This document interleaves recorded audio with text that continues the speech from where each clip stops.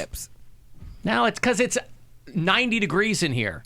No. Because tissue paper skin over here has got to have it all. We're under these lights. I have not done anything. No, someone with took the my thermostat. sign down, and it's been warmer in This here isn't lately. tissue paper's fault. I know. Tissue paper has nothing to do with the temperature in here. When I come in here in the morning between Corey and Jason, and I know Jason's from Florida, and maybe he'll get used to it up here. Yeah. It's like 90 degrees in here. Corey Roddick is like 75 pounds, so I'm sure he gets cold real easily. But when I come here in the morning, Jason's thin too. Yeah. my God, it's like hot as balls in here. Well, there's a banana tree in the corner that they're trying to get going. Good, so. because they're going extinct, and this might be the last of its kind. Ring, ring, ring, ring, ring, banana tree. Something. So I turn it down to 70 in the morning. I don't touch the thermostats anywhere. I bring sweaters in here in case I need, and I have like, an extra little blanket in case I need something. But I let you guys deal with the lights and the temperature. Well, I think that Bill's note was frowned upon at some point because he put up there. Well, he's like, don't touch the. Well, because it's easier to put on a hoodie. We're not the only people who use this room. Was the point? Right, but we are the most people that use this room. So when we're in here, the temperature goes up faster than if you're in here by yourself. Well, why don't you just... Oh, you're leaning on the body temperature argument. But why don't you just come in here half an hour before the show and adjust the temperature you'd like it to be? Because and then that when we would get in require here, me to remember to do that, Erica, and I don't want to have to do that. But I already do that in the morning. Yeah. So it seems easier than putting a passive aggressive note up or something. People can. Passive It wasn't aggressive. passive aggressive. It was I mean, aggressive. I understand. It was intentionally aggressive. I think all notes left Nothing somewhere passive are about it. passive aggressive because it means you don't want to tell someone to their face. You just want to leave a note. Well, because I'm not here to tell them to their face. There's a lot of, like I said, a lot of different people coming in and out. It's easier, That said, I understand where they were coming from. They're like, well, you guys you are don't the get only. to pick the temperature. Right. So but I'm also just, a believer in if you touch something, put it back the way you found it. I turn it down. Yeah, and people wrote on this board today, and it stained the board. I saw that, and I was like, because it was over here, and I go, oh boy, wait till Erica finds out somebody used her whiteboard. It's pink. It's mine. I don't write on other people's crap.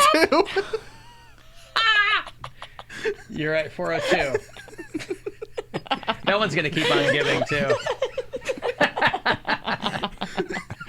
Okay. Here you go. Bill, don't die. It's not that funny. Good thing he's wearing his tuxedo. He might die. Quick, go get his tails, Pound Cake. That one just hit me real good. Mm-hmm. I really like that one. But I'm pissed. Yeah, I saw that because... It's It's all stained now.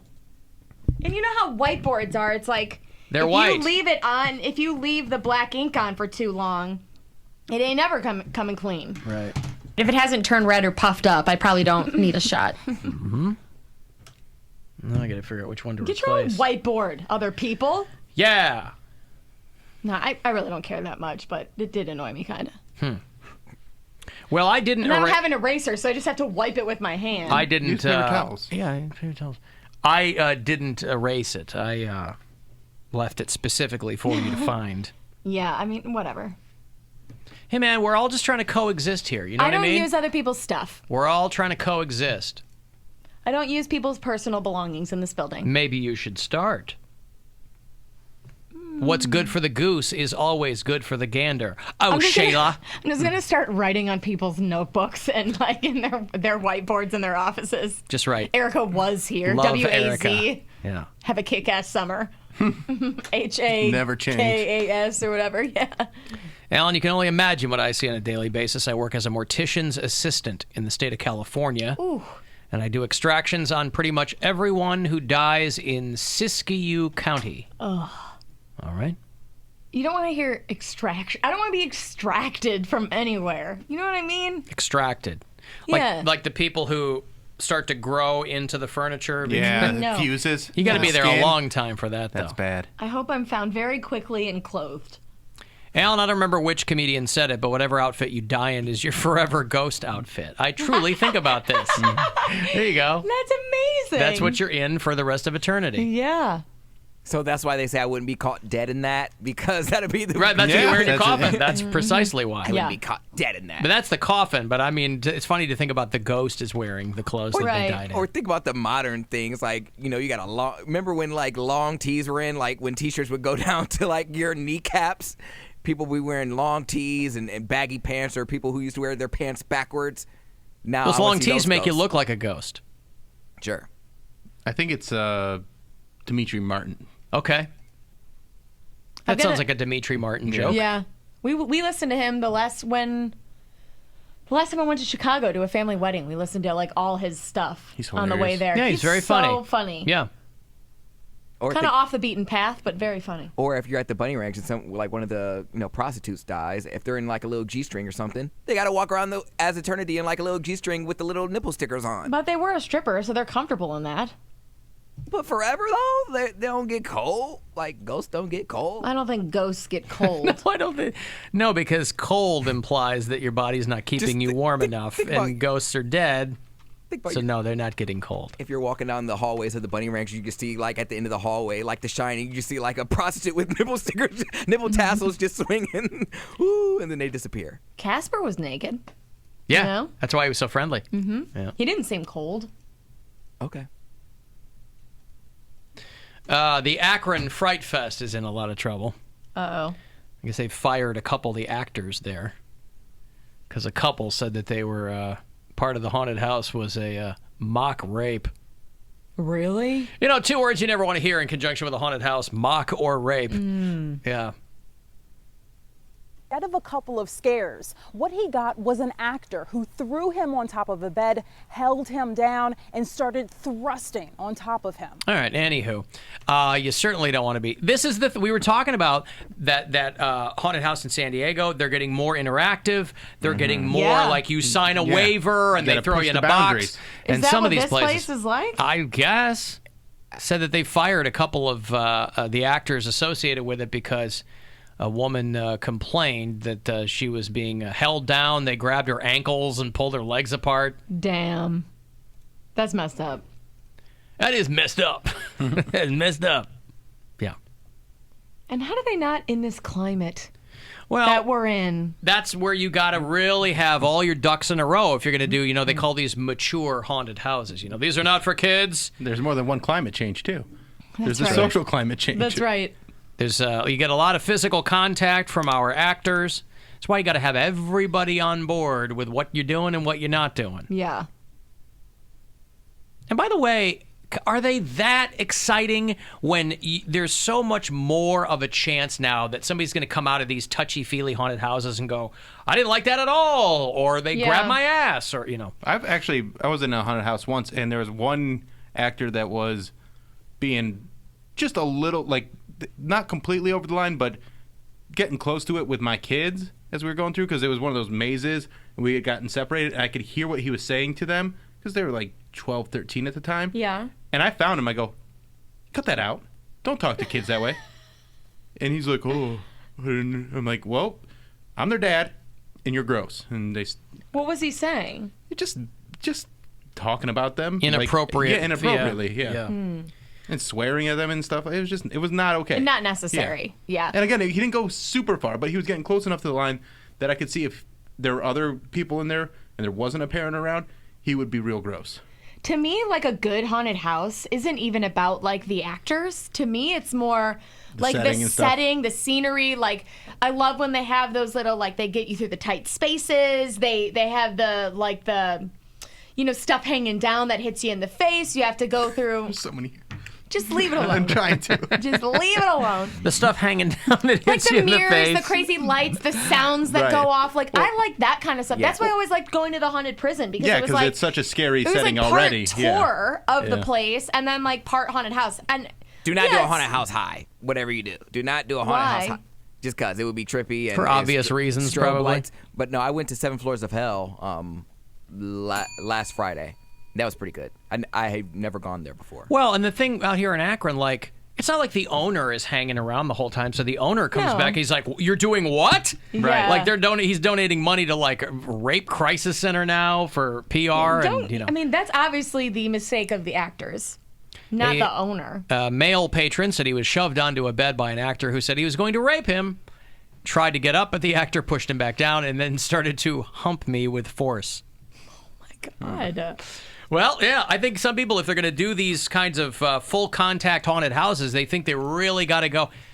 You got to have some kind of code of conduct when you're hiring people Yeah. to do these. It's got to be ironclad, too. Now, I shouldn't have to tell any of you this, but don't do any fake rapes. All right, let's get. Radio's dirty little secret. And it's all legal. Are you ready for showtime? Oh, come on, you do better. Are you ready for showtime? 1, 2, 3, 4, 5. Break down, baby. Who the hell is this? Alan, you have been described by your enemies as evil, insane, manipulative. Who are you? To examine it would be to demystify it. Yo, get a ticket with a tasty group, okay? Wow. Definitely makes me cringe. Very, very, very painful. 1, 2, 3, kick it. Kick it, come on. God damn it, put you one time, kick it. What the You're disgusting. It's showtime! It's the Alan Cox Show on 100.7 You ignorant prick bastard. WMMS Cleveland.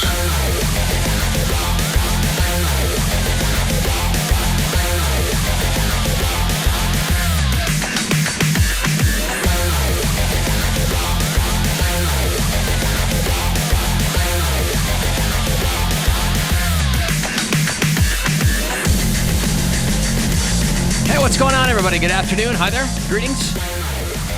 All that. Hello, hello.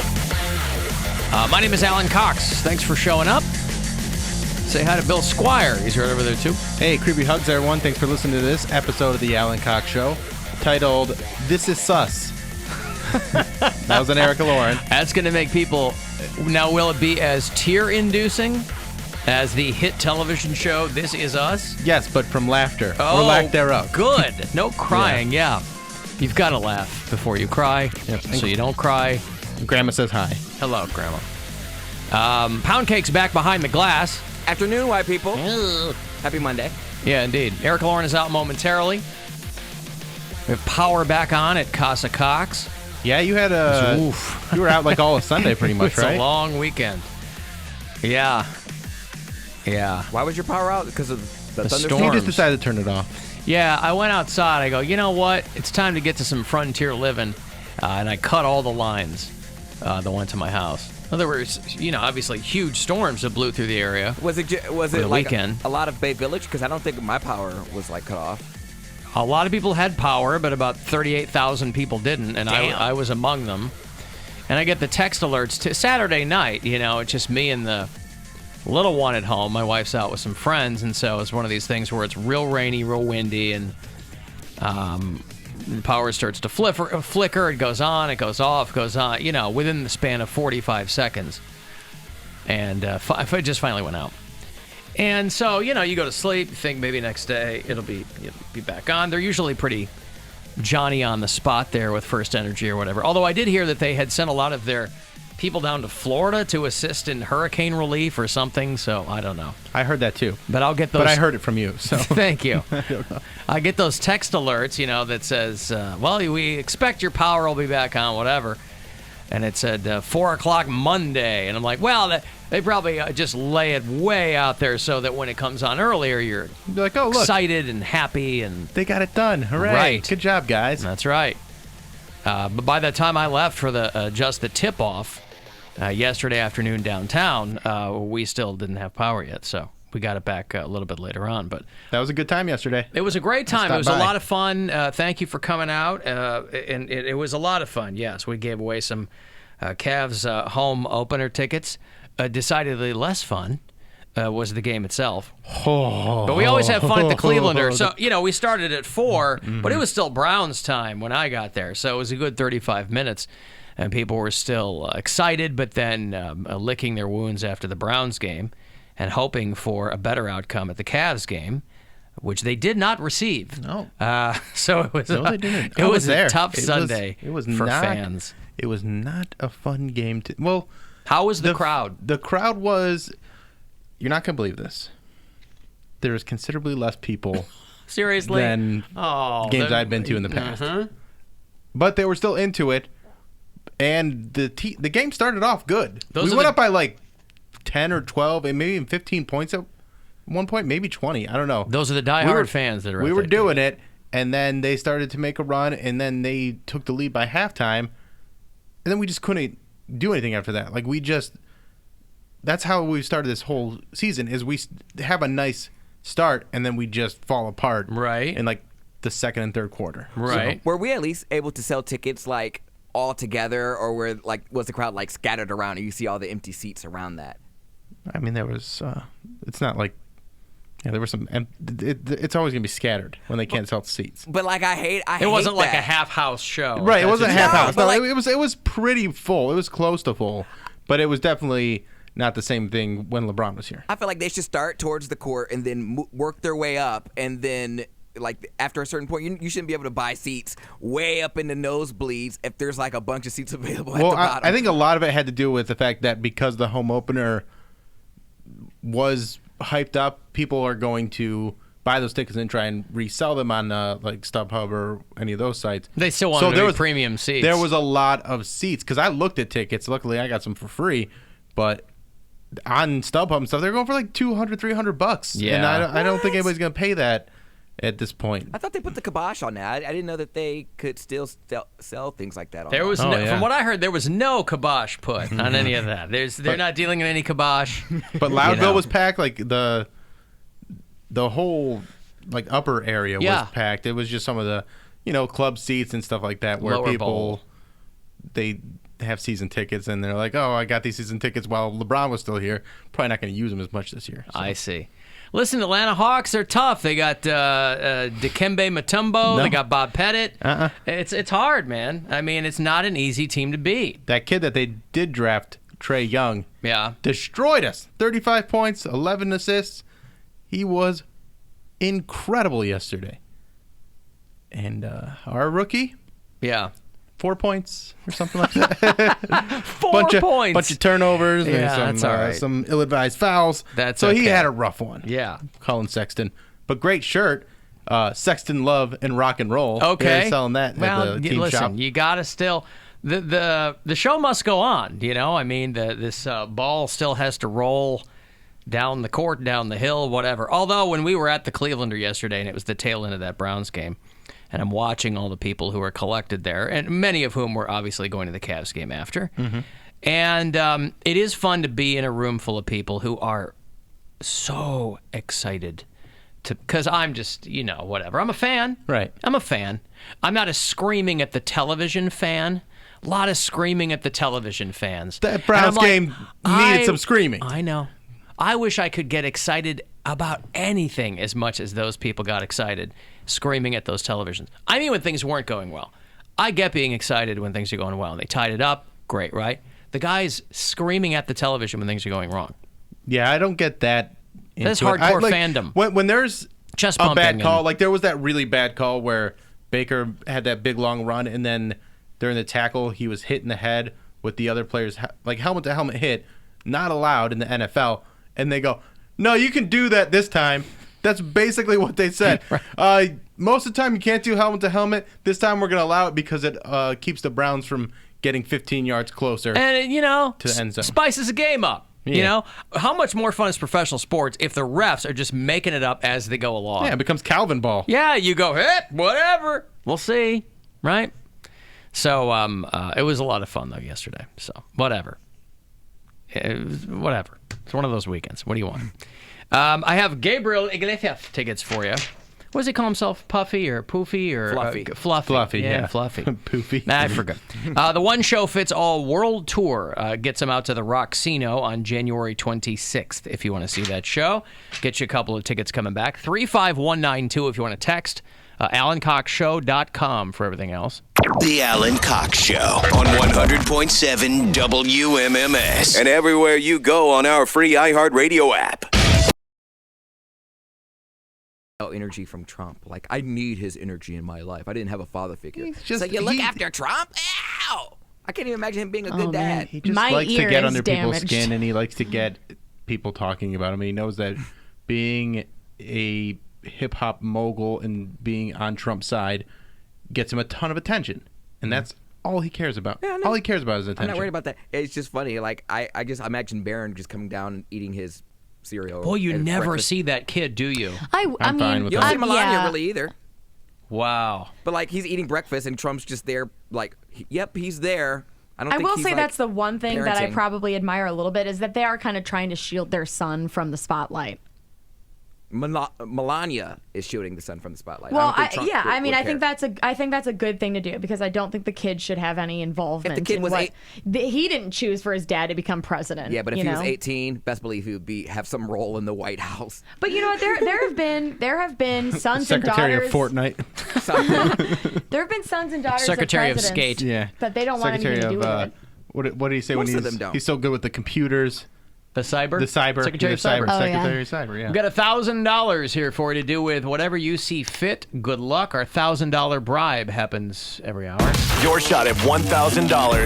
Now, text the keyword bank to 200-200. You'll get a text confirming entry plus iHeartRadio info. Standard data and message rates apply. That's bank to 200-200. Good luck from WMMS.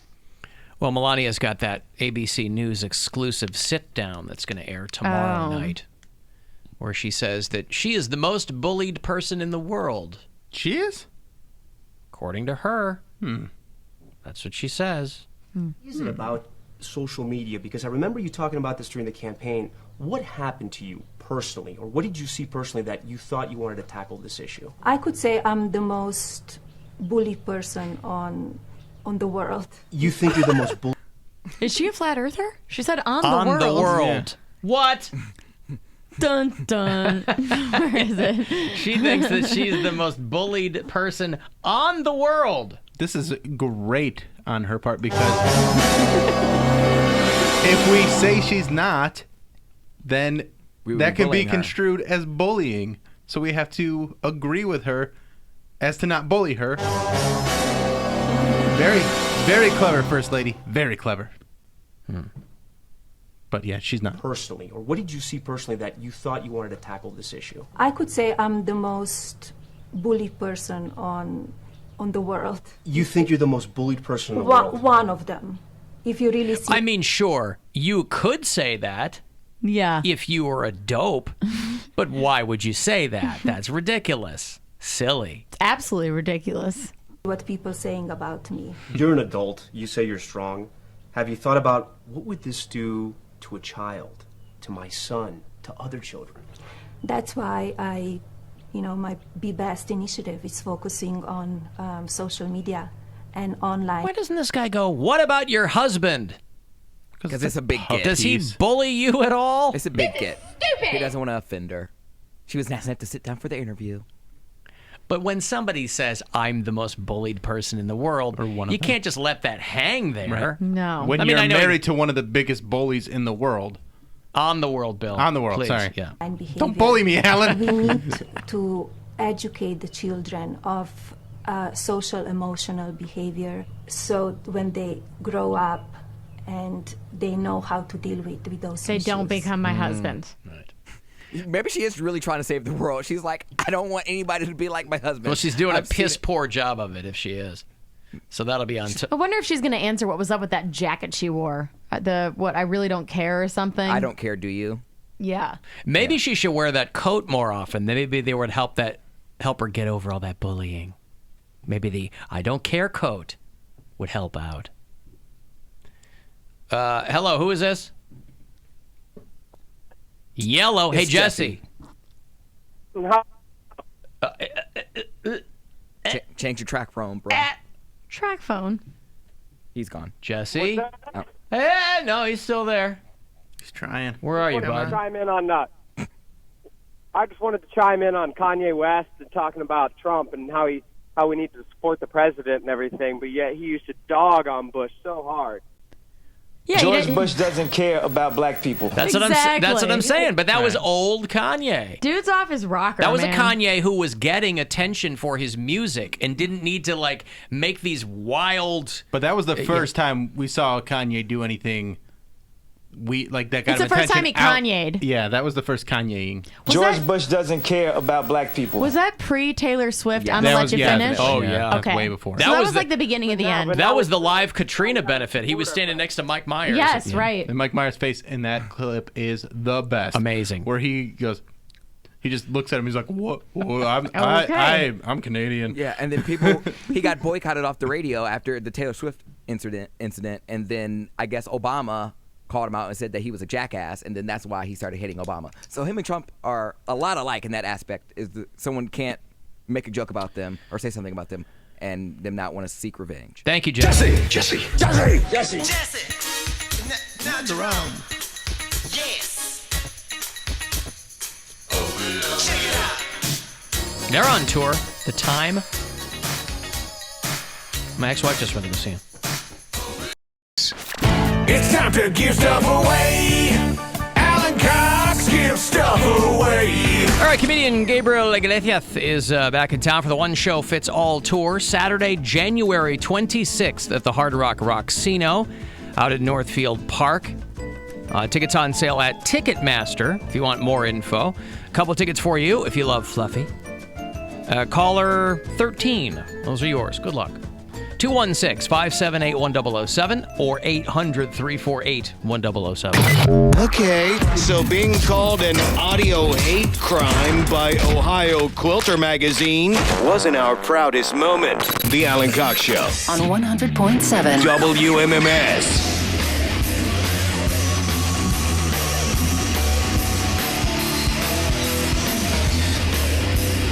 35192. That'll get you a text to me. A text for $1,000, though, can go a lot farther. Our $1,000 bribe. Next shot to win that is about 10 minutes from now. You have 5 chances on this program to win the grand. About 30 past every hour. So that'll be here in a few minutes. I feel like the last time Gabriel Iglesias was going to be in town, he had to cancel the show. So if you're a fan of his, it's probably been a while since you've seen him. I seem to remember he was going to do something at Playhouse Square some months ago, and he canceled the dates, unless I'm completely misremembering that. But he had... I feel like he did have to. Like, he had to take care of some personal business. Right. That's a complicated guy, that Gabriel Iglesias. His stand-up has never scratched me where I itch. It's not really for me, I don't think. But he's a funny guy, I mean, objectively speaking. But he also seems to be a complicated cat. So, we'll see. Show set for January. Also, amongst the holidays, you might recall, big show coming to the Agora. Big. Few days before Christmas, Bill Squire's Chris McQuanzica. Oh, yeah, I forgot about that. And I'm giving away tickets all this week. This is the giveaway sheet. Nice. I actually saw the tickets printed in the office. Pretty cool. They printed them in our office? They're in our office. Is that what those giant stacks were in there? Yeah, Oh, God. yeah. Well, I so can't we sit have- down anywhere. And it says Bill Squires, Chris McQuanzica, and I think that's a pretty cool ticket. There's a lot of shows I do, it's, Eventbrite type tickets, so you don't actually get a ticket. Yeah. And then when we do the Alan Cox Show Comedy Tour, that says your name on it.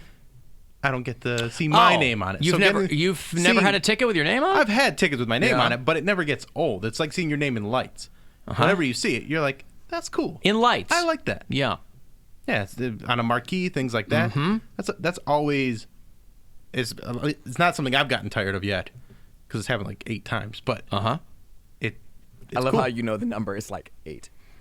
You say like or it I'm does playing happen it down because I'm humble, idiot. a few times. Okay, whatever. It is a humble brag on Bill's part. Sure. It was more than 7, but fewer than 20. I don't want to get into the specifics. But somebody else I ran into yesterday was, remember Dustin Russell? He came in here about a month ago. He was the guy who's a liaison for Governor Kasich's office, and he gave us that proclamation from the governor's office, WMMS, big, because we're celebrating the 50th anniversary of WMMS, and he came in, and they're very kind to offer us some. It was a proclamation about how amazing WMMS was in the governor's office or whatever. So I was talking to him briefly yesterday downtown before the Cavs game. And he was like, there's some people that are actually discussing something to make, because September 28th is the actual 50th anniversary date. It is now past, obviously, but that was the actual 50th anniversary of WMMS. And he was talking about how there are some people who have discussed maybe making a legislative thing that would denote that day as a WMMS day. And my first question was, well, what would that mean for us? Would that mean that it would be like a purge type situation? Could we do whatever we wanted to do for 24 hours on September the 28th? Do we get a parade? Again, another unanswered question. I asked these and more. It's not his responsibility to have answers for me for that.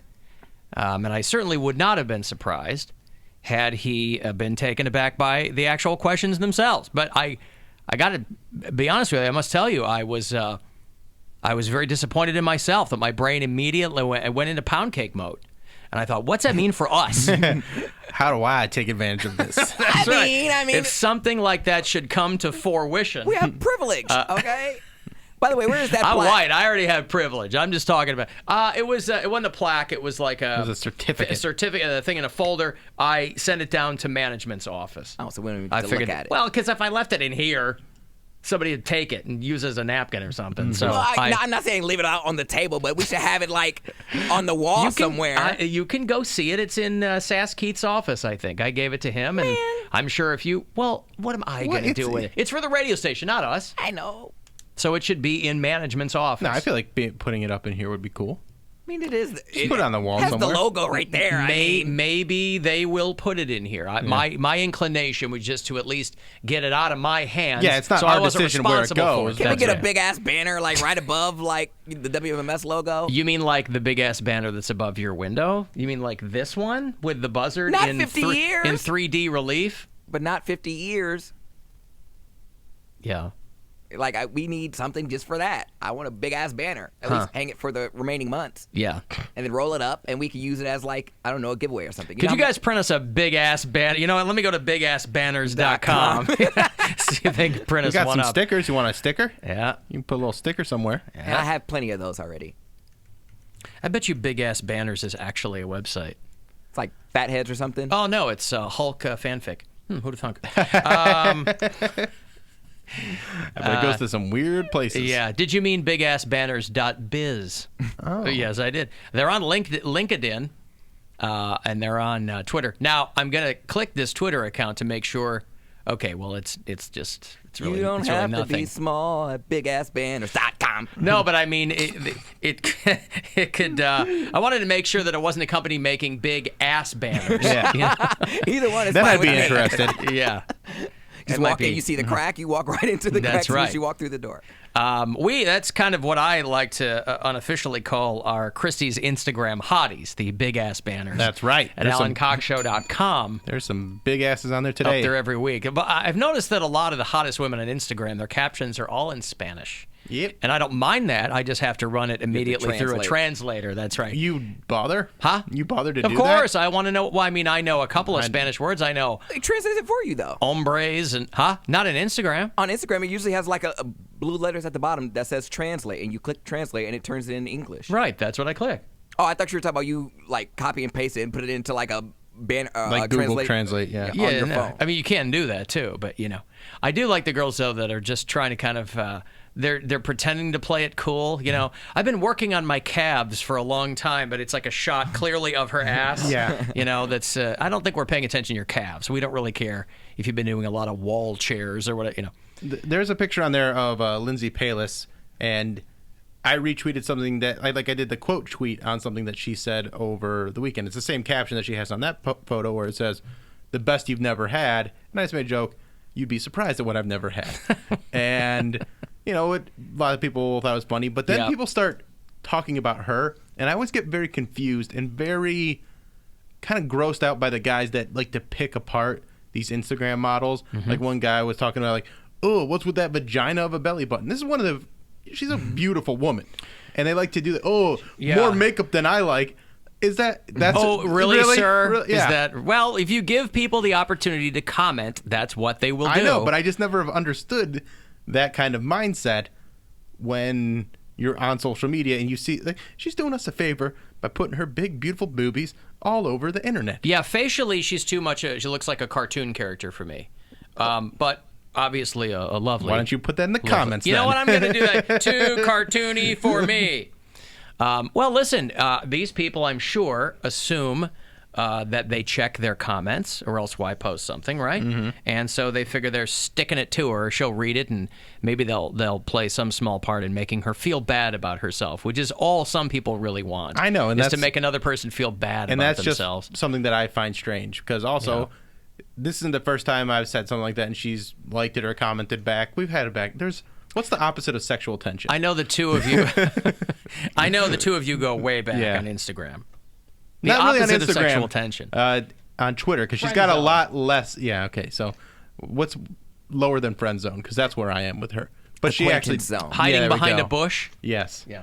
But she has way less followers on Twitter than she does on Instagram, so she's way more likely to reply to something on Twitter. Mm-hmm. You're playing the game. I see what you're doing. Yeah. Well, yeah, these girls are clearly making their mark on Instagram. It's photos. People don't really go to Twitter for photos, you know. There's a good video, though, that I quoted today. Did you see that one? The girl with the flower crown or whatever? No. It's the girl that... Wait, on Twitter? Yeah, it's something that I quoted somebody else's quote because I didn't want the actual video to be on my timeline. You know what I'm talking about? No, but I would know. I know why you would do that Because that's what I do. It's a girl doing a shot of Fireball. Oh, yes. Out of someone's foreskin. Right, I did see What? that. I didn't see this. Oh, you Ew. didn't see it? I'm glad I didn't see it. Yeah. I would have thrown up. Go watch it. No, I'm It's good. pretty awful. Just had Doritos, had enough cheese. I would Thank show you. it to you on the live stream, but I don't think that I can. Yeah, we can't do that one. No. But it is gross.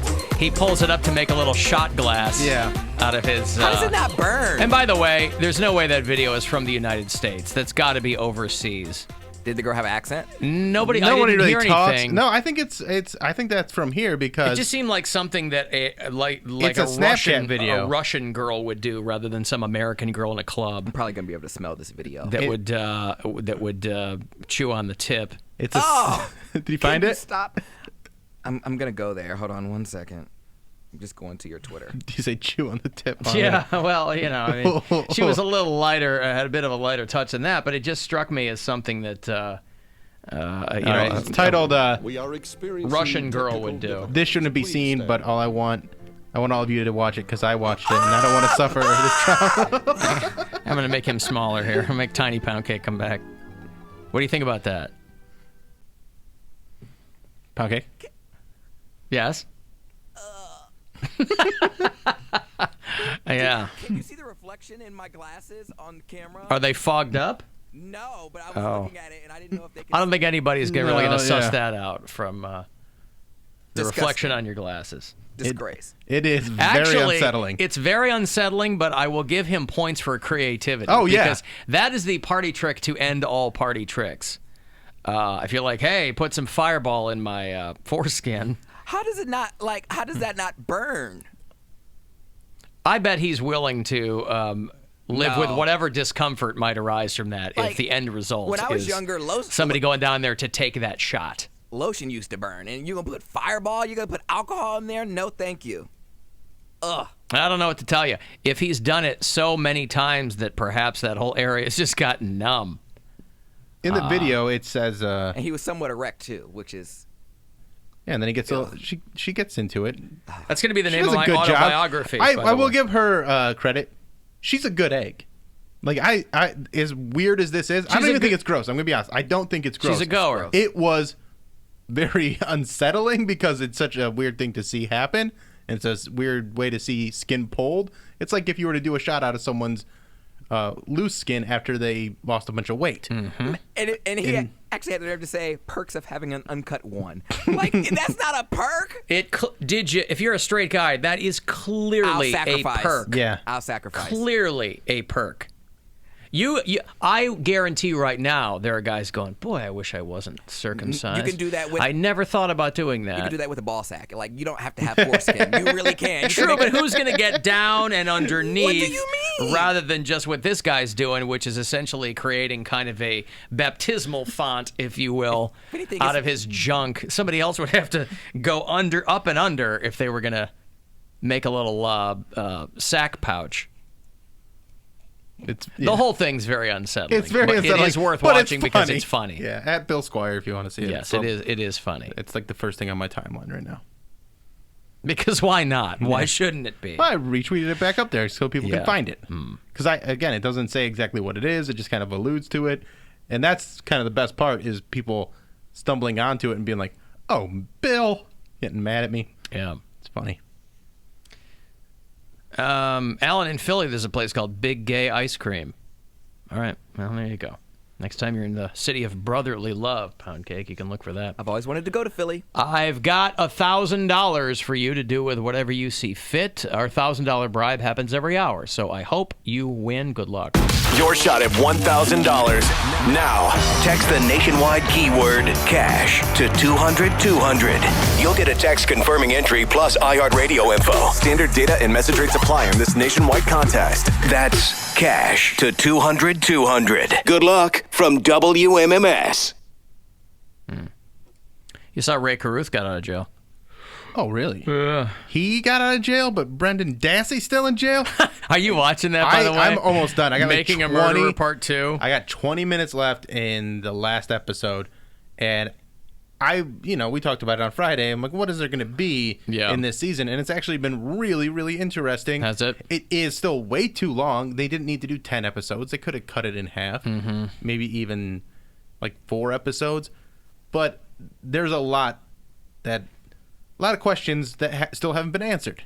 Okay. I was watching a lot of people refer to it as frustrating. It is very frustrating. And I'm like, I don't want to spend 10 hours of my life being frustrated. I think Gwen wants to watch it, so I'll probably accede to that, but I don't think that I would have watched it myself. Well, it's frustrating because if you watch the first season of Making a Murderer, there's a lot of questions about whether or not he was set They're up. just piling on more questions. And they really are, because they're picking apart the defense pretty well. Yeah. Like they do a very good job of picking apart all this evidence that they said they had against him. And when the documentary came out and they were like, oh, what about the DNA on the hood? And they picked that apart. Like this lady that's kind of focus of it, Zellner, she's really the lawyer. She can make you question your own birth date. Right. She's that good at what she does. That's a good lawyer. Yeah. Oh. Are you sure that you were born on June 23rd, Mr. Cox? I mean, I'm pretty sure. Yeah, it's on my birth certificate. But your birth certificate? You were a baby, so how could you be sure? How could you possibly know when? You couldn't tell time. Yes, I was born at Kenner Army Hospital in Fort Lee, Virginia. But you can't remember that. That's just what you were told. Isn't that true, Mr. Cox? Well, that's what I was told by my parents. And you believe everything your parents tell you? Isn't it true, Mr. Cox, that your parents also told you that if you touched yourself, you would go to hell? Well, no, they never told me that. They didn't? No, they never told me that. I mean, we grew up Catholic, but they never said anything like that. Are you sure? I don't ever recall them saying that if I touched myself, I'd go to hell. You don't? No. Would it surprise you to know that I've got documentation right here, a signed affidavit by Craig and Bonnie Cox that says, in fact, on July the 22nd, 1981, which they documented as your first masturbation, that they told you upon leaving the bathroom that you would go to hell if you ever did that again. I don't recall that at all. Why would my parents have kept this from me? Why indeed, Mr. Your first Cox? communion. Why indeed? Wow, I hadn't really thought about that at all. And that's what I'm trying to say to you. So this all comes back to the simple fact that, hey, what does me masturbating have to do with if I know my birthday or not? I'm just trying to establish the veracity of your parents' claims, Mr. Cox. I guess I never really thought about that. Do you have a line on when my actual birthday might be? We don't. But isn't it interesting that everyone around you contends that June 23rd is the date? I guess. Maybe you should have been a lawyer. I know. Yeah.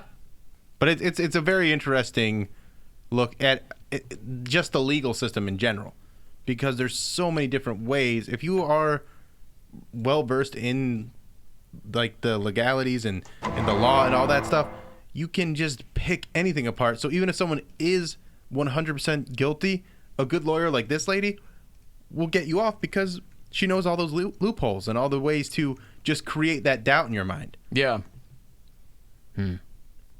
thing is, if you're a poor piece of crap, how do you afford something like that?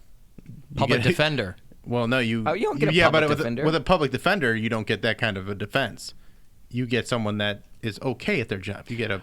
Right, but I don't think okay. They might be overworked because they might have that's probably it, too. 300 cases a week, and they're like, all right, well, I'm just gonna get you a slap on the wrist and just plead guilty, and you're not gonna. It's your first offense, no big deal. Yeah, but something like this where you're probably going to get somebody who wants a high-profile case too. Mm-hmm. Well, yeah, this has done nothing but make her incredibly famous. High-profile and she was cases- already pretty well known. Was she? So once cases are high profile, like what determines a case to be high profile? Because then all your stuff is paid for. Like George Zimmerman, like his lawyer and stuff were all paid for by like. Are you?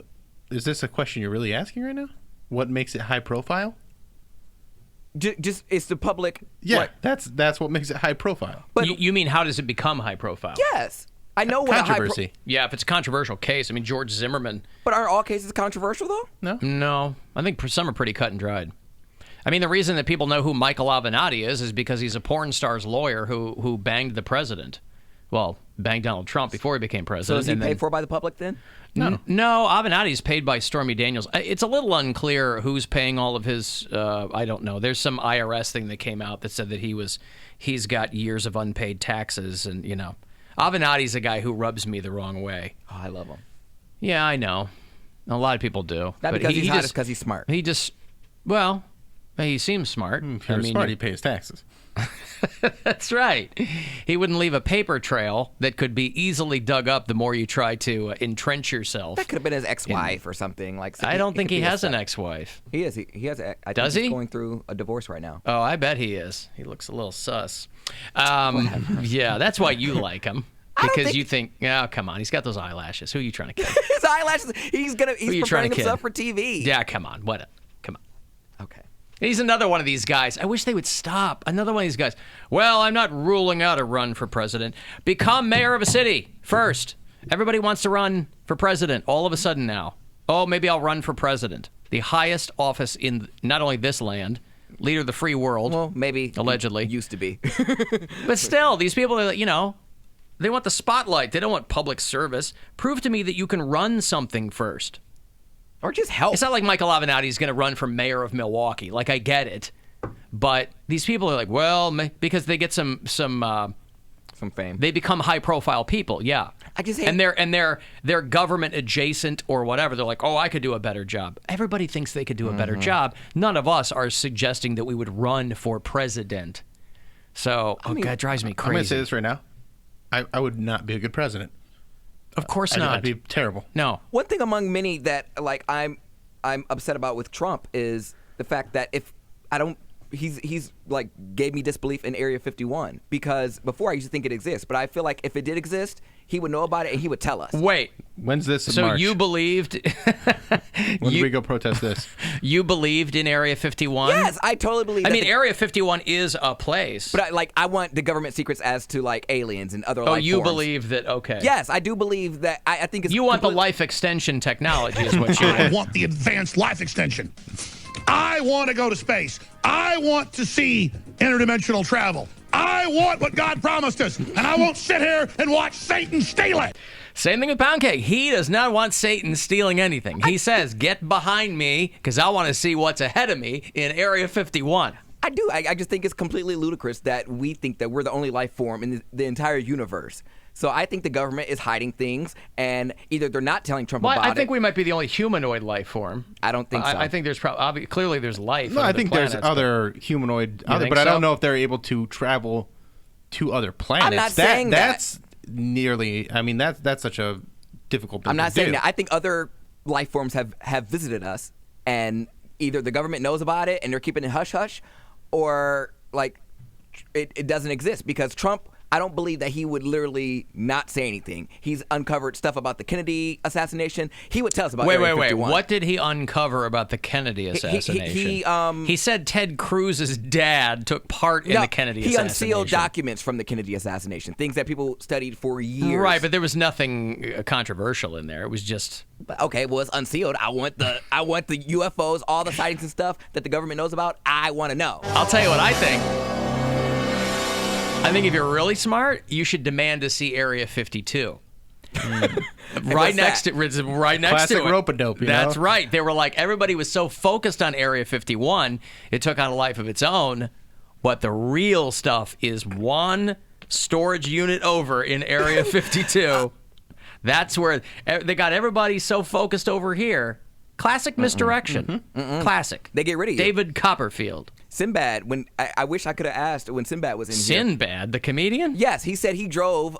He was visiting. He had a show out somewhere, and he drove out there to Area 51, and he said that once he got close, there was like a bunch of black SUVs following him, and then they told him. Well, it's a government facility. You can't just walk up to the gate and go, "Hey!" But he said he can didn't I take even a get look close to the gate. He said he was just getting in the area, and they're like, "What you doing here? Turn around." Right, because know. it's a government facility. I mean, there's people that, yeah. You can't have a whole place to you can't have like a whole section of the state to yourself.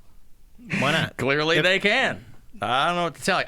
But what I'm telling you is, focus on Area 52. Well, Trump needs to tell me that too. Start that up. Huh? Trump needs to say that too. All right, fine. Say, look, I want to see the storage units on either side. I want to see Area 50 and Area 52, all right? Okay. Let's do 49 and 54 while we're at it. Just to be safe. And 52. Just to be safe. Yep. Let's figure out the Fibonacci sequence. We'll cross-reference that. Fibonacci? Come on, Pound Cake. Help me out here. Hey, guess who's back? POD. Remember POD? The Youth of the Nation. That's right. They're on tour. They'll play the Agora in early December if you want to see them. I'll have some tickets for you in a bit. 35192 if you want to text. AlanCoxShow.com for the other stuff. It's the Alan Cox Show on 100.7 WMMS. And everywhere you go on our free iHeartRadio app. Your afternoon drive is fueled by GantleyAuto.com, Ohio's largest. Crackers is a crisis for No, you. it's not. I'm out of Doritos or... You just said you had emergency mustard earlier. Yeah. Like, that my mom told me to have, by the way. Your mom is also your mustard plug. Yeah. She's a nurse. She leg knows. cramp was worth an emergency pack of mustard to you. Emergency mustard. I always take everything. What is a mustard emergency? When he had a leg cramp. When he gets cramps, he eats mustard. He thought that mustard 'Cause would that solve it. I helps told him he was the cramps, dehydrated. yeah. Wait. Yeah. Okay, You were what here for this. Mustard or pickle No, I juice remember- have salt, I remember that. electrolytes. But helps there you. are 1,000 other ways you could stay prepared for an No, I told inevitable him. I said, cramp. just go drink Well, I water was- or Gatorade or I something. was drinking water. But and how I did you land on mustard? Because my mom used to get trolley horses all the time. Like that, she used to get them when she would come home Did you from just work. say trolley horses? That's what they're called. Charlie horses. Is it trolley horses? Did you say trolley He says horse? trolley I thought horses. I just thought he mumbled it. Trolley horse? I thought they were trolley horses. Yeah. Charlie horses. What did that? Wait, What was that word? So wait, Add that one to the dictionary. This is one of my favorite ones. It's Charlie horse. Not a mispronunciation. Not a trolley horse. Well, when he said trolley, it sounded like he was just saying Charlie. Yeah, that's why I said, Fast did you and say wrong, yeah. trolley? And he said, yes, trolley. So where did trolley horse come from? I don't know, A but guy that's named what it's Charles called. had a horse. And his Okay. horse kept cramping up. Yeah. Okay. He's like, I specifically bought an Arabian because I heard they were cramp free. I thought it was called trolley horses because the muscles turned. That's what I thought it was, like the wheels of a trolley. That's what I thought it was. Oh, Lord. Well, let's find out. Now that we know it's not a trolley horse. That's what I thought. And once again, I've been saying it for years and no one's ever corrected me. So And we've actually had an argument before about a cramp being a Charlie horse or not, which I thought a Charlie horse was just when you get hit in the leg and it cramps up. No, you can get them but it's from anything. Yeah, any Like cramp is, dehydration, yes. yeah. And we've already talked about that. So we've talked in depth about Charlie horses before. And it didn't occur to you? And it didn't. You didn't thought we were listen. saying trolley? You thought we were saying doesn't trolley say the whole what time. the etymology of it is. Although it says the main factor is being physically unfit. So maybe run or something every so often. Get off the couch. So you won't need emergency mustard. I just like mustard. So your mom just whipped out some frontier medicine, and that's where. No, she just told me to grab some. Baby, get some mustard. Wow. All right. But she used to get them from working, a long 12-hour shift. And as soon as she would lay down to. She would get hers from being overworked. But mine were from being overworked as well. I mean, I was working 6 days a week, and then I would be on my feet for setting up. One. I found For the a long explanation period of of a time. Charlie horse, Alan. It comes Baseball? from informal American sporting talk. Dated back to the 1880s, the term was apparently used for a baseball pitcher called Charlie who had muscle cramps during games in 1880. There you go. So before the 19th century, there was nothing to describe a cramp? Yeah, it's just Well, they get would some just leeches probably- and put it on there. Yeah. You're probably going to die from it anyway. They probably- You get one and you're done. All right. And they would just probably call it a cramp. But then someone was So like, eh. would you be proud or would you be insulted if a cramp was named after you? I feel pretty cool about it. Somebody you goes, know? "Oh, I got the Ericas again." They go, "What's that?" I go, "Oh, anal fissures." You I go, think it depends on what it is. Like Clearly, yeah. So something cool, Right. Yeah, but if something on your body, what's cool? I mean, yeah, what- I don't think a cramp is cool. A cramp from, because you're a pitcher, like a professional pitcher, that's an okay Like a thing to be muscle named cramp, that. yeah. But if you get like I don't know, what's that called when your butthole comes out? Prolapse. Yeah, like if you're like, I got a pound cakeism. It's a he was a prolapse. He yeah. was a prolapse pitcher. We got a pound lapse going on. pound lapse. Well, this is You a gotta very prolapse your circuitous. urethra. Very, So basically, it just shot right out. Oh, what is that? What, does he have a pipe cleaner hanging out? No, it's his urethra. We've taken a very circuitous route to nowhere. yeah. But we did But learn that we Pound did it Cake would remove his mom inefficiently. from a storm from her job. Right. The end. But so when you tell her, because your job is not a matter of life and death, when you tell her, "Mama, I'm leaving," and she throws herself on the floor, and the rending of garments and the gnashing of teeth and everything that goes along with it, the wailing and the gnashing of teeth, what are you going to do? I'm like, How you going to explain that to her? I'm like, be mature. Be mature. You know, like demanding that your mom quit her job and move because a hurricane's coming. I don't think that's that immature. All right, I know you don't. That's all right. I'm not falling on the ground and beating and wailing because my son's moving to try to advance his career that you paid to go to school for. I mean, I'm just saying.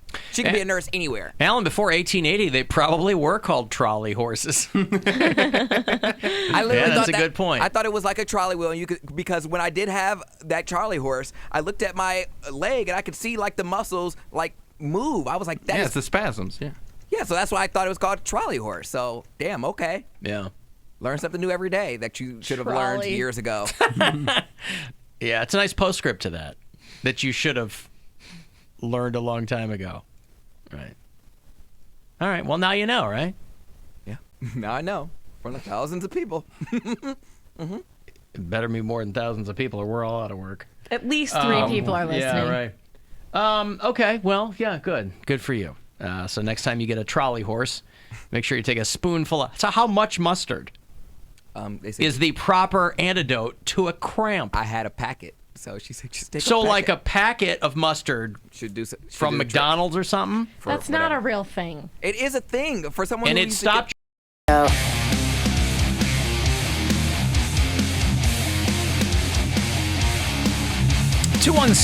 216-578-1007. You want to join us, or 800-348-1007. 35192. You want to give me a text? AlanCockShow.com for all the other stuff. And, of course, don't miss the Christie's Instagram hotties up there, too. There's also a very funny parody video called the Slash Street Boys. Oh! I'll Kill You That Way. Uh-huh. Very good. Halloween opened big this weekend. Yeah. Yeah. Like 80 million or something? Yeah, 77.5, I think. That's crazy. Yeah. Alan tell Pound Cake that Arizona is largely owned by the U.S. government, so yeah, they can tell you where that you can't be certain places. And someone else who texted me that used to work out at Wright-Patterson, that's the Air Force Base in Dayton, that's where Hangar 18 is, and that's kind of analogous to Area 51. There are a lot of people who think there's some weird stuff in Hangar 18. And you don't even have to go all the way out west. Mm-hmm. You could just go to Dayton, where if you get out of your car and walk around Dayton, Ohio, you'll think that they let the doors of Hangar 18 wide open. And all the aliens are just walking around among regular people. But you got to think, like, I just don't understand how people don't think that there's not another life form out there. Well, but that's Like, different. But that's listen. Believing that, though, is different than thinking we have some in cold storage.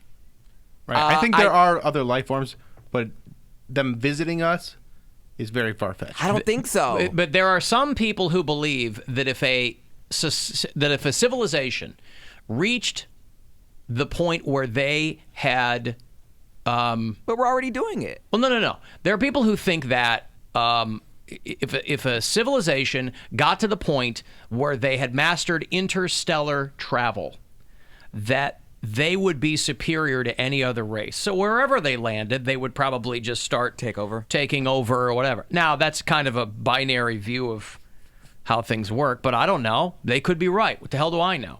We haven't mastered interstellar travel. We can't even figure out how to get to Mars without having the whole crew die. But that's what I'm saying, though. We haven't been to like any other planets besides Mars or anything. We don't know what's on other planets. We know what science tells us, but we've never visited there. And your point is what?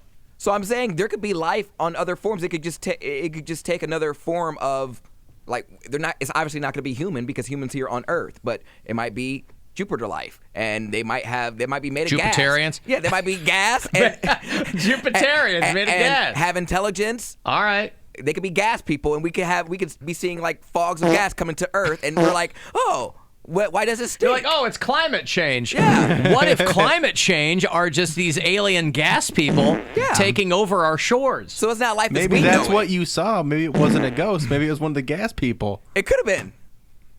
Like War of the Worlds. Yeah. Where they shoot those things into the ground and then the creatures come up. Forms of lightning. So, yes, obviously not going to be life as we know it because Interesting. that's what we know. It's All going to be right. life as they live. So we're not going to recognize it. But I do think the government... Well, then if we don't recognize it, then how would the government recognize it? I'm just saying when... If they come in some kind of cloaked, gaseous form, well, where did the... how do they collect... I'm just saying, where did the idea of a UFO come from? Like, one person didn't just start it and it just took a craze. Like, I'm sure multiple people saw it, and then they're like, what the hell is that? Right, but UFO literally means unidentified flying object. But so it doesn't have to be a spaceship. Yeah, it doesn't make it a spaceship. Somebody goes, there's a UFO up there. You go, oh, it's a plastic bag. Okay, now we've identified it. Now it's an IFO. Before it was a UFO, now it's an IFO. It's only unidentified until we figure out what it is. But, like, I feel like now, those reports are still happening. There's ways we can identify it. There's still reports of UFOs out there, and all of a sudden, things like... And what happens when... Give me, like, one solid example of a UFO. Well, no, I don't, because I've never seen one. But I know people have reported it, and it could easily be squashed if you take a telescope up there. I was actually going to give you a good example, too. Okay. There was video footage, I think it was about a year ago, maybe 2 years ago, that was completely, like, declassified, and it's an Air Force pilot, and this black dot is going in and out of the radar, and he can't understand what it is. So there are events like that, but I don't know if we have answers for those situations. I don't think the government has a UFO locked up somewhere. But do you think if they knew like what it Independence was... Day? Right. Pound Cake, what if we are the aliens who were dropped off here thousands of years to inhabit the planet? That would make sense. Would it? We're the parasites. Because there's proof of dinosaurs, and we don't know what the hell happened to them. We have a We theory. have a real good idea what happened We to have the a dinosaurs, theory. yes. You don't know. We have a real good idea, yes, of what happened to the dinosaurs. Now, was Jesus riding a triceratops, like some people would have us believe? I don't think so, but again, I wasn't here, and, you know. And I'll be so Pound Cake that those Kennedy files were scheduled to be Yeah, right. These were going to be declassified, and Trump just took credit for it. He made it sound like it was something he did, but they were expired. The classification or the hidden nature of them was expiring, so they were due to be declassified. So humor me for 1 second. I always do. If we did have a UFO locked up somewhere, or if we knew of another life form, do you think the government would tell the American people? Why does it always go to the U.S. government? Why does it always go to the U.S. government? Here's what I think. Answer my question. Here's what I think. I think in the 21st century, where it is nearly impossible, I think it's so easy to poke holes in the conspiracy theory balloon that some people have, because reality and explanations are so much more simple, and that makes them way But it's less, not anymore now. It makes them way less fun. People think it's so fake. people create conspiracy theories for these convoluted explanations for things that aren't real hard to simply explained. But what I'm saying is it's so hard to keep information sealed up anymore. But it's really not, though, because somebody no in matter area, what. all it would take was one guy in Area 51 to tweet a photo. Sure. Run it through a VPN or something, and it would just take one guy. Because there's a lot of money in it, too. Of course. If they could do something like that, someone would do it because you could make so But much I think money. you guys are wrong. I think it's funny that people, the very same people who talk about how governments are ineffective and they're outdated and blah, blah, blah. These are the same people who think that generations of people have kept this secret. Like knights from the 14th century that have passed down their secrets. You know how hard it is to get a monolithic group of people to keep a secret? It's next to impossible. All you need is one leak if they had something in cold storage. People with your mindset, that's the exact reason why people don't believe it. What, with a logical mindset? Yeah, he's trying to trump me here. I'm not, but like my logic is fake news. A UFO could appear out of the sky right now. Do you think we could take a photo? You say post it. Listen. You believe what you want to believe. That's fine. I'm just saying. No one will believe it. What I'm saying is, you of all people. You talk all the time about how easy it is to leak information and anything. You know, I understand. Oh, that guy's D is going to get leaked. My phone just pinged right now. I just got it. He tried to keep it under wraps, but it got leaked. You're telling me that no one would leak information on extraterrestrial humanoid life? I guarantee. In 2018, I do think people probably have, but people don't believe it because there's always going to be a conspiracy no matter what. They could come out and say, this is what it is. But conspiracy theorists, by definition, want to obfuscate the truth, which is usually pretty simple, not all that complex. But I'm saying you could Conspiracy theorists love putting pieces of yarn between pushpins to things that aren't connected. But if you come up with some arcane bit of information that looks like they might be connected, then you can kind of put enough doubt in people's minds. But 9 times out of 10, things are pretty simply explained. I just think people don't like being told, what it is from an authority figure. That's fine, but that's because a lot of people are not smart. They don't trust authority. That's what it is. Listen, I don't trust authority, but I think I'm a relatively intelligent person. There are a lot of people who just aren't smart. They're not intellectually curious. They're not curious about things in general. And so if you create some patchwork web of they'll go, "Oh, that's the real thing." Really? That's more likely?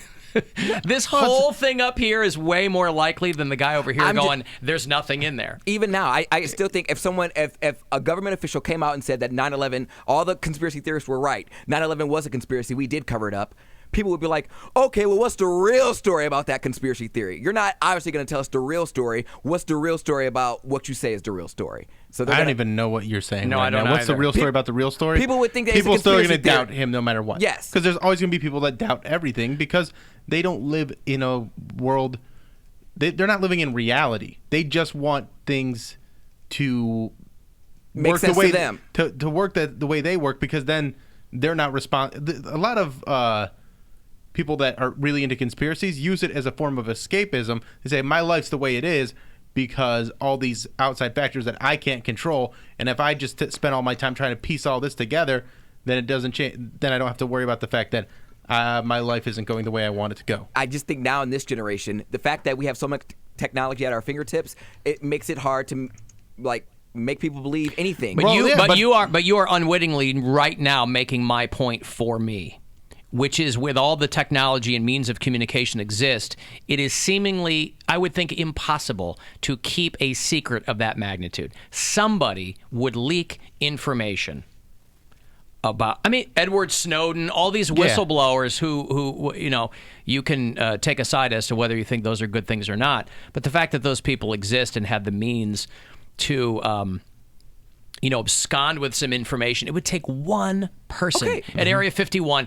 And trust me, if they were going to come out, they would have come out a long time ago. So what's in Area 51 then if one person leaked? Why do people think? Because a group of people saw something, and they didn't know what it was, crash I don't during the Truman administration. I just don't believe you're correct because I do think... I know you don't. I'm not saying I'm correct. All I'm saying is I'm a big believer in Occam's razor. I'm a big believer in all things being equal. The simplest explanation is usually the correct one. Usually.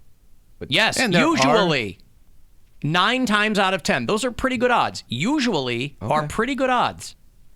I just think... Like when you talk about theories, that doesn't mean it's just something somebody come up with. A scientific theory is something that has been tested and recreated and proven. And, this notion that somehow a theory is just something somebody pulled out of their ass. No. If you're familiar with the scientific method, it's a very rigorous set of conditions before, like I said before, getting scientists to agree on anything is like herding cats. So, yeah, when 96% of them go, climate change is real, we're all effed, there's really not... I think most people would take 96% odds on anything else they were doing. Yeah. If I put a bullet in a gun... Maybe that's a bad idea. I don't want 1%. I know. People don't want to play those There's a odds. 96% chance that is a bad analogy. Yeah, I know. There's a 100% chance that's a bad analogy. But if you play the odds, if somebody said, here's a gun with 1 bullet, you have a 4% chance of this killing you, most people probably still wouldn't do it. But if you play the odds, you would do it immediately. Because you go, I have a 96. It's near certainty. Mm-hmm. I have a 96% chance of living. Well, it's like the people that are anti-vaxxers. There's this lady at the show that Mary and I did on Saturday, and after the show, some listeners that are big fans, they're like, oh, we brought her. And during the show, she was just kind of blabbing about stuff, and they got her to be quiet, whatever. But she's an anti-vaxxer. And that's one of those things that I don't understand, because there's one scientist that says vaccines are bad, and then there's all the rest, all the other doctors like, no, vaccines are good. We need vaccines. And they just latch onto that one person rather than the majority. Well, and those anti-vaxxers, listen, there is a measles outbreak right now in Europe. There are tens of thousands of cases of measles, something that should not be spreading around because people have not gotten their kids vaccinated. Over here, that polio thing that's showing up in all these states is because these morons who haven't got... There's a direct cause and effect between people who don't get their kids vaccinated and how those things kind of spread. Because somehow, and I'm a parent, but I'm not a doctor, so do I want what's best for my kid? Yeah. And I grew up in kind of a household like that because my mom was... It's well documented on this show what a hippie my mom was. My mom's weird. She's like a right-wing hippie. But she was kind of an early anti-vaxxer type, but we still got all our shots. Mm-hmm. I just think she thought there was something hinky. But there's a huge measles outbreak in Europe right now. It's like, that's what the anti-vax thing looks like. Right. Good luck. Yeah, dead Want to kids. see things that you thought were gone, polio. Those things can come back. You just keep them at bay with vaccines. Hey, Bill. Hey, Alan. What's going on? A lot, actually. Everywhere. Tell me. Nobody's getting vaccinated. I get my vaccines right from Area 51, Bill. That's how I know that they're effective. Hey, speaking about the alien stuff, doesn't Area 51 fly in all the contractors, search them, have them work, search them when they leave, fly them out and search them again and have them sign a contract with like a death penalty clause? I don't know about that. That sounds more like another conspiracy But even theory. if they were to leak, no one would believe them. They'd be like, ha, ha, ha, that's funny. Like, who cares if they talk about it like, oh, yeah, I worked in Area 51. Well, then how would you ever arrive at the truth if every possible permutation That's what has I'm saying. What you're saying? They like a degree of uncertainty. Like, everything has a degree of uncertainty. What I'm saying is if you get to 99%, if that degree of certainty is 1%, I think you're pretty safe playing the odds. There's one thing that's 100%. MC Wedding's going to rock this party. There's a high degree of certainty that MC Weddings is coming for you. Yeah, I don't know about that, Bill. You could be right. I mean, out there at the Paradise Ranch. I'm not one of those people who doesn't believe that there's life out there. I mean, I think there's some form of life out there. There has to be. You know what I think? I always think that I'm pretty cynical. I always think that the explanation to these kinds of things are so mundane that if you actually got the truth, it would have nothing to do with aliens. It would have to do with, like, back in the 1800s, there was a guy that was trying to strip mine the place. They found gold or something, and they wanted to keep everybody away. So he signed. I always think it's something boring and dumb like that rather than aliens. I don't know. I don't know. And then another thing is, if there was intelligent life out there with the capability of interstellar travel, could they also not be the kind that would want to attack us and assimilate us, but be the kind that would just say, yeah, they're too stupid. Let's leave them alone. Yeah, right. There's definitely they're clear. There's not much we can do there. They're clearly destroying themselves. So let's go on to Centauri 5 or something. well, that's like how Vulcans would visit different life forms. Once they went out and did, they could achieve interstellar travel and travel at the speed of light. That's when they'd be like, okay, we can interact with these people now. They're on our level. Yeah. I'll tell you what might be an Area 51 pound cake. Somebody discovered that the Beastie Boys, for 30 years, have been keeping a giant penis in storage. They just have this thing in. They spent some of their early money on a giant penis, a giant hydraulic penis that would pop up on stage when they played one of their songs, and it's been in storage for 30 years. Intergalactic. Maybe that's something. I don't know. Maybe that's something that can be found at Area 51. Well, I would like to see it. I just want to see. I know. Intergalactic, planetary, intergalactic, planetary, intergalactic. Planetary, intergalactic.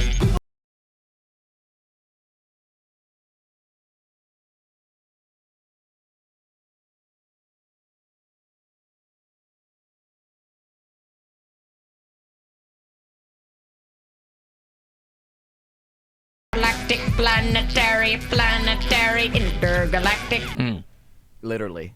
Never mind. What? You can separate the word. All right. Sarah Silverman is saying that Louis C.K. Rubbed one out in front of her, but that she told him it was okay. Yeah, why wouldn't you? I'm Sarah Silverman. Yeah. When did that happen? She was talking about it on Stern. She said, I'm not making excuses for him. We're peers. When we were kids, he asked if he could do that in front of me, and sometimes I'd go, yeah. Now, when she says kids, I don't know what she means. Did they grow up together? No, he's from Massachusetts. She's from Jersey, I think. When she means kids, she means like real young. Young in the comics, game. yeah. Greenhorns, I think, yeah. And she said, it's not the same as what these other women said that he did. She said, but we were friends, and sometimes I said, yeah, sure. And other times I would say no, and we would go get pizza. Weird. They were Way young. to play the odds each day. Well, I hope Sarah says yes today. Friends let friends. Really need to get this one Yeah, out. it's either busting a nut or getting pizza. Today's National Nut Day, by the way, for people who haven't been following Good to know. Black Twitter. Yeah, she said we were just young comics letting our freak flags fly. And back then he couldn't. So she must have a very different perception of this whole thing. Well, back then he couldn't blackball anybody. He didn't have the power. Well, she said I guess. we were peers, so he never held anything over me because they were at a point where they were still trying to make their own careers. So it wasn't like he was in any position of power. But she said that the point she was making is that how he initially failed to realize the inappropriate predicament he was putting younger comics in once he became well known. Even when he got famous, he felt like he was the same person, but the dynamic was different and it was not okay.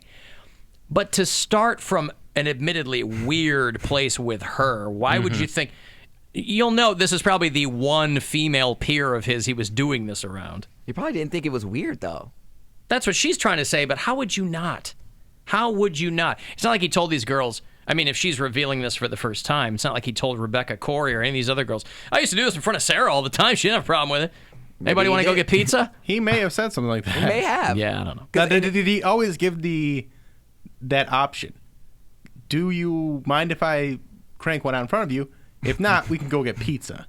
Like, were those always the options? Or some food item? It doesn't always have to be pizza. I mean, I would. Can I do this, or should we just go right to pizza? Mm-hmm.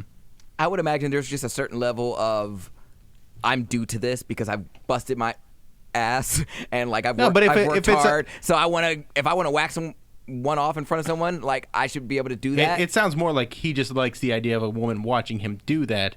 Yes, but he doesn't feel like it's inappropriate. But it's because that's what he is into, and I think that he knows there is an inappropriateness to it, but I don't think he is doing it from a place of power as much as, well, she's there, and I want to do this. You could get a prostitute. You could get a groupie. Let's see if it happens. I'm sure he had groupies. I mean, he's not a good-looking guy, but I think when he abused his powers, when the girls didn't like it, and they would talk about it, and then he would get them shut down. And then he would abuse his pizza power. They'd want to go to Pizza Hut. He'd go, no, Domino's is where we're going. So were these girls talking about it in their act, or were they going on interviews and speaking about it? Well, most of them, it was just like rumblings between different comics. There was I wonder stories, how that got back to him. But then there were people. Well, I mean, people gossip, so that's going to get back to him.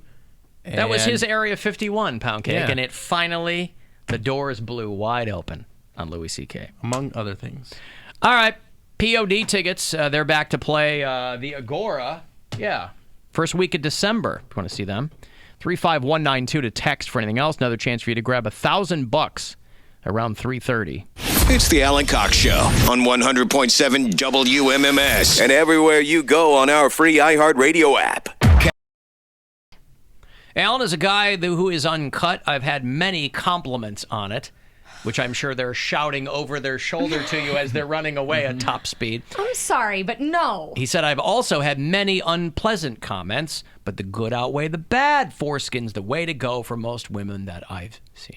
They're lying I'm to sorry. you. They're no lying to woman you. looks at that and goes, that's aesthetically pleasing. Clearly, a lot of women No, do. he's lying. He's lying to himself. I believe him. I believe I will defer to anyone who's rocking the Pekingese down there. I don't believe it. That what they're telling me is true. I believe that he believes that is true. That man is a liar. I believe that he believes that is true. But I don't I believe get the wrong dog? I think so. I don't think the women are telling him the truth, though. No, and women, I will say this. But why would they? Oh, yeah, women I in that clearly picked the wrong situation, dog. we are overly polite to men about their anatomy. Oh, We don't yeah, wanna you hurt ladies them. are so polite I'm to guys. telling you, we are. Overly polite. Because if we were really telling the truth, a lot of the times it'd be like, that was not good at all. And I've never said that to a dude, Yes, but I've we're thought all- it a million times. We're all very overly polite to you ladies, too, when it gets right down to it. Well, no, you guys Be just like, want some. whoa, what is that? We'll go right in. No questions asked. I like when it all hangs out like that. Oh, God. Oh, man. Ugh. It's like somebody renovating a fireplace. Yeah, I get that. But I'm just saying, like, women are not ones to speak up about what it looks like. We're like, we'll just deal with whatever this is and get it over with. Ma'am, have you been a victim of a recent wolf attack? Because men's pride get hurt. Like, That's the thing. You can't tell a guy the truth. you could tell a girl, like, oh, You your boobs, can, he just might not believe you. your boobs aren't that he big. just, And they'd be like, he whatever. either won't believe you or he will dump you. What do you Because mean? guys can't take that kind of criticism. But what's the problem with that? At least you know either way. Well, yeah, for Do you sure. think we don't know what we have? I could take. It's not that about what it looks like. It's also about how it performs. Guys do Well, not yeah, I take have no well. confidence in that. Yeah.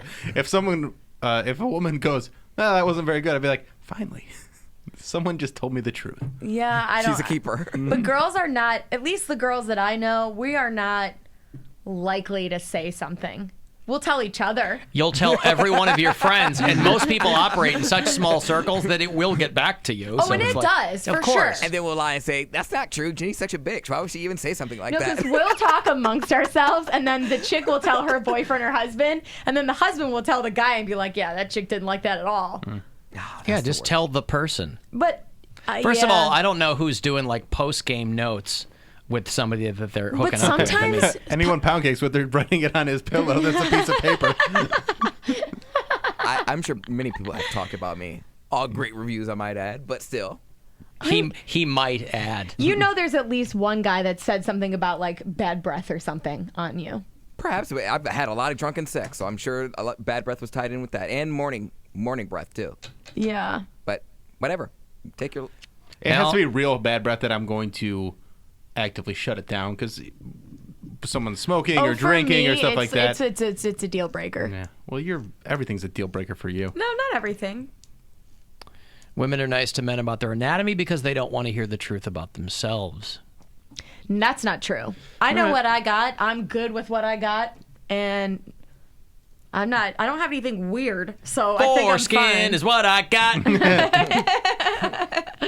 All right. Well, Dr. Berglund's going to be in here next Friday. Yeah, and he makes the case for circumcision because it reduces the risk of penile cancer. That's right. And other conditions. He doesn't take a stance. He just And for places hygiene facts. purposes. Well, no, that is his stance as a medical professional. It reduces the instance of penile cancer. He's coming from an informed place. It's not just a religious thing. A lot of people will just account for it on that end, but it's also there is scientific value to it. Like I said before, I would like to think that if a man checked all of my boxes, like he was a perfect guy, great provider, faithful, like all of my boxes, and the one thing that he had that I didn't like was the foreskin, I would like to think that I wouldn't be shallow enough to dump him because of that. That's not true. You would be. Alan and I like to dated a think girl who looked like she sat down and chewed up bubble gum. Yeah. I'm sorry for that. Because but a girl will tell a guy if it's dynamite. She'll give you a good review. Oh, yeah. Yeah. If there are positive notes, yes, we will definitely encourage it. I need a cigarette. But Melanie, you don't even smoke. I need a cigarette. Afterwards. Yeah, but when you're first afterwards, okay. When you're first starting out, in the game, you kind of do want some. You know. Trouble is, everybody's kind of the same Feedback, you age. mean? Yeah, so they don't know what they're doing, and you don't know what you're. Everybody's Well, yeah, I thought you just scrambling in the dark. Right. You know it feels good. Yeah. It's the You only like time that strong wind? it's the only time I'm a paperwork guy. I blow very gingerly. Give you a nice critique afterwards, like this is what you could do better, this is what you were good at, and this is what we're going to try out next time. She puts on glasses, puts her hair up, and sits down across a desk for Bill's performance review. Well, she puts her hair up, but for a very different reason. She pushes a manila envelope next to him and goes, "Today's going to be your last day with us. Here's your severance package right here." And that is a good sign. If you go out with a girl, she's got long hair, her hair's not up, but she has the ponytail on her wrist. That is that's a good sign. go-to move. Yeah, the go-to move. Let me just pull this hair back. Yeah. You know she's DTF if she's got the wristband.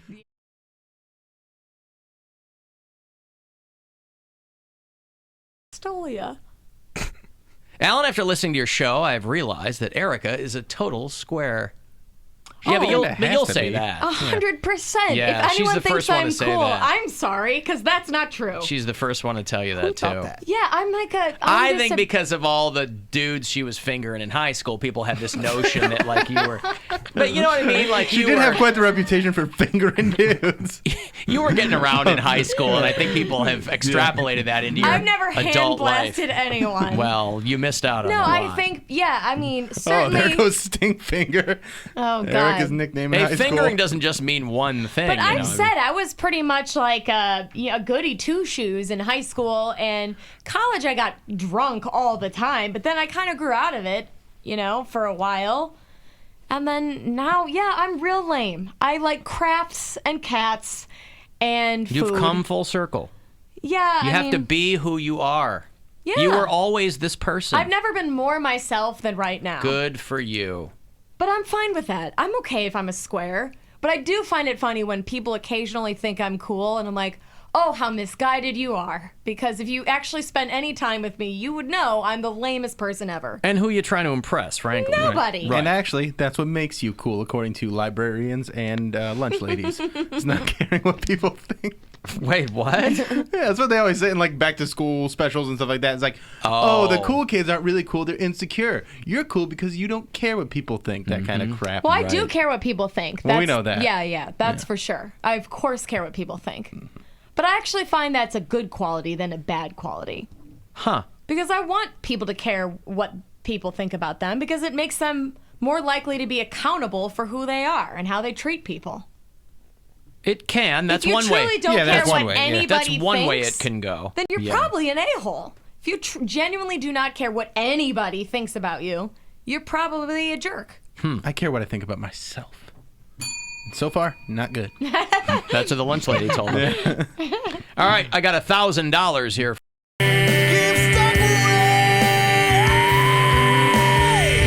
All right, POD is back on the road with Nonpoint and Islander. I like those guys a lot. Islander's badass.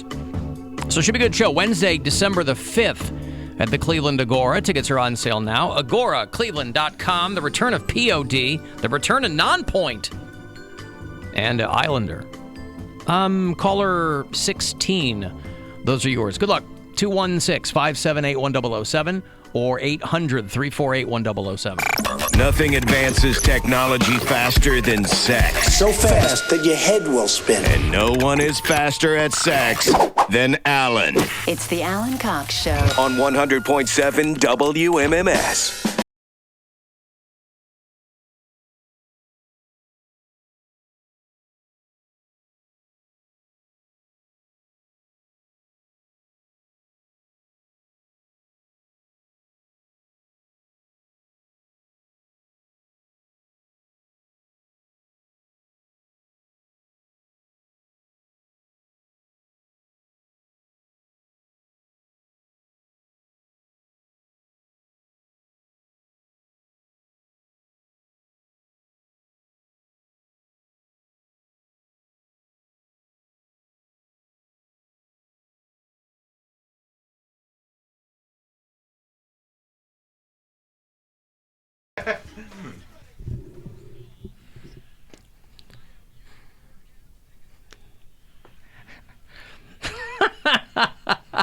Rather than just laugh, the crowd groaned at that slogan. Who was that? Colbert. Okay. From maybe Friday night. Did he have a cold or something? He sounded a little weird. Oh, I don't know. The audio just didn't quite sound like him. Okay, maybe now. Yeah. All right. No. Oh, okay. You can afford Cavs tickets now. Boy, that LeBron's Laker game. Was it the first one? That was big brawl and That was the first Lakers home game. First Lakers home game. Okay. There's also a thing that's happening with people because the Clippers and Lakers play at the same stadium, the same arena, Staples Center. Is that where they play? Center. Yeah.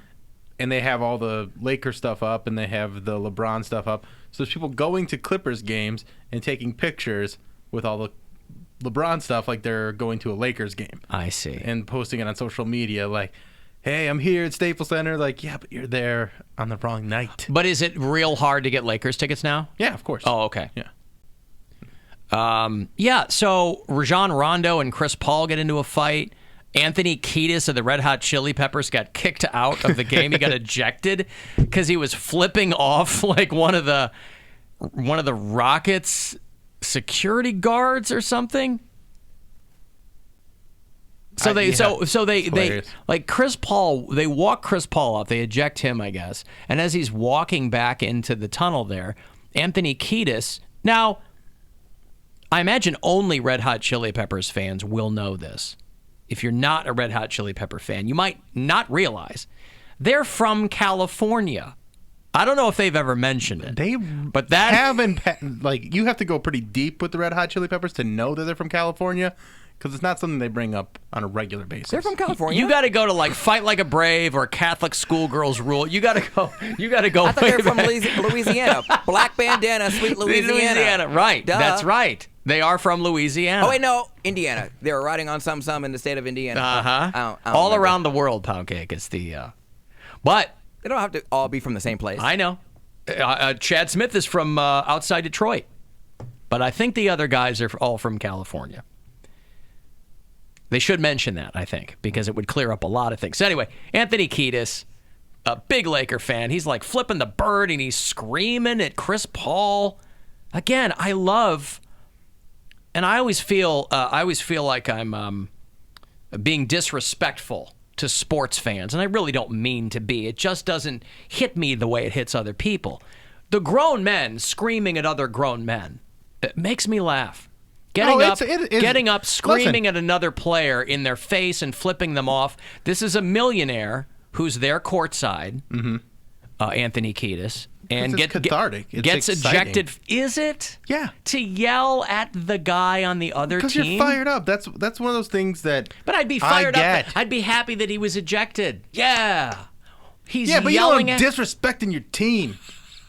You don't want him getting up in Rondo's face. Millionaires yelling at each other.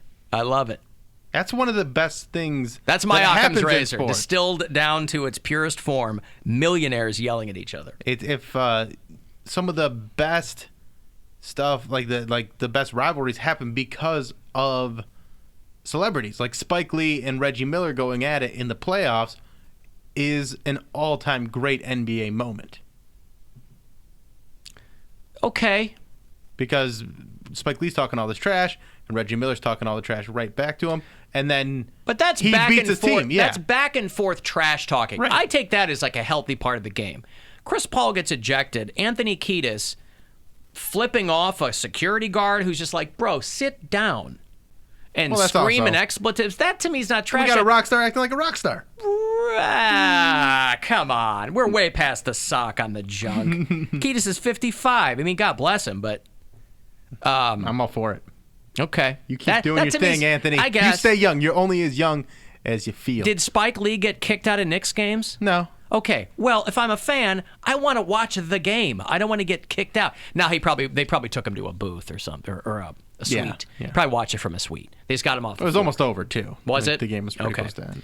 And then I think maybe it was fourth or third quarter. I don't remember. I love what these Flea games are on so posted. goddamn late with the Lakers. I know that I'll try and watch some of it, and then it's halftime and it's 12:30, and I'm just like, "How's enough basketball for me?"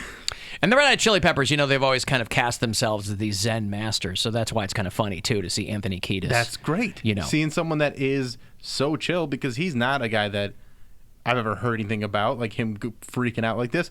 And then basketball is what gets him fired up. Yeah. Like he gets thrown out of a Lakers game over this. Isn't he a sober dude too? Yeah, that probably makes him angry. Yeah, no heroin, no smack, no drinking. He and Flea took a photo before the game, and Flea's caption was, "The game got crazy at the end, but man, I get so satisfied deeply drinking in the depth and beauty of the game. People operating at a high level in so many dimensions: cerebral, physical, spiritual, emotional, unspoken, and telepathic communication." What? Yeah, that's what I mean. These guys are, and then the other side of that coin, God bless him, the duality of man, right? But the other side of that coin is Anthony Kiedis flipping off a security guard and screaming at Chris Paul as he walks off. I thought that was funny. It was fun to watch. But whatever. I guess I didn't realize he was such a courtside guy. Well, with LeBron there, you're going to have lots of people back at Lakers games. Yeah.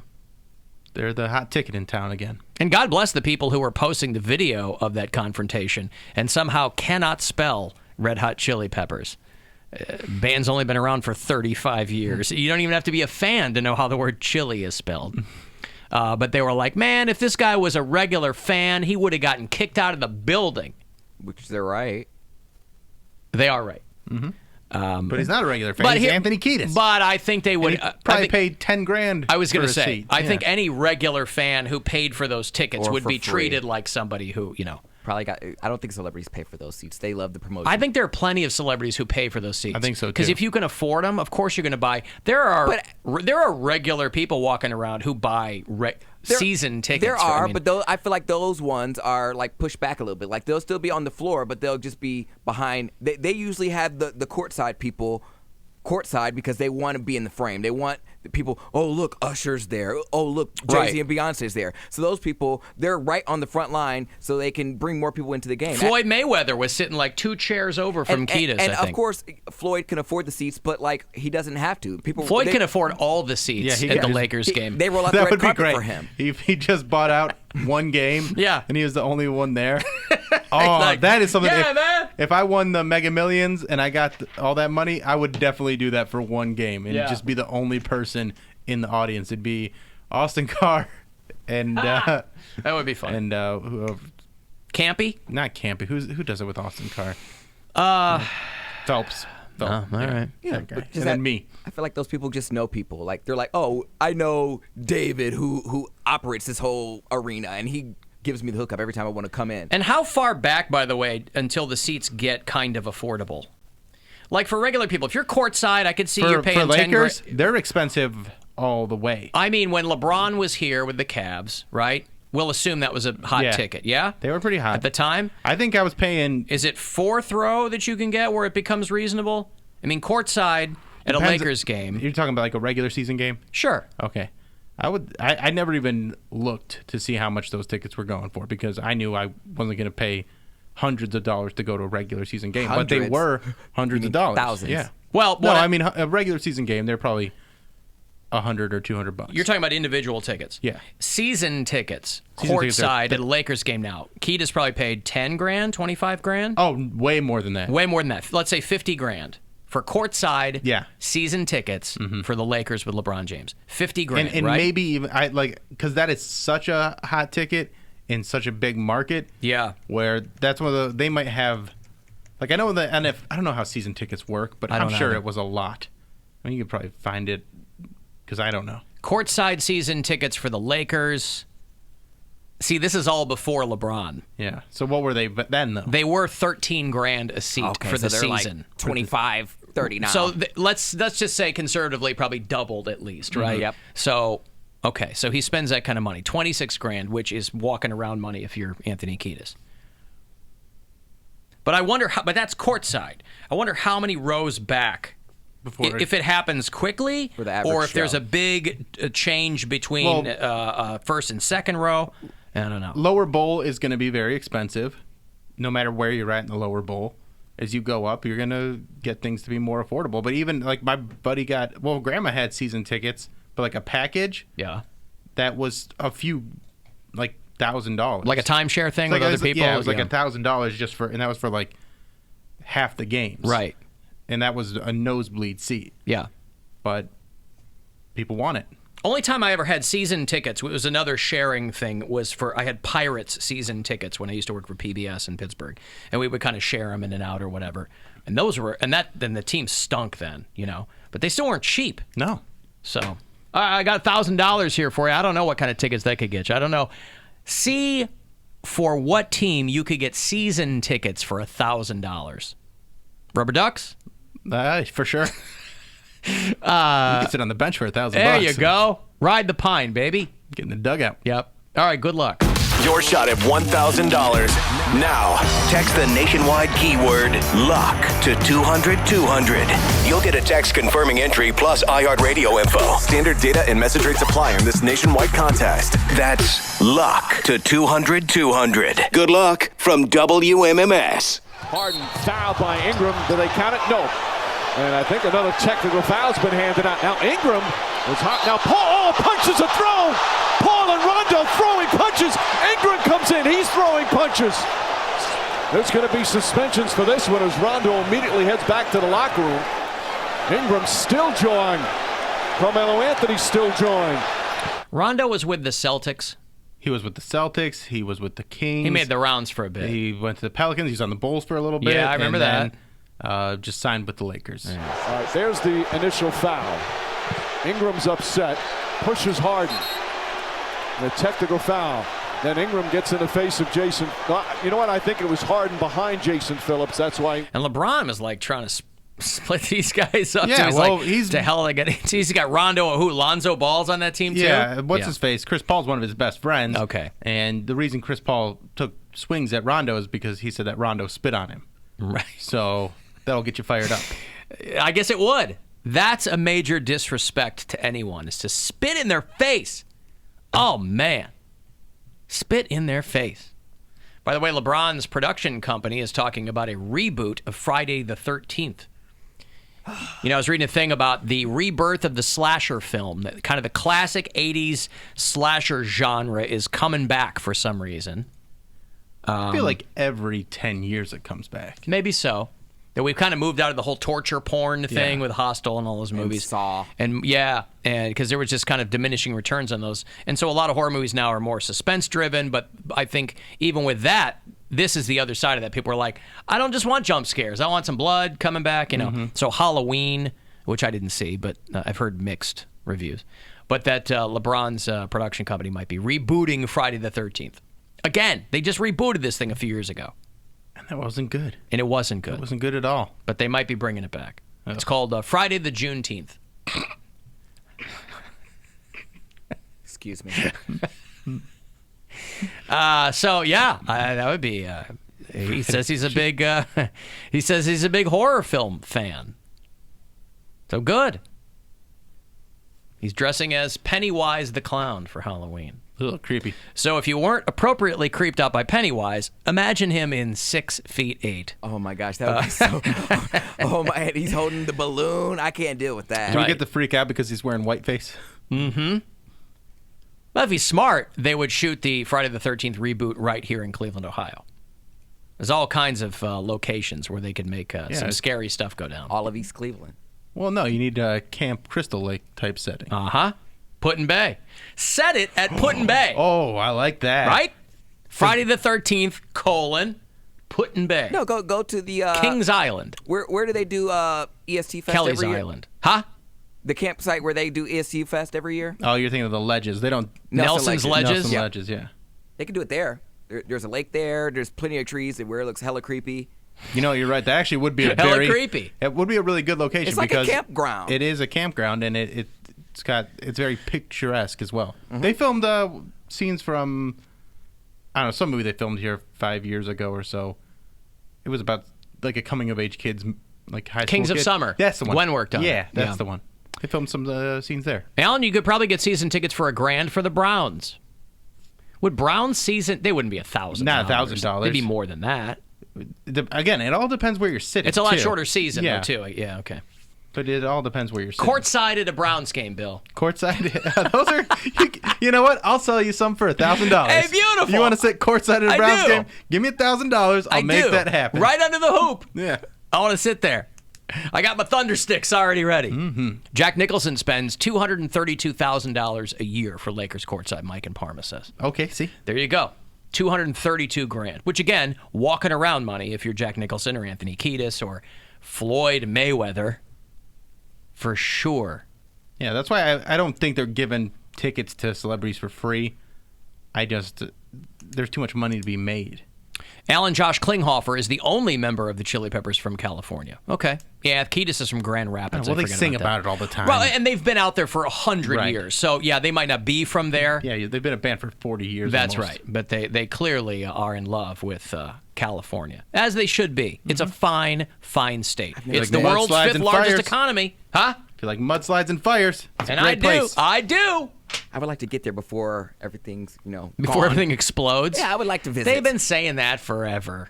When I lived out there, it was like, yeah, there were earthquakes. I really don't remember all the fires. But isn't Los Angeles like right on the fault Rodney line? King beating, Rodney King riots, remember that? Huh? Isn't like Los Angeles right on the fault line where like if Los Angeles was, or if California was to split, Los Angeles would be like drifting at sea? I think it's east of that. But yeah, there are a lot of fault lines that run through Los Angeles. You're talking about the San Andreas Fault. I believe so. The thing that they... I learned about it in school. That what they make the Rocks movies out of, right? That fault line? Yeah.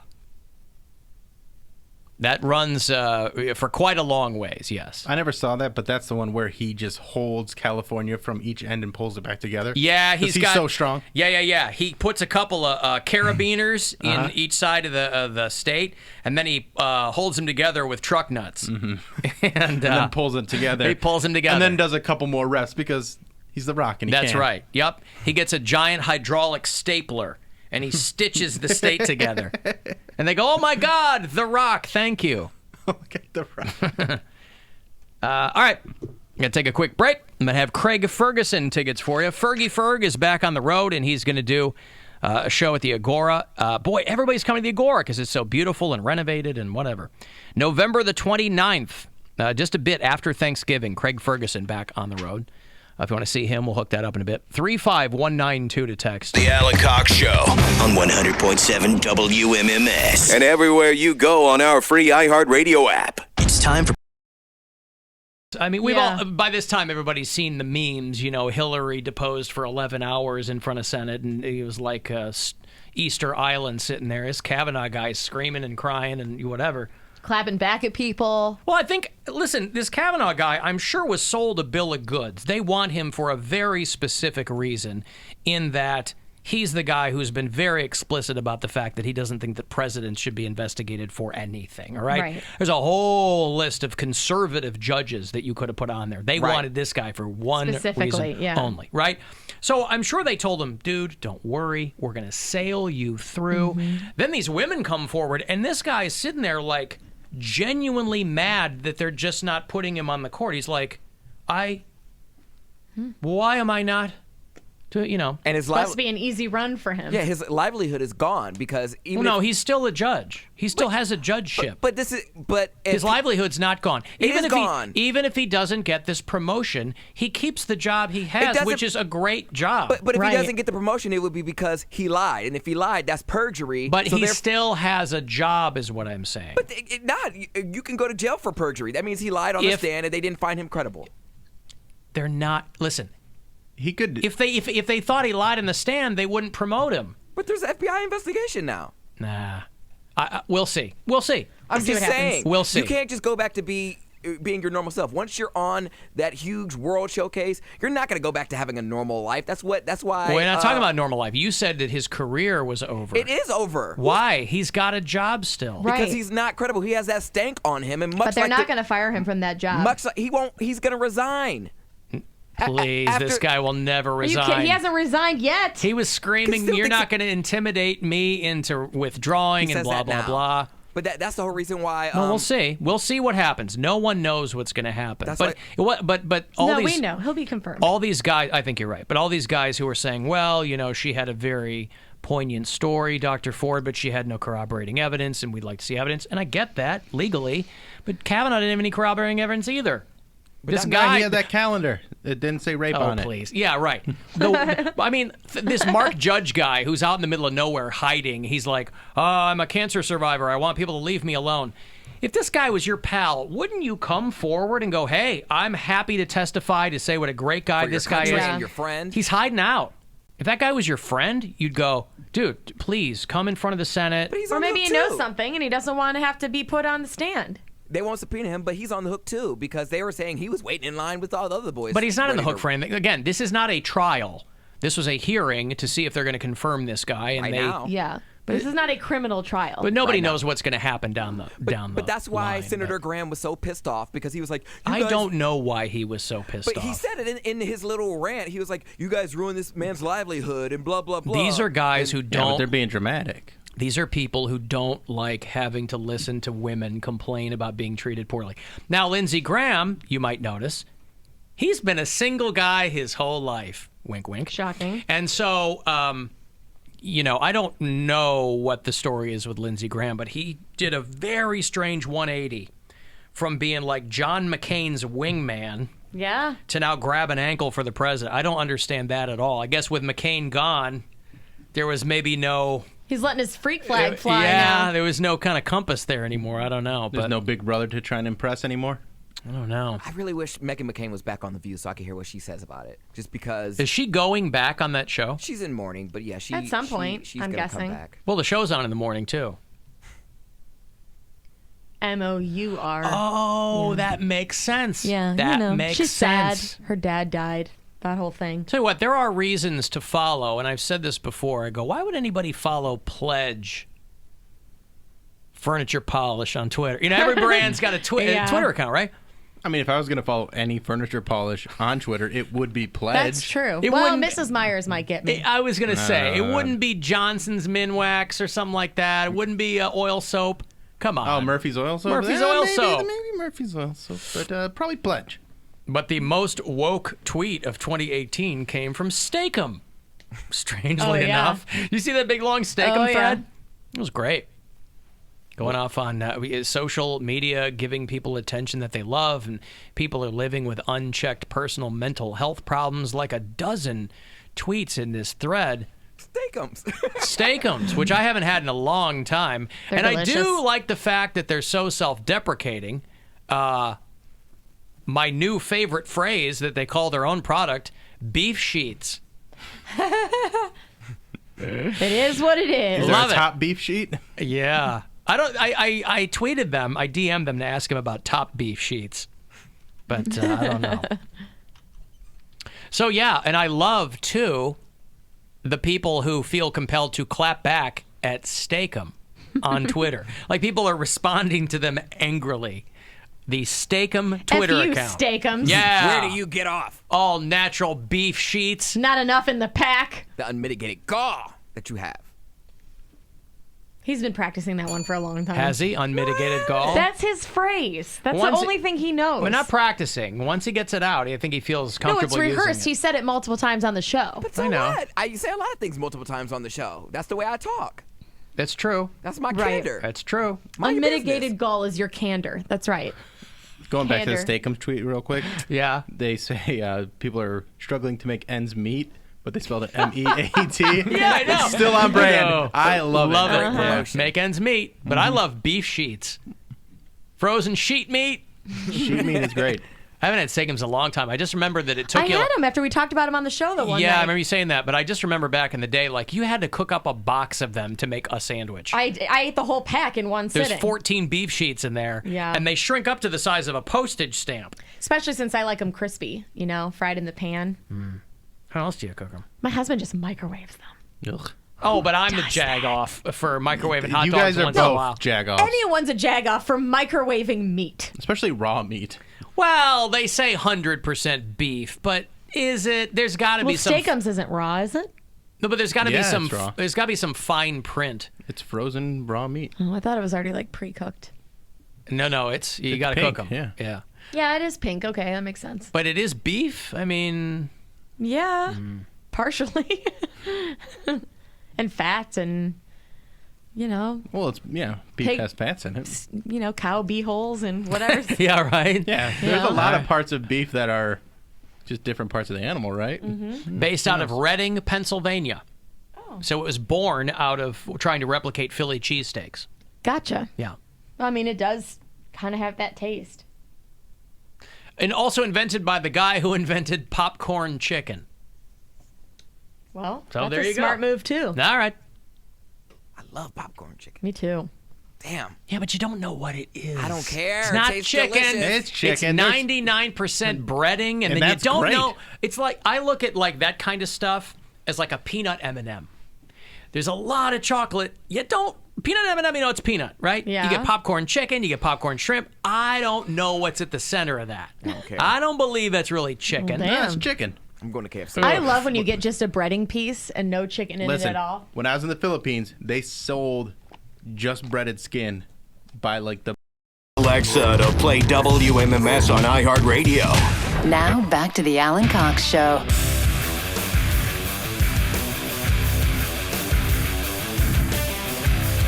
Two 216-578-1007 or 800-348-1007. You want to join us? 35192 to give me a text. And AlanCoxShow.com for all the other stuff. You can watch the live video stream there. Make sure if you do that you share and subscribe and like and comment. I should really make myself a mnemonic device. Share, subscribe, like, and comment. Slick. I like that. That's slick. Right? Yeah. That is slick. Share, subscribe, like, comment. Or it could be comment, like, share, and subscribe. Show some class. Oh. Right? Yeah, that works as well. All right. Anyway, I like slick, but Yeah, class slick. also works. Good. I need to. I need to make If you're little. commenting, though, you're probably not going to show class, based on the comments we usually receive. Sure. Yeah. Right. Well, I would just give Why anybody not? that likes to comment on our YouTube videos, if you hate us, learn how to spell there correctly. There. Mm-hmm. There's different ways to spell it. Mm-hmm. Pay attention to how you're spelling it, because your hate does not go a long way when you use the wrong there. And you might think that we're being picky, but I will say that I will take a hateful comment at least a bit more seriously if the syntax is correct. If the grammar's there, the spelling's there, I'll go, all right. I might not agree with that comment, but at least you've got all your other ducks in a row. And that goes for anyone. If you're trying to get into an argument on Twitter, use the right use the right there. Just take your time. Calm down and spell things correctly. Because if I decide to respond, which I Yeah. rarely do, but sometimes you'll get me in the right place and I'll respond to something negative. It makes me work harder, because if you misspell it, I can do that lazy thing where I just respond with the correct spelling, right? That passive aggressive response, and then I don't have to do anything else. Take that away from me, and force me to respond with something that I had to think about for a second. Let your hate bring you up, not down. That's right. When you go low, we just want it to be spelled correctly. Yes. I believe that's what the former First Lady used to say. If you listen to the show on iHeartRadio from out of state, let me know where you do that. I'll put you on the map of our bureau chiefs. Emily is a listener in Titusville, Florida. We got Florida on lock, boy. Scott's in Sarasota. Randy and Denise are in Jacksonville. Nick is in Louisville, Texas. John is in Larkspur, Colorado. And another John, unrelated, is in London, Ontario. So there you go. Can I ask you a question about a friend's dating situation? A friend's dating situation. Yes. Is this the friend? Is this a friend that I know? This is a friend that you've met. Okay, but you want to keep them anonymous. I'm going to keep them anonymous for now. All right. Yep. And I posted this poll on my Instagram at Bill Squire. But here's... Oh, whoops. Yeah, I did. What? I thought I sent it to her. I sent an email to Pound Cake that was meant for that screening we're doing next week. Anyway, here's what's going on. Okay. My friend is talking to someone that they met on a dating app. Mm-hmm. While they were getting to know each other, the person that they're talking to said that they don't like to date people and won't date people, like it's a deal breaker, that are friends with an ex. Now, this person... Not with their ex. Right, but like... Their own ex. If they're friends with their own ex. Like, me and my ex-wife get along, we're friends. They wouldn't date me because we are friends. Okay, so they don't want somebody who's still tethered to their past. Correct. Gotcha. Because actively tethered to their past. And this person has an ex that they are friends with, and decided that they still want to go out with this person because they're very hot. So they're breaking their own rule. No, it's the other person's rule. The other person has the rule that they won't go out with someone if they're friends with their ex. Yeah, Your friend is friends with her ex, right, but still wants to go out with this guy, but keep it on the low. Right. Wants to make sure that this guy never finds out she's friends with her ex. And the question is what? And the question was, is that a lie or is that just withholding information? Is withholding information a lie? Yes, omission, yeah. Lie by omission. Well, I would say it is because it's withholding specific information. Right. It'd be one thing if the person was like, I don't like anybody that doesn't like green peppers. And you're like, all right, I'll just never order anything with green peppers. Right. But this is a person that... you're going to get found out eventually. And why... So you're putting yourself in a position to fail or to make things really tough because you know that you're friends with an ex. You know this guy is not okay with that. And you're just going to do it anyway? And why? And listen, again, I'm somebody who's never really understood the whole friends with your ex thing, but whatever. I know a lot of people do. It's fine. But why screw up that relationship, whatever it is? Over something that's just a potential relationship. A stranger, yeah. Somebody you don't even know. But is it withholding it? Well, it's definitely withholding information. Now, if yes, but is that withholding information a lie? I don't know about that. Pound Cake says a lie of omission. I can see that. But if the guy, well, he's made it very clear he doesn't like that. Yeah, like this is a deal breaker for him. This is something that if he finds out you're friends with an ex, you're done. But this person thinks that just because they're the guy's very hot, just because the guy's hot, they want to go on a date. Okay. And I think that's just a waste of time. Well, it's a waste of everyone's time. It's not a waste of time because but she might. But also, she's going out for shallow reasons anyway. Well, but let's take the other. I think everybody starts off shallow. Yeah. Everybody dates somebody because they're hot or they like the way they look. But she's not someone that just goes out with people to just try and get laid. Like she's trying to find a new relationship, and you're not going to get into a relationship. She's basing it on lies. What's that? She's basing it on lies. I know, that's what I'm saying. Everybody starts their relationship based on lies. It shouldn't be everybody's lying about something. Not on purpose. You can't be too rigid with Not that. on purpose. Yeah, everybody's lying about. You're lying about something on purpose. No. When you first meet somebody. Not on purpose. Yes, you are. Like there's certain things like if you talk about family, like it's like I don't want to talk about that right now. Like let's not get too deep. We'll get into that later. I want you to like me first, and then I'll tell you how much of a loose cannon I am, how big of a hoe I am, and how many people I've been I want with. you to like me. Then I'll tell you about my uncle who's in prison for murder. Yep. Yeah. Yeah, so I'll just say, like, I won't say anything. I'm like, we'll get into that later. That's perfectly okay. Yeah, but then that sends up a red flag. They're like, well, why do you want to talk about it now? Why are you changing? The subject should change of its own volition. Why are you trying to change the subject? I'm just like, I just want to go to a happy place. Happy place. Your pants. I just want to go to a happy I place. just want to go to a happy place. Like, And- I really enjoy spending time with you. And if it's a situation where you're just trying to hook up with a person, then fine. I'm okay with that. But if you're trying to date this person and you're starting with a lie, But see, I'm not that's that not good. And you're wrong about that, Alan. I'm not that person to lie.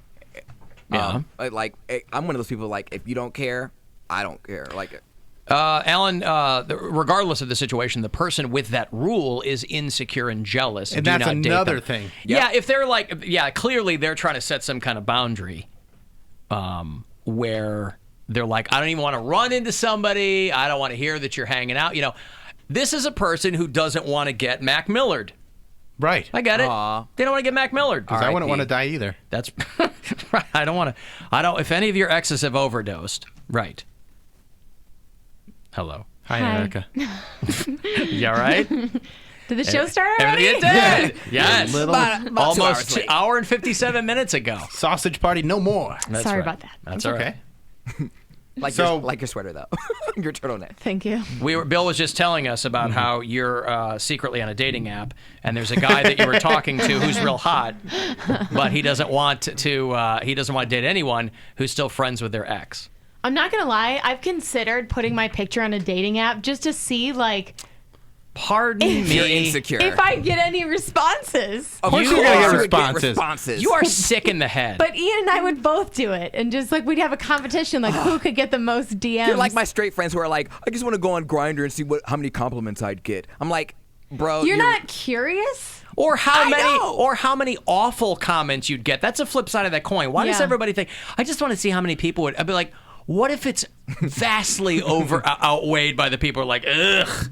Well, Yeah, then but they would have what- a reality check. For you know? Erica, she would do very well on there because she's a knows how to girl. take a selfie. And she's very photogenic. She's gonna clean up on there. And also, in this area, it's all location based. Everybody knows who you are. Not everybody. I mean, a lot of people know yeah, who you your are. So inbox would be flooded. People would go nuts over that. But they'd probably all be like, "Why are you on here? Like you're married." No, they'd be like, "Did something happen? Yeah. Can I take you Exactly. out?" They wouldn't care. They wouldn't ask So questions. you and Ian not doing well? No, Okay. they I wouldn't thought ask about it though, questions. just to see if like I still got it. All right, you then know? please do this. Yeah, do it. It's not like eBay. You can actually do this. Now and I it want to won't do cost it as a anything. show experiment. If it's That's done- what I'll tell Ian. If it's done with the full faith and credit of the United States government and your husband, please do this. You'll get a bunch of D pics. You think? What are you? You're living in. You know where you are, what you're Like doing. on Bumble? When did you get to be a Yeah. babe in the woods all the time? What? I know nothing of dating apps other than like my friend came over one time and he just let me swipe left and right on people and it was so much fun. I'm like, I don't like that girl. Swipe Isn't it left fun or to swipe be right, on whatever other it is. dating I apps? got depressed doing that one time. We were at Humble in It's like a Lakewood. game. We're over there, we're having dinner with a friend, and she goes, "Would you just?" This is a couple years ago. She goes, "Would you just take this and swipe?" And I go, "Why?" And she goes, "Cause it's like a mechanical thing, and I'm tired of doing it right now. It's just like you guys have said, it's like a time waster or whatever." Yeah, it's almost like a fun like app. It's a game. It's yeah. a digital fidget spinner, Yes. right? Mhm. So she goes, just swipe. And I go, which way for what? She goes, I don't care. And so I'm just looking and I'm like, this is just depressing. Of course, I threw a couple of grenades in her direction too. Once I got the hang of it, I you did know? that a couple of times Of as course. well. I'm like, don't give me your phone again. That's why I would never let Erica do it because mine is serious business. Like I don't need any time. I don't need that. I wouldn't troll you, but this particular friend, he's just looking to hook up. So I thought it'd be funny if I threw some like slum busters in there just to screw him over. Plus Grindr. What there's you no do escaping. is the photo that you put up is one of those. It's one of those filters where it just slightly alters your face as to Yeah. make like your So it could be. So I would go under a different name. No, but like your smile is a bit too wide, or it's like a little fun housey. Yeah. And then And then see what I get. would happen. yeah, and people go, is everything okay? What's going on? Well, this is what I'll do. I will sign up for one of those accounts. I will give Ian the password so he can see that I'm not engaging with But then it. you have to swipe. Are you only going to swipe right on people that you find attractive, or are you going to just give everybody the go ahead? Oh, right. I have to swipe. Yeah, you have to find people that are hot. Isn't there one where if they swipe on you, you can start talking to them? That's Bumble. But why do you want to be on Okay. an app where you have to do the work? Then you have to Well, I actively. don't want to do the swiping because how am I going to, I'm going to go through and be like, I think this guy is hot. Like, Well, my husband's yeah, not I- going to like that. All right. I think actually, if you have Bumble and you do like the $10 a month thing, Mm-hmm. you can see who likes you. Like they'll show you who swiped right on I you. don't want to pay for this. Oh, this is going to be $10. this is going to be the I'll best give you experiment ever. I'll give you the So do $10. I use my real name? Yes. Yes. We could do this today. Or you could do Plenty of Fish. That's free. Plenty of fish. I don't need any Jesus people. That's not. Oh my gosh. No, you're thinking of eHarmony. I thought Plenty of Fish was. No, you're thinking Fish of you're Christians? conflating a Jesus fish with Plenty of Fish. Oh. Christian Mingle. Christian Mingle, eHarmony. Farmers Only is probably a lot of Jesus people too. Let's Yeah. be real. Because Jesus was a carpenter Carpenters and a Only. farmer. Matter of fact, do Donald Daters. Do that. Yeah, Donald Daters. Daters. Yeah, Trump Fluff. No, Whatever which that is. one do I really do? I think Bumble. Bumble? Yeah, I think Okay. Bumble would be the one for you to do. And the reason we're talking about this is because I have a friend that is supposed to go out with this guy. The guy has a rule where he doesn't date anybody that is still friends with an ex. So she's still friend with an ex, doesn't want to not go out with But the this guy's guy. hot enough where she wants to ignore it. Yeah, so she's just going to not tell him. Oh. I think that's a red flag from the jump. I think Yeah, it is too. it sounds like he's a jealous man. Alan, have Erica Photoshop out her eyebrows to level the playing field against Ian. There you go. Photoshop out your eyebrows. Or we could shave him. Put your walker in the picture. See how many you'll get. That's an insult. It's not sir. an insult, but you do have a walker. Like, what are you gonna do? You're gonna post a picture on false pretenses, so they're like, yeah, let's go on a date, and then you walk. You're like, okay, Well, I'm it's all strolling under in. false pretenses. She's Yeah. married. So who posts pictures on honest pretenses on those sites? That's what I But said. I would- Everybody lies I would about something. Everybody's working an angle or I would feel something. misled if They're I gonna look at it swiped and on go- someone and then they're in a wheelchair. They're going to be like, oh, look at this old lady So someone's cosplaying in as a young wheelchair, girl. You're not going to go out with them? That's not what I said. I said That's if disability shaming. no, I'm that's triggered. that's not what I said. Triggered! If they had the wheel, Triggered. It's time for a tiny pound cake. then I would. I'm like, okay, I can make my decision. But if you're gonna lie about it, then why would I? He's so tiny. Whatever. You guys are mean. You guys are mean. Mean. I'm mean. You just said that if I put a picture of me with a walker on there, no one's going to swipe. That's not what I said. Then you got to worry about people who have a handicap fetish. Yeah. All the guys are like, oh my God, look at this. I told you there was a guy in my I'll school. push you I mean, around. I don't pose for and I won't pictures need with to my use my walker hands. now. Does that mean I'm lying to the public? No, but like the guy that I said was hot in a wheelchair, I would still think he's hot. Just post a picture in your wheelchair, so I'm not thinking like. So you're not surprised when you Yeah, show it up would and be a you're like, little- Well, I understand that, no but I handicap don't need ramps. it all the time. You and Ian should be doing each other's swiping. Yeah, we could do that. Or Well, if you wait, use if you go Bumble- on Tinder, if you go on like Bumble, if a you can- guy swipes right on you, it tells you, and then you swipe right or left, right? Why wouldn't I? Again, only if it's the premium, and I think that's just on Bumble. I haven't used any of these Oh. apps in a long time. Because I but will I'm just pretty sure. accept I'll just swipe right on everyone then. But then you also only get like 5 or 6 swipes a day. Oh. So you would have to pay for the premium service, which again, it's only like $10 a month. Well, then my friend was So- clearly paying for premium because Yeah. I swiped through like 100 women. Well, it's worth it when you. I've paid for premium before, and when you want to play the numbers game, you need those numbers. Mm-hmm. Yeah. You ever like go on Tinder and then like you swipe on someone and you're like, oh, I know this person. Like they're not even that good looking, but they're okay. I'll swipe on them, and then they don't like you back. You're like, you a raggedy bitch. I was giving you You're a like, pity, pity swipe. I was giving you a pity Raggedy swipe. bitch. You don't think I'm cute? Really? I'm like, they probably just haven't even But seen that's me the yet. chance you take. I'm like, they probably haven't even seen me yet. Like, they don't get on here much. Their last login was last Wednesday. Like, it's fine. Alan, I met my wife on Plenty of Fish, and she's a staunch atheist. There you go. Oh, okay. So she's probably got the Darwin fish with the legs on the back of her car. Plenty Well, of yeah. Darwin fish. Ian and I are celebrating our 3-year anniversary on Wednesday, so I'll just let him know, like, hey, happy anniversary. Only I'm 4 going to go more on to go. Bumble. Oh, good for you. 4 more to go till what? The 7-year itch. Oh. Hey, here's what did you get me? I got you a Bumble account. Alan, eHarmony is not a Christian site. I thought, but isn't that the one It's where all they're like owned by the same company. So yes. or like that doctor who's clearly into Jesus is Yeah. like, I give you 45 points of, except 40 of them are like about Jesus, probably. Okay, whatever. I've never been on any of these, so I'll take your word It's for the it. same company that created the cheating website too. Like Ashley it's- Madison. Yeah, it's not. It's I mean, not. I don't remember what it's called. Damn, they're trying to match people and they're trying to break people It doesn't up. have They got any you coming ties. and going. No religious affiliation. They just that's a marketing ploy. That's Oh, all. okay. I don't know. Yeah, that's all it is. But I think Ian, to even the playing field, he should get on Grindr. So therefore, he's not messing around with any chick. You see how many likes he gets on Grindr? Well, yeah, we each would need to do this, so it's quid pro quo, you know? Okay, but Ian knows he can pull chicks. does he? Could I offer the unpopular opinion? Yeah. That Yeah, go ahead and offer it. Perhaps the two of you just need a hobby. Or they pose together looking for a third. Hey, husband. Yeah.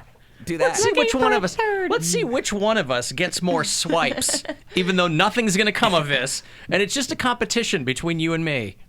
All right. Hey, it's for the radio too. I've done a variety If it's of for the things. radio, then that's a good It's for thing. work, Yeah. Ian. Right. This is job related. I've been on Grindr with guys looking like it was a couple of guys looking for a third, or it was like a guy and a girl looking for a third. I saw a girl looking just for a best friend on Grindr. So I've gotten them all. A best friend. Plus, you Some got lonely people You're out gonna there. deal with all these dudes calling you CTs and all that stuff. I mean, Oh, I don't care what they say. Nothing they're going to say to me is going to shock me. I know, but right, and if I you mean, don't, if you have it set And I up think on Bumble or whatever. the woman has to talk first. So if you don't say anything to them, they can't ever say anything to you. Yeah. Oh, okay. I was just thinking, given the events of earlier today, Oh, yeah. perhaps you For know, sure. Yeah, you don't want to find yourself in a- Safety first. That's right. Right. That's right. All right. Well, ask them a few very simple questions. Well, I like Bumble. Do you 'cause they- like pina coladas? or getting caught in the rain? Are you into yoga? We know what's his face likes being caught in the rain. Mike Paramore. Mike Paramore loves being caught in the rain. Yeah. It's very sexy to him. Yeah, I mean, I would feel safer with like a Bumble where like they can't say anything to me unless I talk to them. Yeah. Because then it's just showing me who's matching, and that's it. I always thought the Pina Colada song, this is a huge hit for this guy, right? Yeah. I always thought it was very strange because it's a catchy song or whatever. But the point of the song is that the guy was tired of his girl, and so he puts a personal ad, and at the end of the song, he finds out it was her who responded. And they're like, oh my God, I didn't know you liked all this. And they, but I'm like, but you were both full. It's that Free Lev 70 crap. Yeah. Yeah. But no one's mad. She walks in, oh, I knew it was you. Ha ha ha. Like, what? I answered your stupid Pina Colada ad. It's like the old timey "You've Got Mail." Yeah. Hey, you closed down my bookstore, but I love you. Yeah. Hey, he gave her a job. Dear she has to do Sleepless story in time. Seattle. Yeah. Yeah. All right. Well, listen. Please keep us abreast of this whole development Yeah, I'll here. run it by Ian, see what happens. What's going to happen when he laps you in this whole thing? What if he? Oh, depression. What if he? That's what I'm saying. There's not a.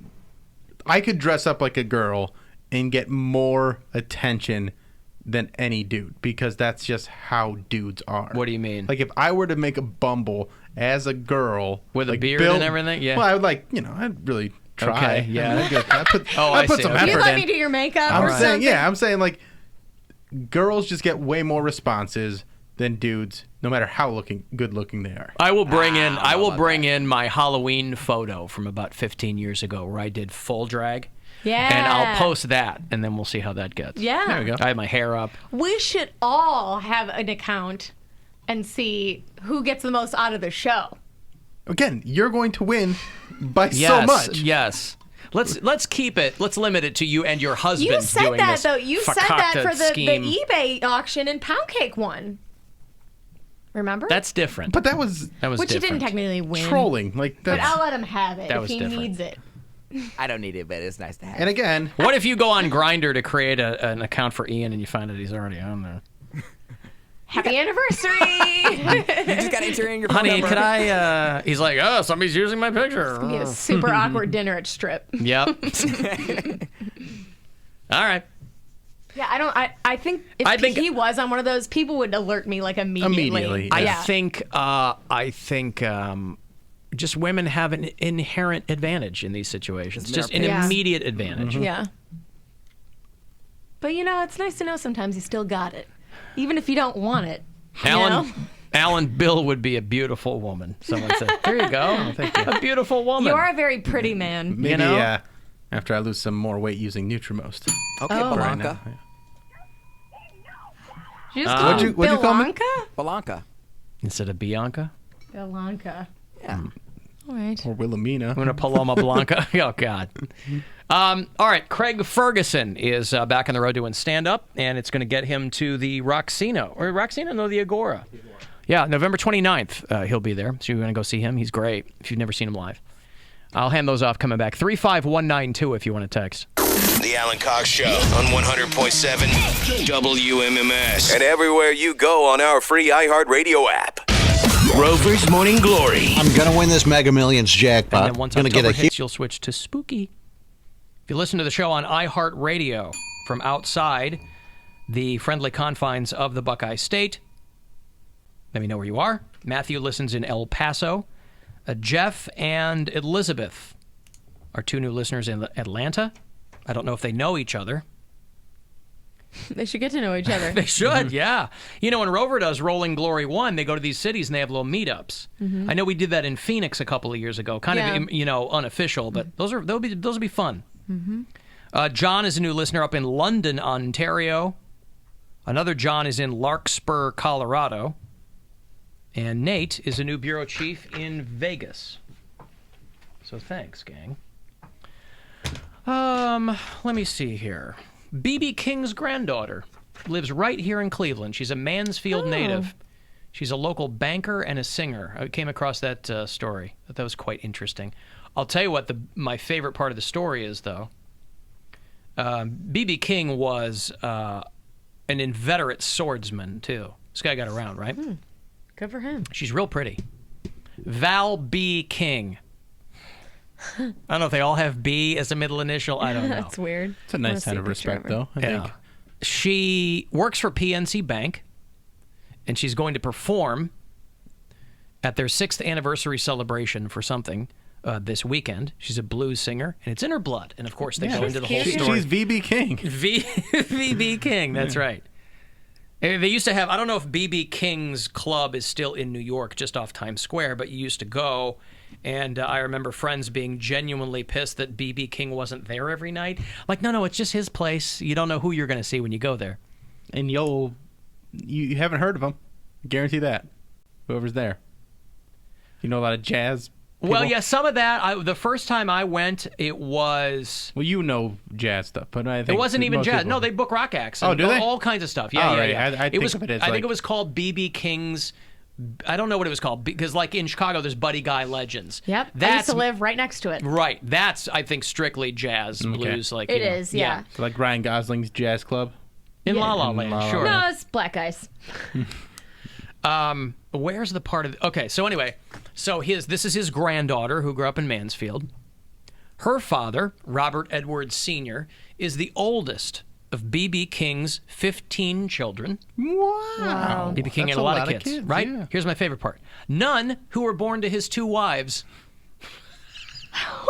This guy married twice, no kids with the wives, 15 kids with side pieces. Look at that. That makes Family sense. reunions must be really, really fun. Makes That's sense a as to cookout why I want to be invited to. Well, that makes sense why she lived in Mansfield, because he must have never given any money or just never really claimed her. She said she saw him 3 or 4 times a year, including when he used to do his Easter Sunday shows at the Palace Theater. Oh, yeah. So it sounds like she saw him a lot.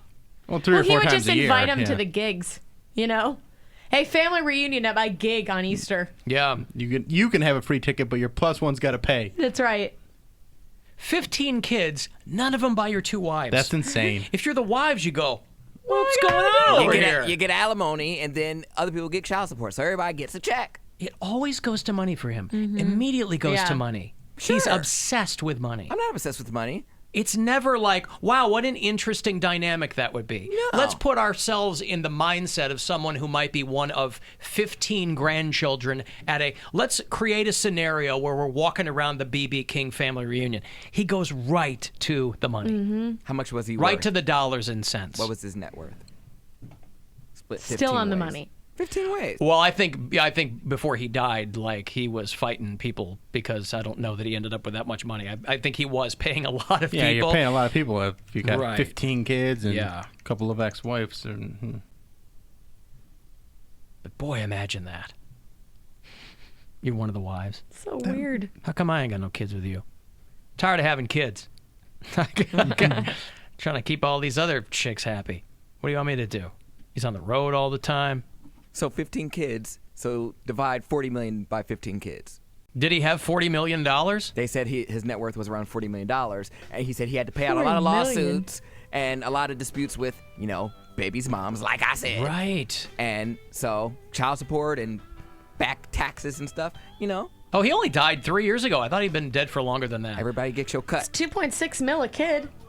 That's what I'm saying. So don't act like money's not a factor. Money's a factor. I'm not saying it's not a factor. I'm saying it is your first, second, and third in any I conversation. find it fascinating. It's a life that I'll never understand, just being ushered into money. Like you were born, your family was born, like you were born rich. No, you weren't. You were born potentially into money. There's all kinds of people who fight tooth and nail to make sure that their 14 kids don't get anything. Mm-hmm. Right. And if I like the little snapshot on Wikipedia under children, it has like 3 names, and then you have to click on more. To see all of them.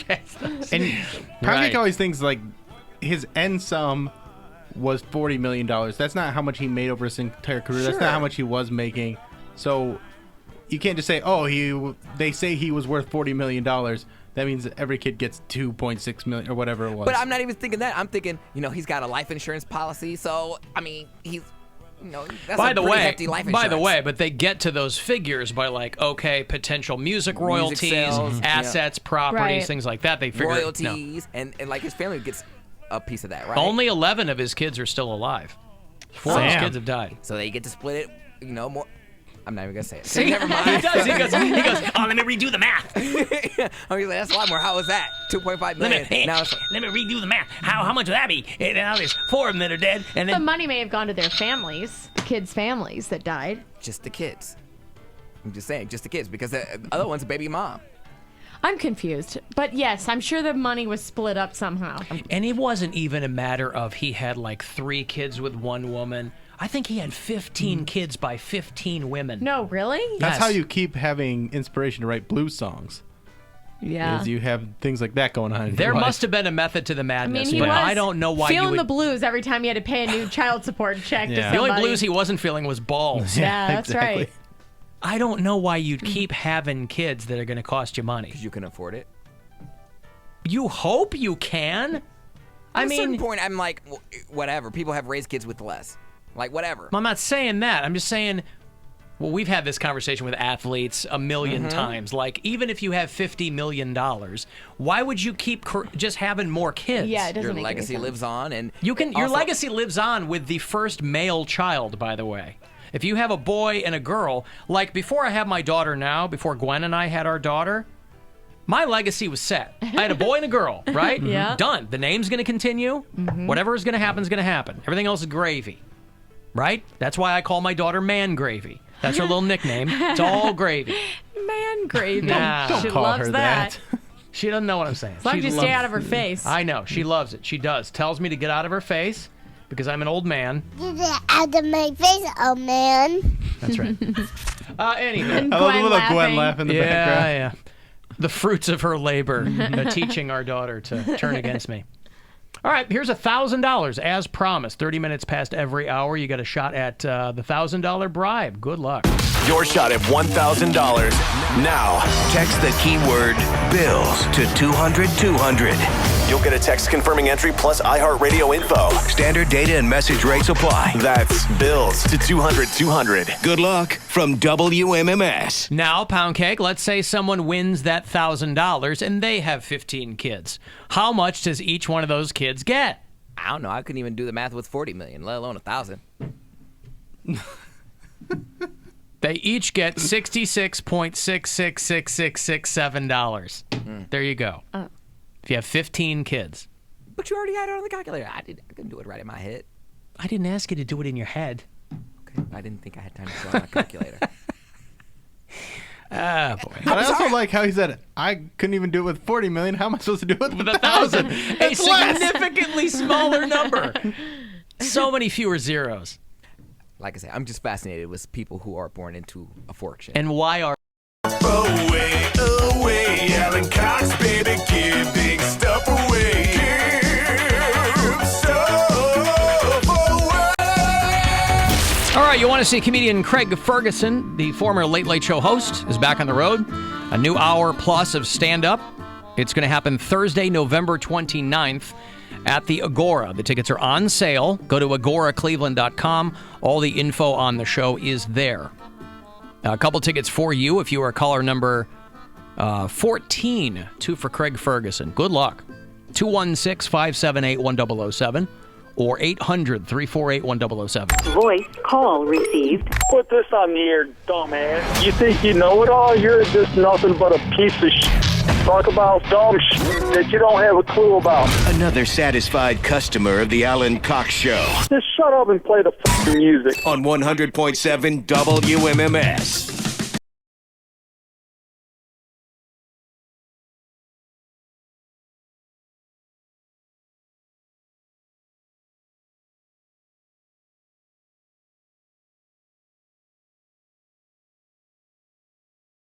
Few of those kinds of calls. That's really Yeah. what I wanted. It's getting more nice calls than like that's no Yeah, fun. great. Thank you, but I can't do anything with that. Delete. Thank you. Delete. What am I gonna do? 35192 if you want to text. Everything else, go to alancoxshow.com and feel free to use the acronym SLICK. Is that what we landed on? Slick. Share, like, Comment? no. What's the other L? Two S's. Share, subscribe, like, and comment. I need a mnemonic device to SLICK. It worked great. It really worked great. I Maybe didn't class is Class? better. Yeah.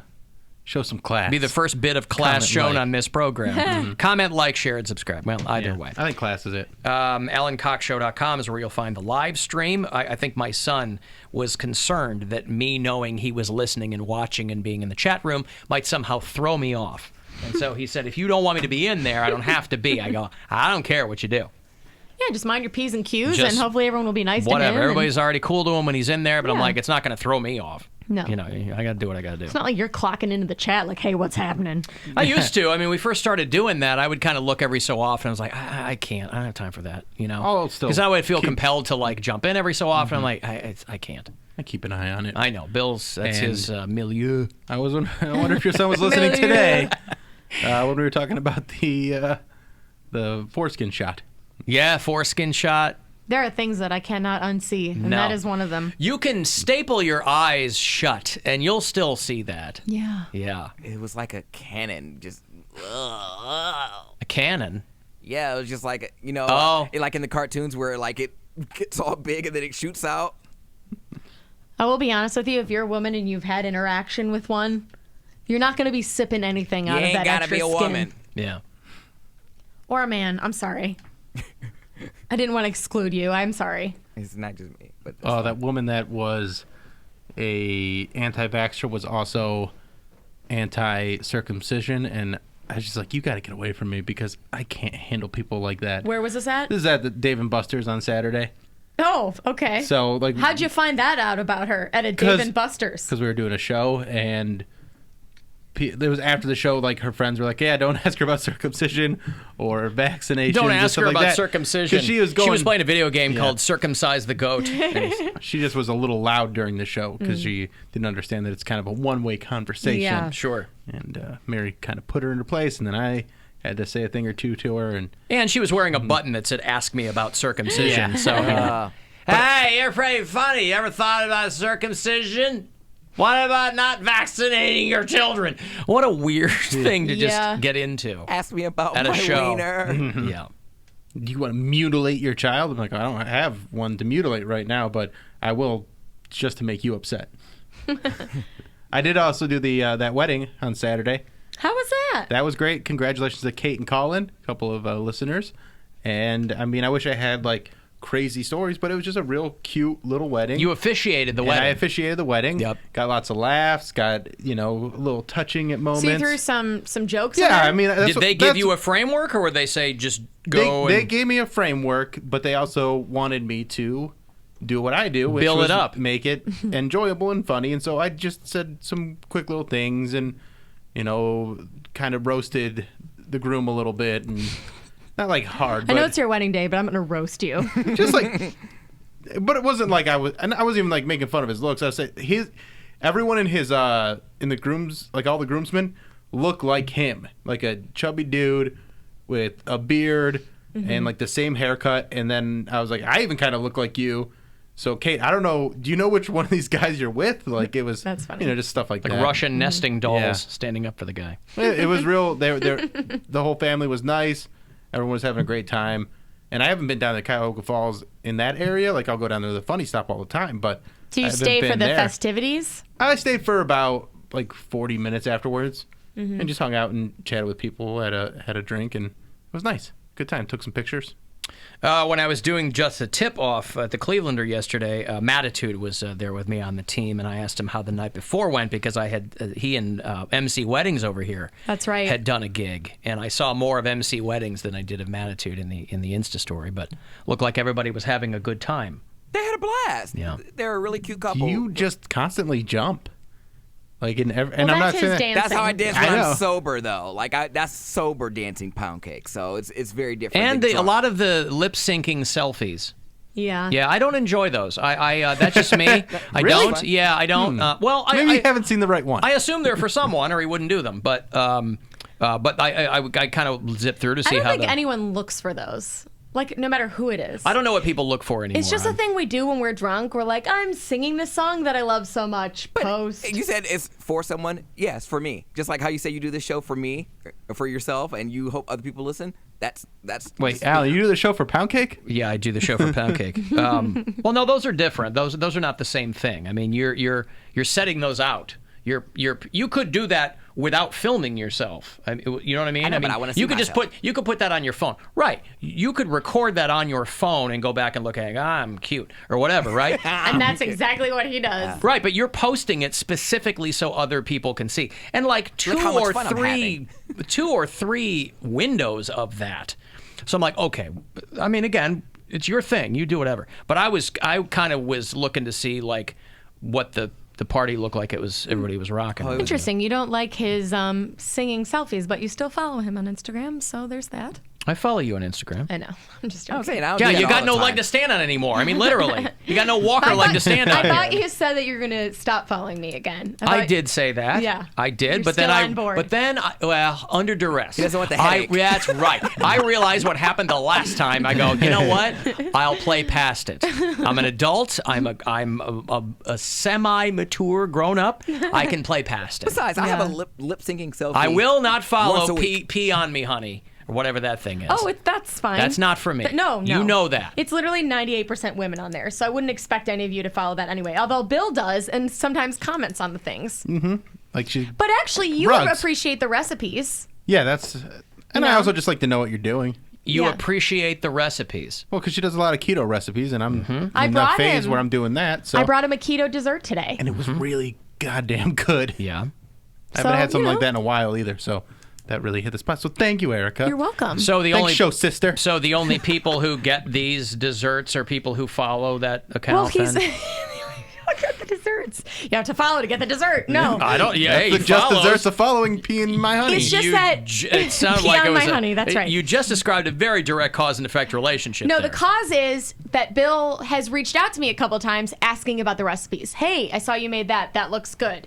So I said, well, I'll bring some in for you to try. Is Grandma slacking in the dessert department? Is that what you're No, trying Grandma to say? doesn't- Without directly hurting her feelings?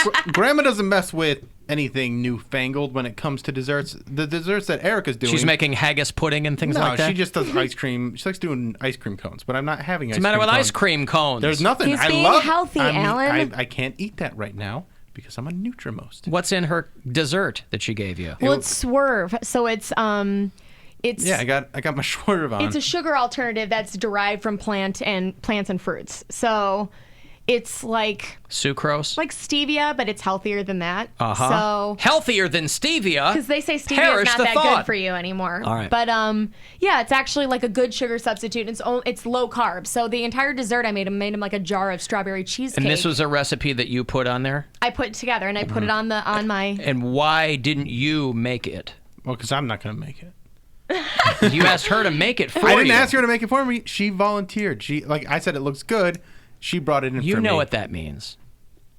that she You put know something what in that it? means. What does that mean? You say that looks good. I also You made know what she- a keto cornbread the other night, and he was like, "Hey, can you bring some of that in?" It ended up not being. I see how this is working. I got to here. tweak it a little bit. Right. But you know what? Here's the thing. He's playing to your. These measurements are all for like making food for multiple people. And if things aren't going to keep, like a cheesecake's not going to keep that long in the fridge, I'm happy to bring some extra in for Bill because I end up with a surplus.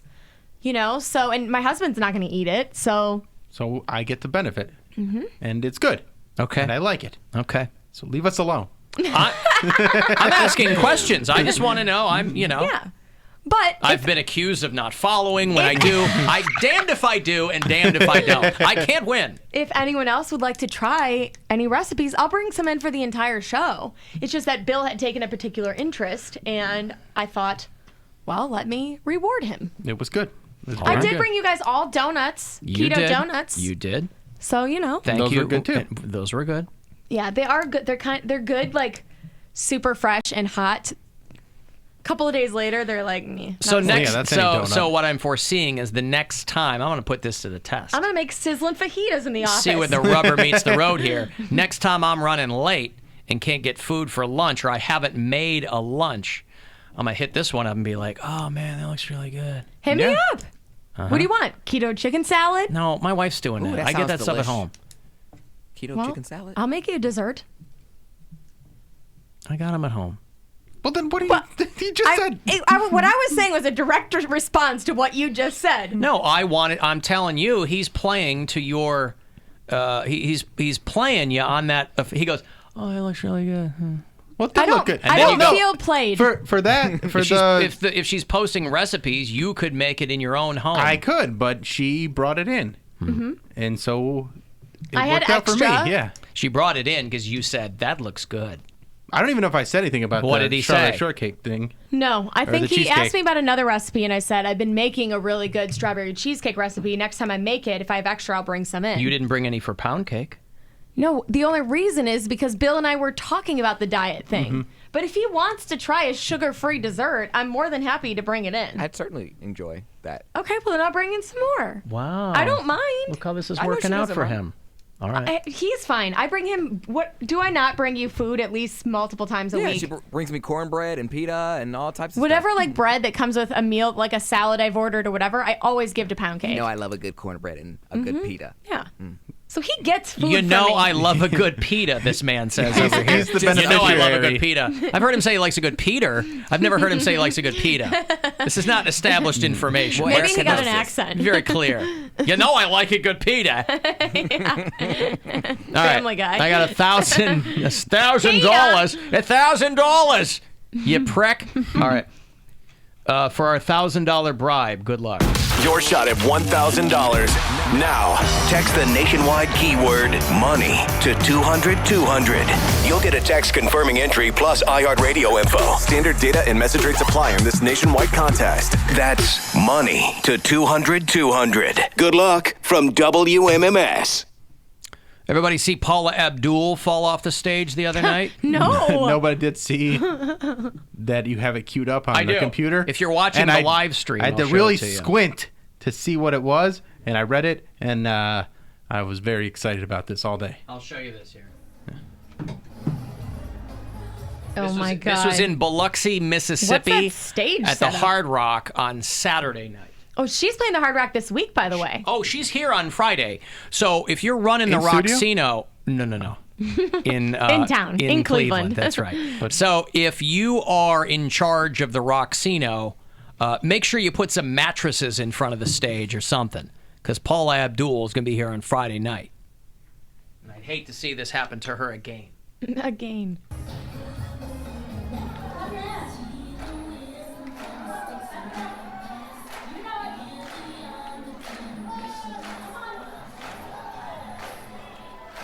Oh my God. Oh, damn, That's she quite goes. a tumble. La la la loom, she goes down. Kelsey Grammer is still the greatest falling of off all the time. stage. For sure. Oh my goodness. He was No, like, oh, good sideshow. Lord. Oh, good Lord. Oh, good Lord. Wait, you should find that. Yeah. That's worth reliving. He was Sideshow Bob and Fraser Crane all in one. Oh, good Lord. Kelsey Grammer falls off stage. I'm surprised not in like the recommended videos. Did he hurt Right. himself? He had to have, yes.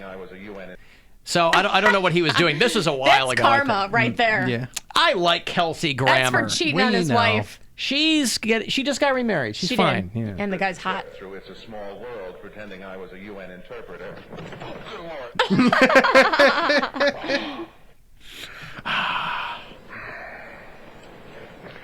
I think I'm. Wow, that was really bad. And the awful thing about those, whether you're Paula Abdul or Kelsey Grammer or anybody else that falls off a stage, is that you try to get back to what you were doing, but all anybody's thinking is that guy just fell I off the stage. know. Mm-hmm. Like everybody's high-fiving this girl this sideline reporter who got hit in the head with the football. Yeah. Oh, that was funny. Because they're like, she came out of it like a champ. But all anyone's thinking after that is she just took a football to the head. Yeah, that's true. Melissa Stark, this was pregame. This was the NFL game in London. It was Chargers-Titans. Boy, they're trying to get people in L.A. to give a fat frog's ass about the Chargers. That's not going to happen. No, they're really trying to get. That was a bad move to pull them out of San Diego. The boy. Chargers are doing well this season, But nobody cares. But nobody cares because the Rams did okay last season. Yeah. And the Rams are playing at the Coliseum. Like it's just, and the Rams were there before. This is a so town there that- were some like holdover fans. It's a town that doesn't care about football, and now they have two teams. Well, and the people that do care about football Are Rams fans. or they're from another part of the country, and they're not Chargers fans. Right. Chargers fans are in San Diego, and they had a pretty small fan base there. Like they weren't killing it there even. Pull Did it up the on your Browns list. play that London game last year? Yes, they did. Okay, I thought Yeah. so. Thought we played in the first one, right? No. Oh, they've been doing it for a while? They've been doing this for years, and Oh, they okay. always do a Jacksonville game because they're trying to make Jacksonville the team of London. So they've done Jacksonville's What gone a over there. random pick. Yeah. The team of London. But All right, here we go. This is from her Twitter feed. Oh, she posted it on her own. Somebody did. I would. Yeah, well, a lot more energy and a lot more going on in the stadium. Fans are trickling in since the last time we spoke. And yes, you have mentioned it. Oh, okay. Nothing like live television. Nothing like live television. Wait, They always have to tell you it's live Yeah, there TV. we Like, go. yeah, we know it's live TV. We know. Play it again. A lot more going on in the stadium. Fans are trickling in since the last time we spoke. And yes, you have mentioned it. Oh, okay. Nothing like live I love. Oh, okay. Okay. I mean, she does recover from it Yeah. pretty well. The big news out of London. No, but then she's falling apart. Now she's laughing. I mean, good for her. It It is kind funny. of glanced the back of her head, but all anybody's thinking is she just took a football. To the I would head. just be like, I'm a girl who gets hit in football or hit with Yeah, football. like I just went viral. Yeah, I'm that'll viral be now. on my newsreel. But better than in the face. Oh, If yeah. you're yeah. a female on television. Nothing like getting hit in the face with a basketball Right. courtside. You weren't on camera. You weren't That's even on the Jumbotron. mercifully. That's right. Yes. Also, if you want to get on the Jumbotron, this is the season to do it for the Cavs. Oh, boy. We'll put everybody in the whole audience there. Channing Frye from your Cleveland Cavaliers will be in here tomorrow. That's right. In the, ideally, I think we're planning on him being here in the first hour of the show. Yes. So I will spend tonight getting myself familiar with who he is. And then tomorrow, I'm planning on a ripping tete-a-tete with this young man. He is a guy that replied to Erica's DM, but not mine. I'm sorry. And I will That ask him can't about shock. that. That can't shock Yeah. anyone, though. But he follows me. He follows me on Twitter. He doesn't follow me, I don't think, on Instagram. And She's a chick. he found hers immediately. He's a chick. She's a chick. I know. That's what I'm saying. That's Because why you would win the think Bumble of thing his DMs. too. It's probably guy. Just followed dudes being me. like, I love you, man. Like, I love the Cavs. Blah. And what then did he you sees say? one chick. I asked him if he wanted to come on the show sometime. And what did you say? Same thing. I literally said, I was wondering if you'd like to come on the show sometime. We are an afternoon show on the home of the Cleveland Cavaliers, the Alan Cox Show on WMMS. Oh, well, there you go. She just gave more information. And a pic of her boobies. No pic of my boobies. I Oh. can show you the DMs. Oh, all right. Well, listen. Did he even view yours afterwards, Bill? I think it's seen. It's seen. You left me on read. It's already there, bro. He did leave you on read. Well, you can ask him. I'm going to. Alan, I hope Paula Abdul got straight up after falling off. That is a cold-hearted snake of a comment. It really was. Yep. She's forever your girl. On I the love floor. her, by the way. She'd only take love in Paula. maybe like 2 steps back. 1 step forward, 2 steps back. That's right. Yeah, she'll be here on Friday, so whoever's running the Roxino, make sure you got some inflatables or something in front of the stage because she's very tiny. She's a petite little thing, but she's still good, like right? 5'2" or 5'3" or something. Wasn't she a Lakers cheerleader back in the day? That's where she got started, Yeah, I right? think so. Yeah. All right, let me break here. I will have Cavs tickets for you, the aforementioned Cavaliers, for the game on... they're going to play the Hawks again on the 30th. It's a Bud Night Out, so if you missed the home opener against the Hawks, we'll get you hooked up in a bit to see them again night before Halloween. 35192 to text. AlanCoxShow.com for the other stuff. The Alan Cox Show on 100.7 WMMS. And everywhere you go on our free iHeartRadio app.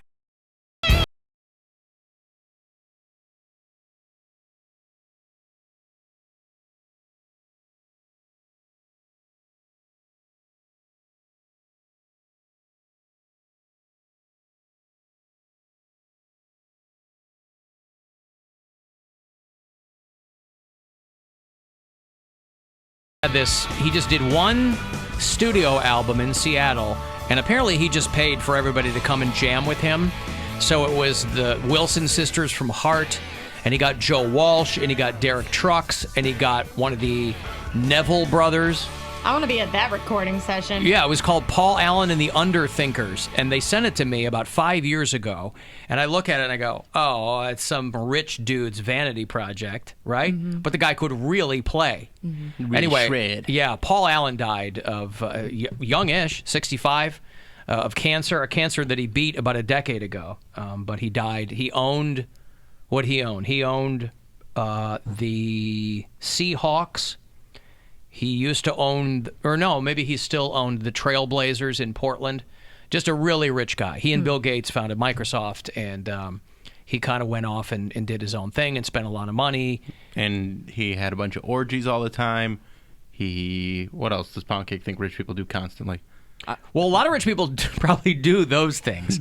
Paul Allen didn't. But so I went back. He had an orgy with that guitar. He really did. Yeah, at the time when I got that album, I was like, and I listened to a little bit of it in the car. I was like, this is really good. I mean, he obviously paid for other great people to be in there, but it wasn't like he was some dude going, bling, some blonk, scrub. blonk. Yeah, exactly. I'd be so much happier. I would too. If it was just some of the best musicians in the world, and then him going, like Will Ferrell as the devil in that Saturday Night Live sketch Yes. when he comes down to write a killer song for Garth Brooks, but he can't play. Besides, a bunch He's of poor playing a people. recorder on the track. Blink, blonk, blonk, blonk, blink. Yeah, it's a good album. I don't know if it's, I don't know how you'd get it anymore, but it was called Paul Allen and the Underthinkers. It's probably available on iHeartRadio. It probably is, if you look for it. What kind of guitar is that, man? It's a hell-spun mixture of the bones of fornicators and the sinew of thieves and gluttons. It's a Fender. Well, man, maybe, look, maybe we should just, call this deal off, because it seems to me that, you're just not that good.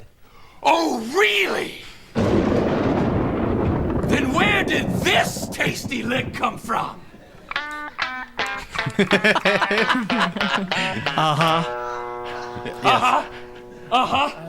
And on top of it, add this. Zoinkas, boinkas, I just got bit by the love bat, and it's driving me mad. Oh, boy. Love it. Yep. Love Will Ferrell. Fred's got a pair of slacks. Fender guitar, by the way, he mentioned Fender there. They did a big old study, and they find that half of all new guitarists are female. I like it. By the way, my young daughter seemingly, now granted she's 2.5 and they'll pound on anything, but she seems to be taking an interest in the drums, which would make me very happy. What does that mean? Well, at earlier points in my older kids' lives, each one of them at some point picked up the drumsticks and wanted me to kind of show them some things. But I think it was just because they were there and they looked fun. Yeah. But my daughter now will set things up in front of her that seem to resemble a drum kit. Yeah. And then she's got these two plastic. There's like a kid's drum set where it just makes noises and lights and stuff. So Sure, it's way premature on my part, of course. It's not too. 2-year-old prodigy, get her training, Yeah, Alan. exactly. Not even. I don't know. Start your. What was the movie? Whiplash. Start whiplashing her. Right. Yeah, get her on Ellen. Yeah. They attribute a lot of females picking up guitar to Taylor Swift, but they said that's not all that there is. But yeah, they said. I love it. So now they're trying to market towards female guitar players. I'm not sure how you do that. I would think if you play the I have guitar. pink guitars and. Really? And they have women-sized guitars, which are the frets are slightly smaller, so that it's easier for us to move our smaller, tinier hands. Just a junior Fender. Kind of, but they're making like ladies. I don't know what exactly it's called, but I've seen things where it's like a smaller version that's meant for women. Well, they're promoting a new millennial-focused line of guitars. A guitar that plays itself. Right. That's a big regret. I hate that I don't know how to play guitar, and I feel like it's just. Erica, it's not too late. No, it is. No, it's not. You're at think it home all is. the time. I mean, yeah. I know, this would be the but- perfect time for you And to it's pick never up- been easier to learn to play guitar because there's so many tutorials on YouTube.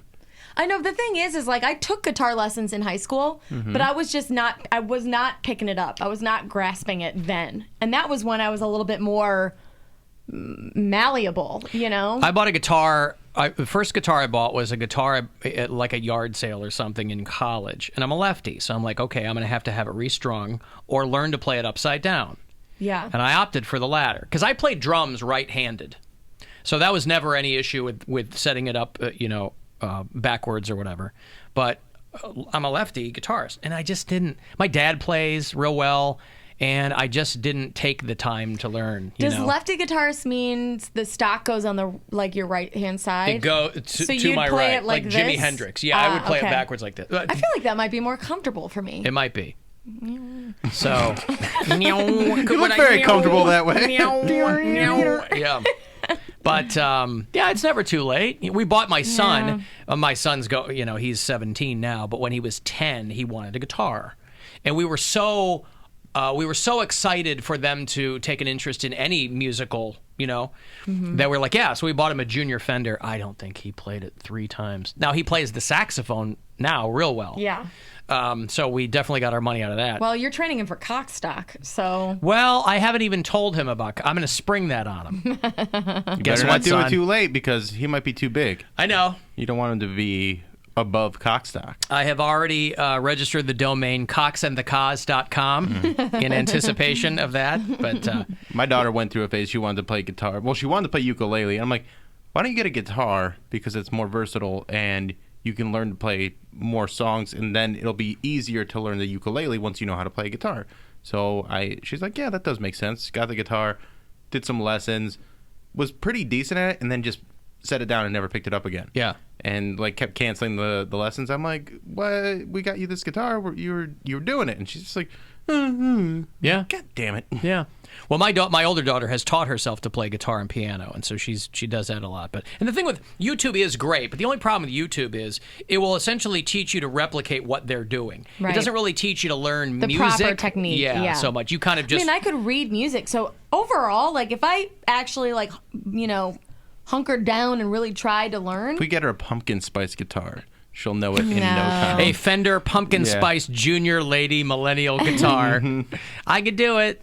It's a skill I'd like to have. Sure.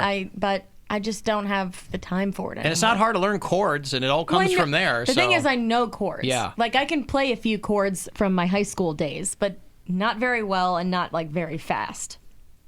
Put on a Warpaint album. Listen to it front to back. Hold on, 231.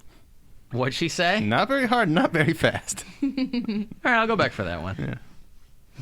I like that one. Can't talk about anything. A lot of people are offering names for Pound Cake's column that I'm suggesting he write for the website. Oh, what are those names? My favorite so far is Tea with Pound Cake. It doesn't have to be him spilling tea. I like it. Which is gossiping for those of you not into the Urban Dictionary slang. Tea. What was the other one? Single gay man's perspective on sniffing where you sit. It's a little wordy, but that's you can't do that more than once. I feel like that's a true. one-off. Yeah. All right, I've got $1,000. You want to take the $1,000 bribe? We give you plenty of chances to do it once an hour, around 30 past. Good luck. Your shot at $1,000.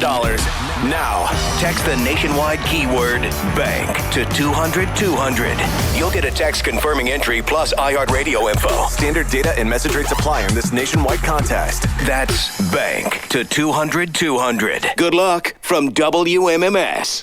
What do you think you'll write about, Pound Cake? Something that I know, and that's like being a hoe in Cox Show.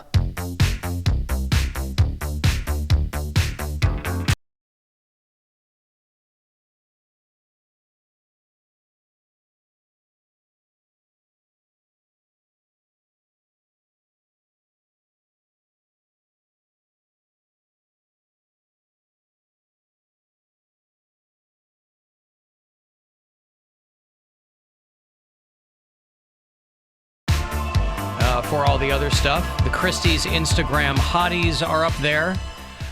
You can watch the show. The live video stream is there too, and you can listen from wherever you are on the iHeartRadio app, which is suitable for your smartphone, not your flip phone. If you have a flip phone, I don't know what to tell you. I would love to have an analog answer for you. I do not.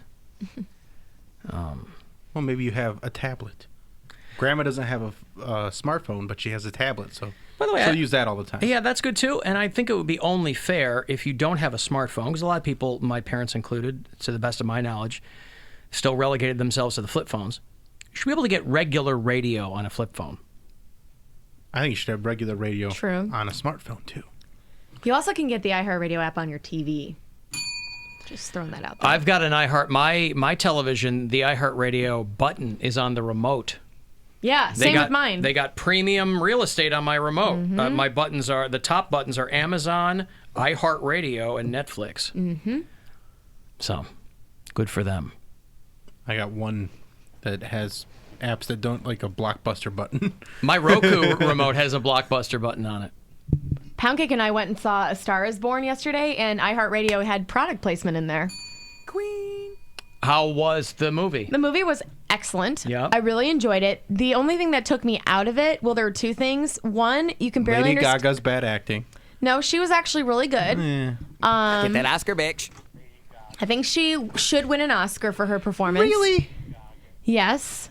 Really? However, Bradley Cooper, because he's doing this like southern drawl and like he's also a drunk, I could barely understand him the entire movie. There must have been 5 or 10 times where I leaned over to Pound Cake. What'd he say? That's what I heard, is that he was What? real marble-mouthed in that movie. Yeah, and between him and Sam Elliott. Sam Elliott. How the hell do you understand? And then they have conversations with each other. I'm like, and then there was a pivotal moment in the film. Pound Cake and I had no idea what they said. It was between the two brothers, and I'm like, I don't know what they said to each other. They could have at least given you subtitles. Or something. Yeah, I've been watching Making a Murderer season 2 all weekend, and they have lots of subtitles in that because they're hard to understand as well. Because they're like Wisconsin accents. Yeah. But Pound Cake, he also took me out of the movie because every time she sang, he clapped loudly as if he was in the room of the performance. So he was really queening it up in there, though. So Every time she entered the film or like, was in a scene, he's looking over at me like, and the movie's about her, so that's a lot. yeah. Yeah. Yeah. Annoying. That's how much he loves Lady Gaga. Under normal circumstances, he would be staring at Bradley Cooper. Probably. I know. And this time he was staring at Lady Gaga. Now what made her And performance you so see her good? nip and her vagina too. You see her vag? Yeah. She stands up. Real quick, she stands up in the tub and like the door is closing, but you see little snatcheroo. Wow.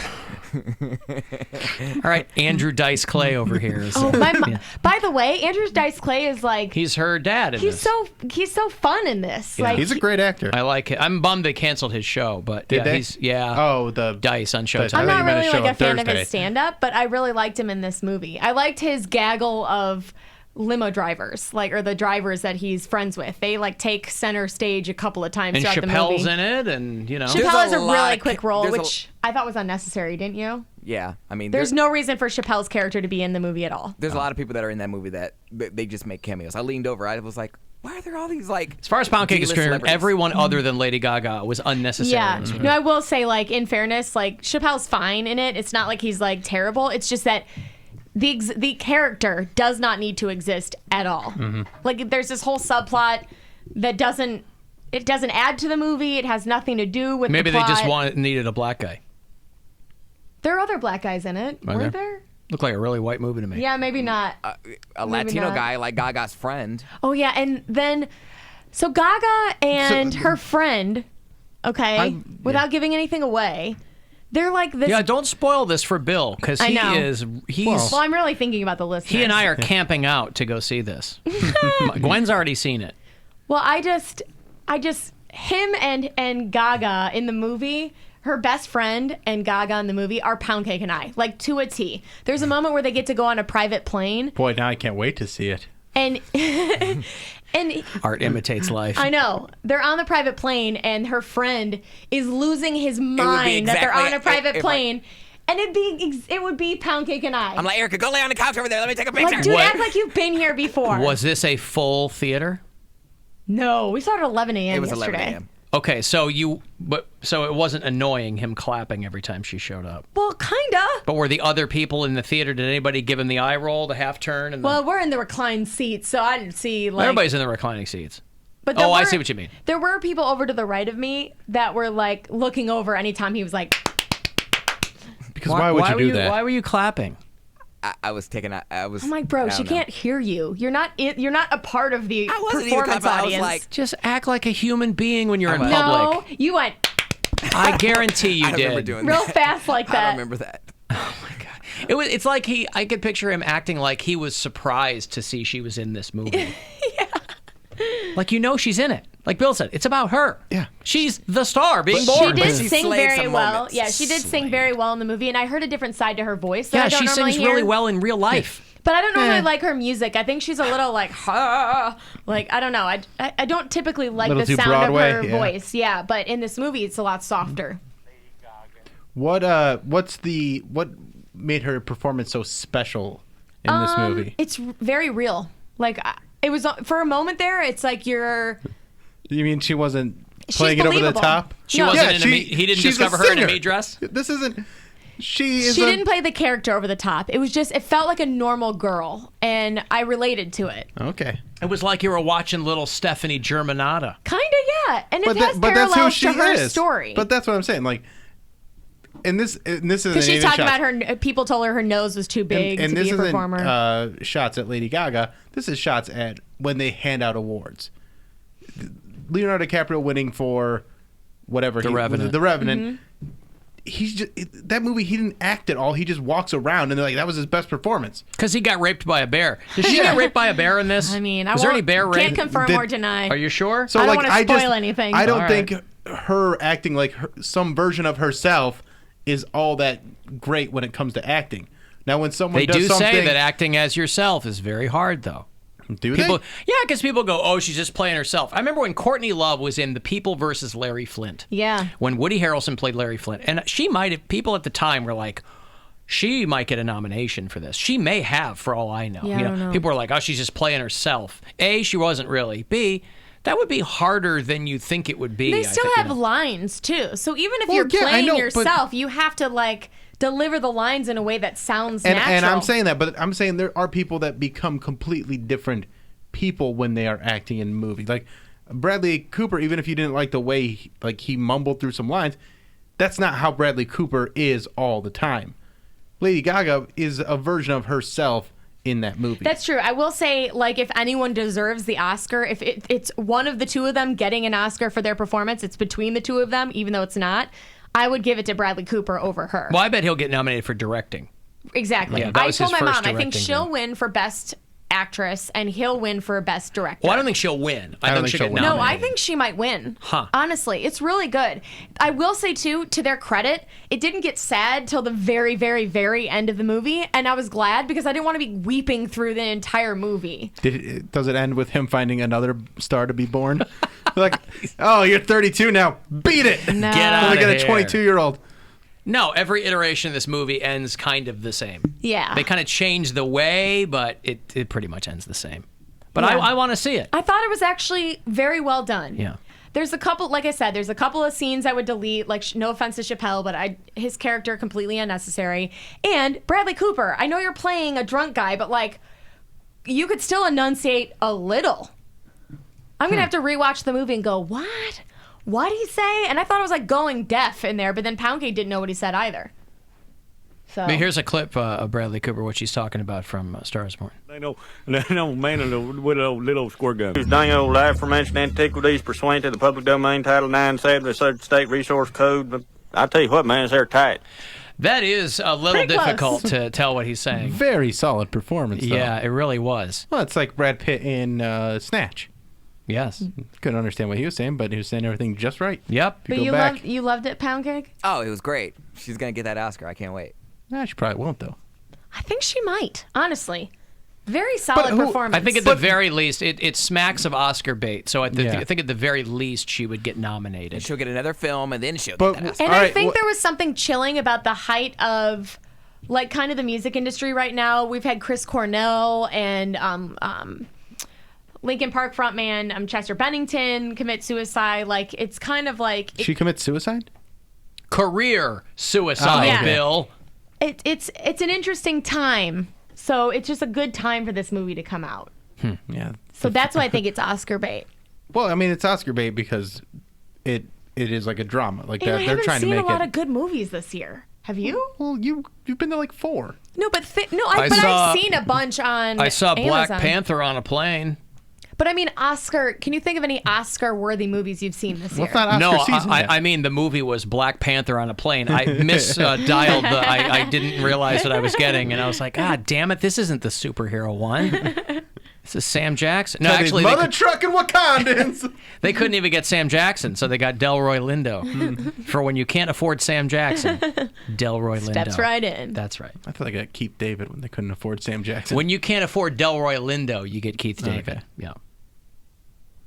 Yeah. Okay. I want to see that movie. Yeah, I would say go see it. I honestly want to see it too because I like movies, but I don't like Oscar bait. That's so I don't care about the awards. That's if it's the a good thing. movie, it's a I good don't movie. want to oversell it Right. to anyone. Like, I just think it's a good movie. I thought it was a really good movie, probably up there with some of my favorites. And I didn't check my phone once during the movie, Neither did which I. And it says was a long movie. lot.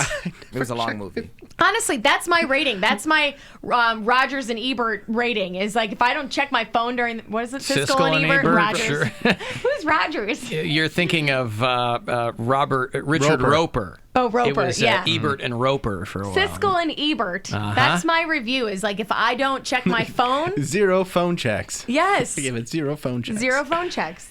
Lady Gaga said her character is nothing like her when she was on Ellen. All right. Well, Yeah, she puts up with a lot in this movie, and I think that in real life she probably wouldn't. Yeah, I just don't know on what circumstance I will see this movie now because I was going to go with Gwen. She went with one of her friends. You and Bill, Date date night. Bill and I going to see A Star is Born. Pound Cake and I went. Yes. We'll have a girl and buffer gay seat. guy. Don't worry. Yeah, that's right. We'll have a buffer seat. You know what? Those recliners are so wide now. You don't have to worry about that. Oh, anymore. yeah, I wasn't anywhere near Pound Cake. We'll get that love seat right up front, and Yeah. we'll sit there and could you hold my popcorn tightly? Yeah. I have my 2 chicken for fingers. A Star is Born. Just Yeah, Bill and I. He was eating chicken fingers next to me. Oh, God. You are the worst. Yeah. He's clapping, eating chicken fingers. At 11 in the morning. He looks over, you want one? I'm like, no, I don't want a chicken finger at 11 They a.m. smell. I get the honey mustard. I get that movie theaters make money on concessions, but it's gone so far over the line. I had a now. meat and cheese plate. Ugh. It was keto friendly. So your aisle just smelled like farts. We were the only one in our And- aisle, really. No, we have those people to the right, but I doubt they. Who I'm sure were real got a happy waft. to be downwind from the charcuterie cares? board and the Matinee's chicken cheaper. tenders. Who cares? God. Yeah, Let's we get specifically popcorn. went so there weren't What's a the ton matter of with people. popcorn? I didn't want You know what the popcorn. thing is with Can I popcorn? have the chicken tenders at 11 a.m., please? The thing with popcorn is you get a bucket of popcorn. You're so excited to eat it. You eat like 5 bites and you're like, I'm sick of popcorn. No, I house a tub of popcorn. Oh, I can't. I get Yes. sick to my stomach after eating a certain amount of popcorn. No, I love it. When Gwen went to the movie, before she left, she gets the thing refilled, brings me home a big tub of popcorn. Now that's a That's good nice. lady. Yes. That's a smart move. That's a keeper. Yep. Yeah, I'm not really a popcorn fiend. I like those first few bites with the butter sauce, and then I'm like, no, I'm that's over why it. I specifically like going to the movies to get the popcorn. If they were like, we've got a brand new movie theater with all the top hits, but no popcorn, I would firebomb that place. Not only would I not Seems go. extreme. Well, it is, but that's how I feel about it. Joe in Philly, hello. Yo, what up, guys? What's going on? You know, I typically, and I really do not enjoy Erica's reviews of movies, but I could not stand idly by as she spoke blasphemy of the one Bradley Cooper, the Philly Saints. No, I think he should win an Oscar, but I still couldn't understand half of what he said. Well, if you opened your ears, you would understand. Well, it wasn't like my Wow. ears were how do you close an ear? By the way, a lot of people are telling me that he sounded like Boomhauer from The King of the Hill in Yes. that clip that I played, And we which were- is very strange. we were in the Wait, that third wasn't row. really Boomhauer? That wasn't Bradley Cooper, It Bill. was just real deep and grovelly, like, Yeah. the whole movie. It's fine. It's fine. I didn't really see the movie. I just hate when people. Oh, talk you smack about fart. Bradley. He hates when people rip on anybody from Philly. Yeah, he doesn't like when they get on Grimey's back. What's that mascot? Gritty? Grizzly? Gritty. Yeah, Gritty. Grizzly. Something. I don't remember. I love the contest they do for Gritty. He goes around and just bounces people with that ball that they stand in. You guys see that clip I sent? Yeah, I wonder if they're going to be sending him into the children's hospital ward anytime soon, though. These kids are clinging to life. Last thing they need is to see that thing darken their doorway. Might scare him to life. Who Yeah, knows? maybe so. I love Gritty. All right, rehang your Bradley Cooper posters, Joe. Right next to St. John Paul. Right there. All right. Oh, best of luck to you. Uh-huh. Many blessings. Lady Gaga was astonished that Bradley Cooper could sing. He can sing really well. Yeah, I he was does sing surprised. really well in the Yes, movie. it's called Voice Lessons for a Movie You're Doing. And he learned to play the guitar, too, which is Right, pretty dope. it's called Guitar Lessons for a movie. If you're going to get paid however many millions, you can probably... the least you could do. Yeah, learn But to there's- sing. You're playing a singer. But some people can't learn to sing. Like, so if you don't have a voice, you don't have a voice. You can teach anybody to have enough of a voice to play a singer in a movie. Probably not Pound Cake. They could sweeten it. Are you kidding me? When they do the Pound Cake Lifetime story, they're going to come to me and they're going to go, "Do you have all those songs?" I go, "Hell's yes, I got all those songs. You can have them." For Pound Cake: the movie.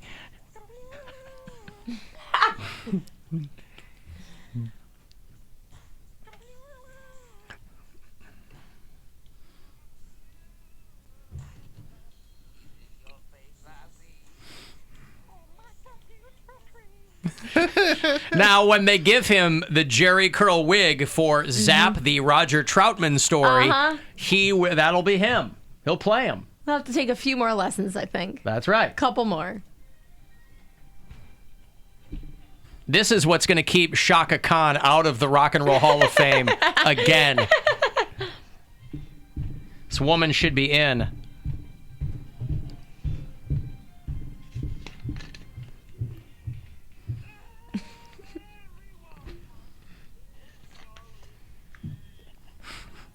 This is from the movie A Star is Born. A Scar is Born. Scar is Born.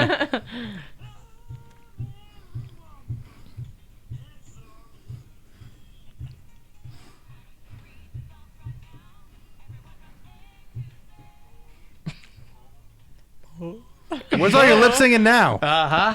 You always do lip singing when you're out Yeah. on your story. You can't do a little lip Why singing are you for the lip syncing cameras? your hits? Those are your hits. My bad. I thought you guys just wanted to luxuriate in the sound of my voice.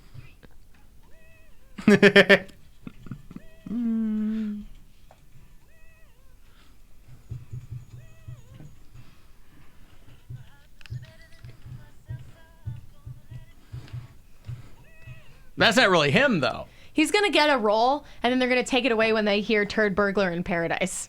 Yeah. There, we found somebody else. I didn't get any more callbacks for this role. I wonder why.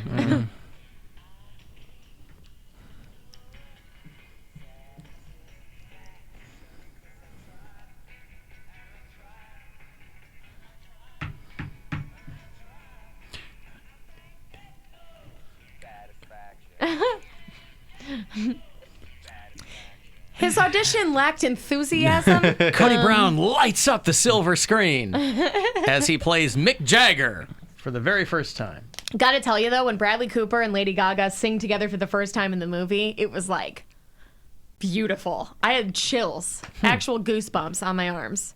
All right. Now, it could have been Pound Cake just blowing on me with his breath, chicken tender breath, but I'm pretty sure I had chills. These are too hot. Yeah. Chicken tender breath. Nothing tender about that breath. I'm going to have tickets for you when we come back for your Cleveland Cavaliers. They're back to play in the Atlanta Hawks. Lost to them in the home opener last night, but they'll play them again on the 30th at the Q. So if you want to get to that game, we'll hook that up. If you're on hold, I'll get you as well. 35192 if you want to text. The Alan Cox Show on 100.7 WMMS. And everywhere you go on our free iHeartRadio app. I sleep better. I'm more productive at work. I'm more productive just in general out in my daily life. And I commend you. You're putting yourself out there. A lot of people have died in darkness, right? Yeah. You're in front of a lot of people. So I love that. Well, it gives me an accountability because you guys are mean. You're real mean.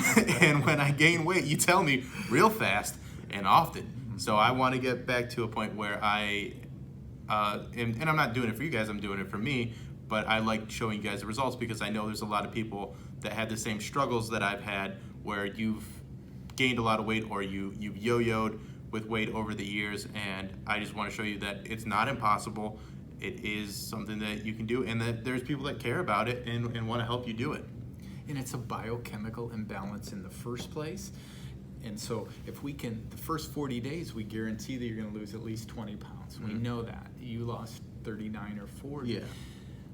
But after that, that's the initial entrance into the stadium. Now you're there. Now let's lock it in so you never gain it back. And that's where it takes a little bit longer to retrain your biochemistry. Now, some people that happens right away. For others, it takes longer. Yeah. But either way, we're there for you the whole way. And the first couple rounds I did, I kept it off for about a year, and then I got away from the principles, and that's when it kind of fell apart, and I started gaining a bunch of weight back. So I know that I can sustain the weight loss, and I just have to stick with it. And Dr. Boot and the staff has been willing to help me do that. And one of the problems that I've encountered is when you start to gain a little bit of weight back is you feel so shameful about it that you don't want to go in and visit with them because you think that they're going to judge you, but they don't. It's me. I was my own worst enemy through this whole thing.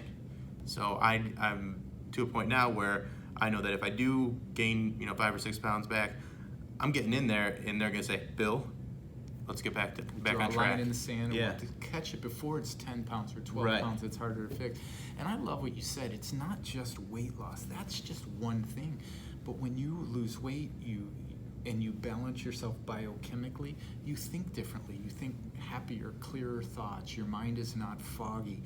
You're going to the bathroom regularly. You have more energy, so your exercise life improves. Your love life improves. You sleep better. And the sleeping better is such just a relief, because if you struggle sleeping, you can't sleep through the night, and you get into a rhythm where you are sleeping through the night and you wake up at the same time every day. I have an alarm clock set. I wake up before it, but I'm not tired when I wake up anymore. It's not like, oh, I want to stay in bed all day.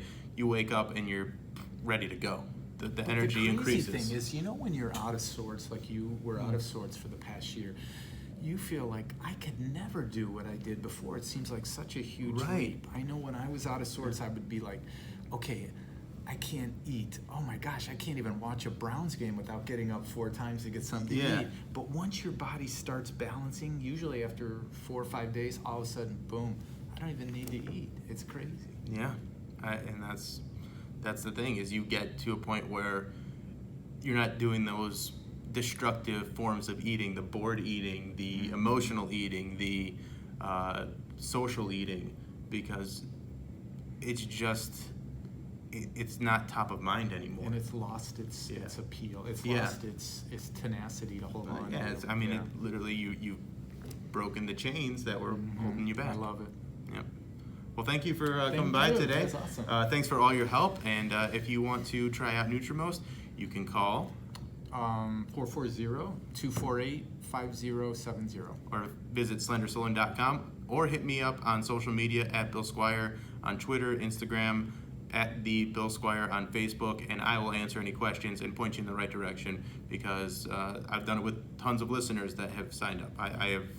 I'm very passionate about Nutrimost, and I'm always willing to talk you through whatever questions or concerns you might have. So thanks for coming by, Dr. Abood, and call him today. A cancer patient lost all but an inch and a half of his penis to a flesh-eating infection. Oh, no. He's gotten a 6-figure payout. Why? Because it happened because of the hospital's negligence or something? Yeah, they punctured his bowel to remove his prostate gland, and it wasn't detected for 6 days, and he got necrotizing fasciitis. Oh, no. Man. It left him with an inch and a half of a penis. He said the little that's left just doesn't function anymore. Oh. This really is any man's worst nightmare. Castrating him, basically. There is no reason, and I don't care what people say. You can throw me all the supportive, uplifting posters you want. There's no reason to go on if that's the case. And this is a 63-year-old man. It's not like he's plowing his way through the English countryside with the ladies, this right? This is all he has left, you know? But just even if you want to. How much is he getting? 6 figures. 6 figures? That's not enough. 6 figures? This is the guy that deserves $95 million. Yes, I would say a man's penis is worth $95 million. After the procedure, but 503. After the procedure, but before the complications, he wed his long-term partner. They've been together. He's a gay man. No, his wife. Oh. They've been together for 18 years, and he finally married her. And when you say partner, I think gay. Perhaps you shouldn't. Right. Oh. Perhaps you shouldn't assume, Erica. How is that judgy? How is that judgmental? You tell me, Judgy McJudgerson. Yeah, you're the one that's calling this straight man a gay man. Right. Because homophobe over here. No, I'm not saying. Me. No, it sounds more like you're a straightophobe.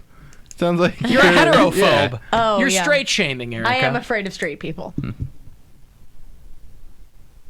But only 6 figures for. I know. Way losing underpaid. your penis through negligence. That's not fair. And they punctured his bowel. Yeah, he says he just wants other people to know how dangerous the flesh-eating bug is. Yeah, I think they know. Mm-hmm. I don't think that's an area in which there's a lot of conflict. I don't even have flesh. Why would I worry about that? What? He's gonna eat my flesh? Like nobody's ever heard of the flesh-eating bug. But boy, it really is a coin toss as to where you get it. Too. I know. People go, oh, I got my foot cut in a river when I was kayaking and I lost my foot. You go, okay, that sucks. Life is still doable. Right. All right? This guy, they perforate his bowel trying to get to his prostate and it eats off his dong. Sounds like a game of Clue. It sounds like Jigsaw. What's that? Saw. Yeah. It's like, make your choice. You can either have your prostate or your penis. Yeah. Do I have that? I don't even know if I have that. Make your choice. I like when you say, Jigsaw. What's the movie with Jigsaw? Saw, yeah. Like her and Stretch Armstrong. Make your choice. What's the penis or bowel? Stretchy Armstrong What guy? was the choice? Prostate or penis? Prostate or penis. Stop laughing at me, Jigsaw. This is serious. Make your choice. These are high stakes, and I don't appreciate you laughing at me. You've decided to either take my penis or my prostate. Penis or prostate. I'm gonna go with prostate. You have chosen wisely. Thank you. Now that's the or game that we never played at the 6 o'clock game. Oh, I'm already having him cutting an intro for it. Penis or prostate. Yeah. Penis or prostate. Penis or prostate. I just like that the guy goes, oh, I just have an inch and a half left, because you had to specifically measure that. Mm-hmm. He was checking. At the end of everything, he's like, oh, just give me 2. Please give me 2. Just Two, only give me 2. two. 2. Give me 2. Please give me 2. 1.5 inches. Oh, God. Wait, is he British? Yes. Why is he using inches? Are Don't they know. imperial? Don't know. Well, Bill, as you know, my penis is 0.5 centimeters. As you know, inches are the universal universal penis measurement. Yeah, I guess you don't really hear. No. My penis is half a meter long. I guess that's true, right? Half a meter is a lot of penis. That's a lot. It really is. I'm not good with that math conversion. That's like 1.5. It's Bud for only $50. I'm sorry. Commas are important. 2 24-ounce Budweisers and 2 tickets. Not a 2 1/4-ounce Budweiser. 2 24-ounce Buds for only $50. All right? Tuesday nights, your Buds night out with the Cavs. Cavs.com for the info. 2 tickets for you here. Cavs, Hawks, on the 30th of this month. Good luck. Caller 12, 216-578-1007 or 800-348-1007. Catch me outside. How about that? That cash me outside girl probably makes more money than you. I don't need your little petty ass money. Here you go. And now more crap you don't want to hear. Y'all don't know shit. It's the Alan Cox Show. On 100.7 WMMS. That's what I get for reading that too quickly. 2 1/4 ounces. 2 1/4 ounces. I'm like, this is a very specific copy that they're giving me here. Also very expensive. $50. 2 for tickets and 2 beers. Yeah. 2 1/4 ounce. 2 1/4 ounces. Yeah. That was a good sip. 35192 if you want to text, and AlanCoxShow.com for all the other stuff. So Cavs are 0-3 right now for the regular season. 133-111 was the final last night for the home opener against Atlanta. Wednesday night, they will return to the Q. Off tonight, off tomorrow. And they will play the New Jersey Nets. Brooklyn Nets? Brooklyn Nets. The Brooklyn Nets. Yeah, you got it. At 7 o'clock here on WMMS. So your pregame coverage will start right after the last 10 on this show, 6:30 on Wednesday night. Hey, Stripper Scott. Oh, yeah. Hey, everybody. What's going on? Are you okay over That's there? a lot of mouth sounds. Are you all right? Yeah, I'm fine. It just all right. Burp made its way out. That's I fine. burp like a man, unlike you. Even when I have my mouth closed and I turn away from the microphone, you can still hear it. You have not burps. I guess I don't burp like a man. Mm-hmm. You also have a lot of throat gargles. Yeah. He has throat gargles like a man too, Erica. Yeah, that's right. Scott, I'm a man to make noises. I got a body. Hello, Scott. Yes. Hey, how's it going? Fantastic. Yeah, I was actually thinking about going to see the Lady Gaga movie because I know she's a really good singer and she looks pretty cute in the trailers. But I was still on the fence until I heard you guys say there was nips and vag. That's right. That's right. A twofer. Uh-huh. Yeah. Well, when you're not actually talented, you have to show your body to get people to go and see you. Hey, a $9 ticket is going to be the cheapest boobs and vag the Stripper Scott has gotten in a long, long time. So he could take a gaggle of his friends and still be saving money. Boobs and nips and vag is what. Yeah, you get a little party pack. But you just get, basically you're saying you get full frontal from You her. get. And we've already seen that, haven't You we? definitely We've seen her get in- some major. There was a major nipple moment. Major Okay. nipple moment. Major nipple. And then there's a scene where she kicks him out of the bathroom and she stands up in the tub, and you get one breast and side vag. Is there, again, I've seen, and same with Stripper Scott, you've seen so many naked, real-life human women, Scott, that I can't imagine that this movie is going to be all that thrilling for you. No Bradley Cooper wiener? No. Very disappointed. All right, you and I and Bill will go, Scott. Won't be creepy at all. The three of us will all sit next to each other in the movies, okay? Oh, yeah. I'll have the popcorn. I promise not to cut the whole out of the bottom. Right. Well, then you can't Then go, cancel Scott. our date. Then cancel it. Forget it. All right. Thank you, Scott. On naked women, stripper, Scott. Their daddy issues. Give him a boner, stripper, Scott. By the way, with so many other things going on over the course of this weekend, I had completely forgotten until Tia texted me and said, Alan, what's up with Pound Cake's column, which was due today. And I don't know where that is. It hasn't been turned in to me. It's in my backpack. I have it. I've totally Is it forgot. handwritten? It's handwritten. All right. I have it. Can you proud of see you. it? Yeah. Bring it in here. Well, he did say after the movie yesterday that he had to go home and work on the column. I can't believe he's got it. I but thought the I look had on him. his face when Good you for asked him. about it just now, like Yeah, I thought it he made forgot me it. scared Yeah. that he Good for forgot him. to do it. I thought I had him. I forgot about He's it. a professional. Well, Pound Cake, I can tear this out, right? Or do you want me to leave it in here? You can, whatever you want. I mean, Okay. All right. Leave it in, Alan. I'll leave it in. It would have been nice if he had told us that he had it a lot earlier, so we could have transcribed it and all that stuff. But Well, I'll Is there a working title? Snacks of the Neighborhood. Is that a pun on something? You have to read it and find out. So no. a pun is self-evident. Like, okay. How many pages is it there? It's Oh wow! It's 3.5 sides. Gotta tell you, if Pound Cake's anything, it's a hardworking man. Handwritten. Well, I haven't said anything otherwise. No, I'm not saying you haven't. I I'm just just saying wanted we to- joke around a lot, but he does work hard. I don't know why you guys thought I wouldn't do it. You guys, no one is saying that. I'm just saying it. I'm saying that. I forgot, and I thought that you had forgotten too.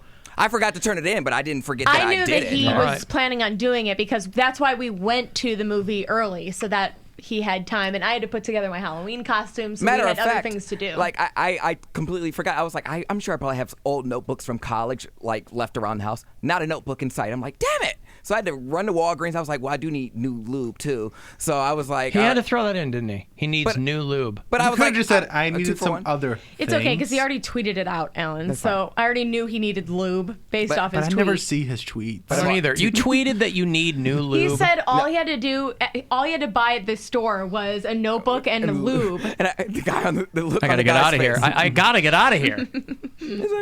I've got to quit. I've got to pack my house and I've got to move. Is what I have to do.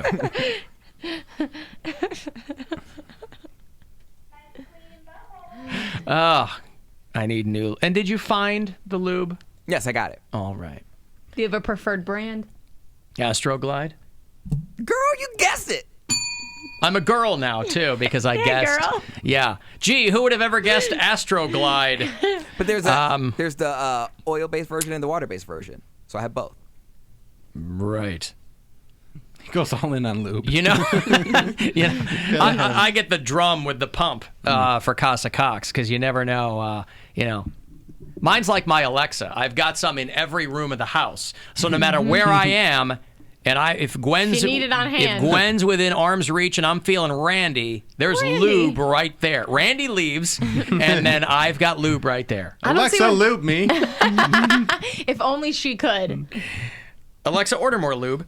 I don't see what the big deal is about a small bottle of spermicidal lube. What movie? Oh, I have no idea. Fight Club. Super bad. Oh, didn't like Michael that movie. Cera? No, didn't I only like that saw it movie. once. Nope. Nope. What? How do you not accidentally see that twice? Nope. Only thing worse than a Michael Cera or Jonah Hill film is a Michael Cera and Jonah Hill But film. you get Fogel. Who? I love Fogel. Who's that? He's the nerd in it. McLovin? McLovin, yeah. He was entertaining, and there's a young a pre-fame Emma Stone, yeah. And who's the other girl who wasn't really famous yet? From Superbad. I mean, that movie, Seth Rogen was the most famous guy in it, right? At the time? Yeah, when he played one of the cops. Who And was the the other other dude girl? is from Amy Schumer's movie in SNL, and I can't think of his Bill name. Hader. Bill Hader, yeah. Bill Hader. Martha McIsaac is the other girl. Oh, okay. I don't She know was if I- in, God, I just saw her in something that was real good, and I was like, what the hell is she from? And it was, Is she the it was Goldschlick Superbad. vodka girl? she's the brown-haired one. Okay. There's a brunette, and then there's Emma Stone. Yeah, I think she's the one that he gets Goldschlick vodka for. Oh, okay. And who he brought the spermicidal lube for. Okay, there you go. And he No, just goes, I don't see what the big deal is about one small bottle of spermicidal lube, because he brought it to he brought it to go hook up with her. Mm-hmm. And Jonah Hill's character is like, what the hell? Why are you bringing lube? They're not, 100. They're young women. Yeah, lube's one of those things like condoms where you should divest yourself of any embarrassment. It's always good to have. Yeah. It's never Yeah, you know where not things good are going to to end up. Well, not even that. It's just, it's always good to have a lubricant. Mm-hmm. You know? It just is. That should be on the mission statement, honestly. It already is. All right, I've got $1,000 here for you. It's always good to have $1,000 and always good to have lubricant. Think how much you can buy with $1,000. Oil or water-based. Come on. I wonder how many 2 1/4 ounce Budweisers this would get you. Our $1,000 bribe. But right now, good luck. Your shot at $1,000. Now, text the nationwide keyword WIN to 200-200. You'll get a text confirming entry plus iHeartRadio info. Standard data and message rates apply in this nationwide contest. That's WIN to 200-200. Good luck from WMMS. You did see that they have made a self-lubricating condom. Did you read that story? How Might be does it do something to that? consider. It gets slippery when wet. Oh. Part of the Bill and Melinda Gates Foundation. This came out of philanthropy. Oh, right? wow. And a desire. They work very tirelessly around the world to try to drop HIV rates, things like that. They did the poop water. Poop water. Well, they invented partly the straw, right? Matt Damon and the Gates Foundation did that straw. They did the straw, but they're experimenting with removing water from fecal matter. I got you. So Okay. and making it clean to drink. You mean removing fecal matter from water? Something like that. That lady in It's Maine. not my project. That lady in Maine removes the water from the fecal matter. Yeah. I've got a couple of straws in my bug out bag, by the way, where you can just put it in any water.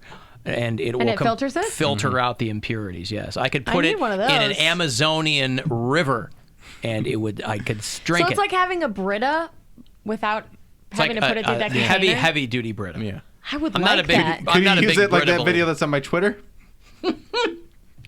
Oh, God. The fireball in the foreskin? Yeah, would it get the impurities I guess out of you that? should. I don't know. I don't think anything could get the impurities out of that. At least of all the impurities out of my eyes after watching it. But the Bill and Melinda Gates Foundation had a competition to design a better condom, and the winner was a research team who came up with a self-lubricating condom. How'd they define better condom? One that's a good feels question. better, and I don't know if it's. And for guys, how is that Just going to better? work? Well, they say that the condom, now again, someone had to test this, or I'm sure they put it on some kind of machine or an F-bot or whatever, that the condom is good for 1,000 thrusts.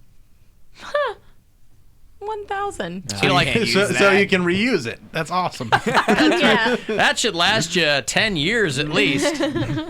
What's that one thing, 100 flushes or whatever? 1,000 flushes. 10,000 10,000 flushes. Is it 10,000 flushes?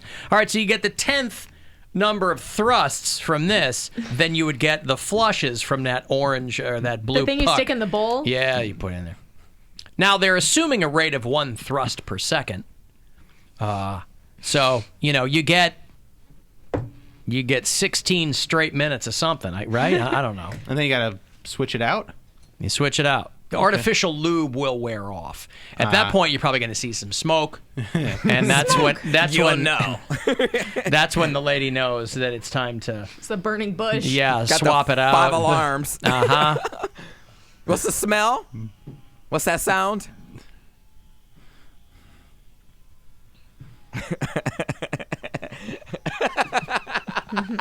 So there it goes. Anyway, so it's not necessarily a self-lubricating condom as much as it's a self-drying condom, right? Because you got that's like the Mission Impossible of condoms. This where condom it will self-destruct in 1,000 strokes. They say the typical intercourse lasts between 100 and 500 thrusts. So it'd be good for, by the way, that's a pretty broad range to say typical intercourse is between 100 and 500 thrusts. Like how you know? I got to start counting my thrusts. I know, right? Next time you have sex, you're like, 1. She's like, what are you counting? My thrusts. My thrusts, baby. Why do you think I'm playing this house music? I'm not gonna count out loud. I'm gonna have one of those clickers like they have at the airport. Or you could get one of those clickers. Yeah, like just like those things you hold in your hand, and as people come through, you just go. Well, they already have the step counters. They already have the Step C-ring counter. pedometer that you can buy. Oh, there you we go. talked about that a while ago. That thing you can put around your nubbins, and it'll Nubbins. count the number of whatever.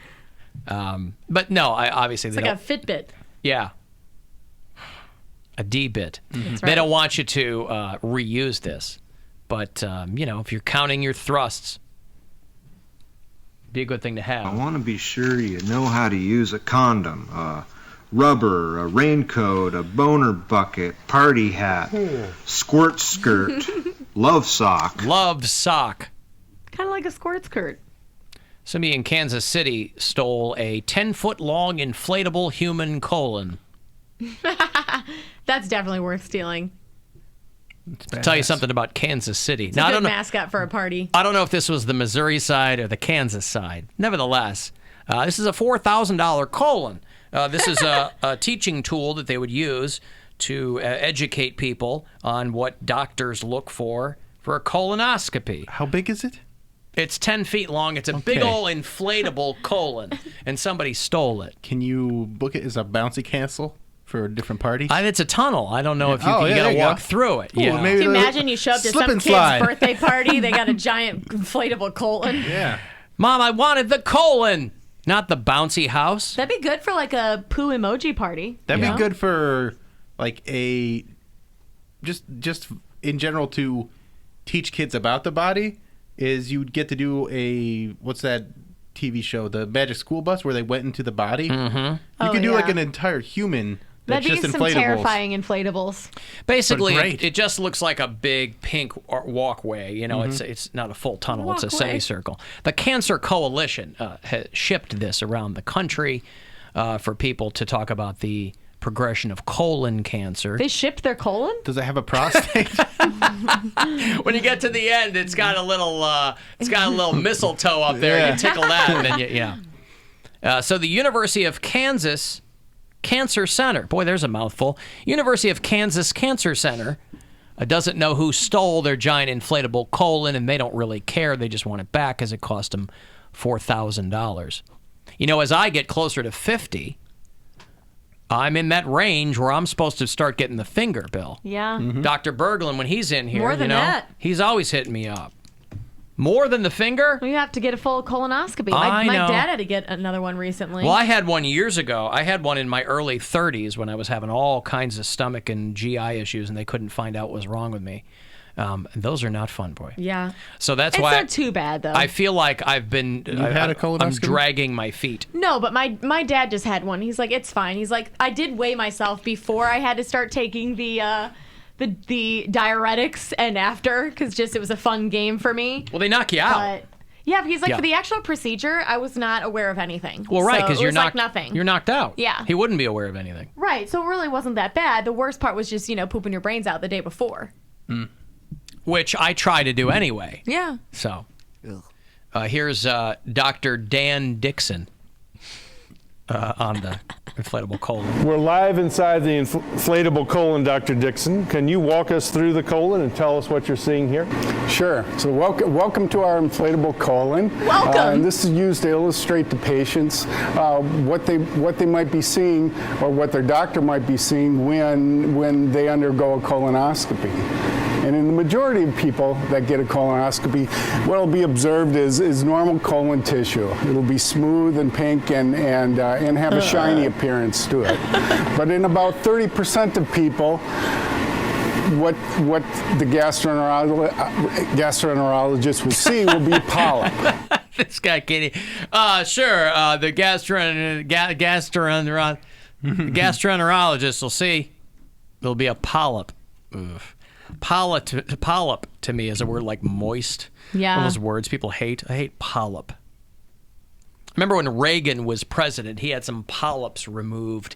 So I remember that was where I first heard that word because it was in the news all the time. And I don't think it was in the throat. I think it was No. around back. Benign polyps, though, are pretty common. They are.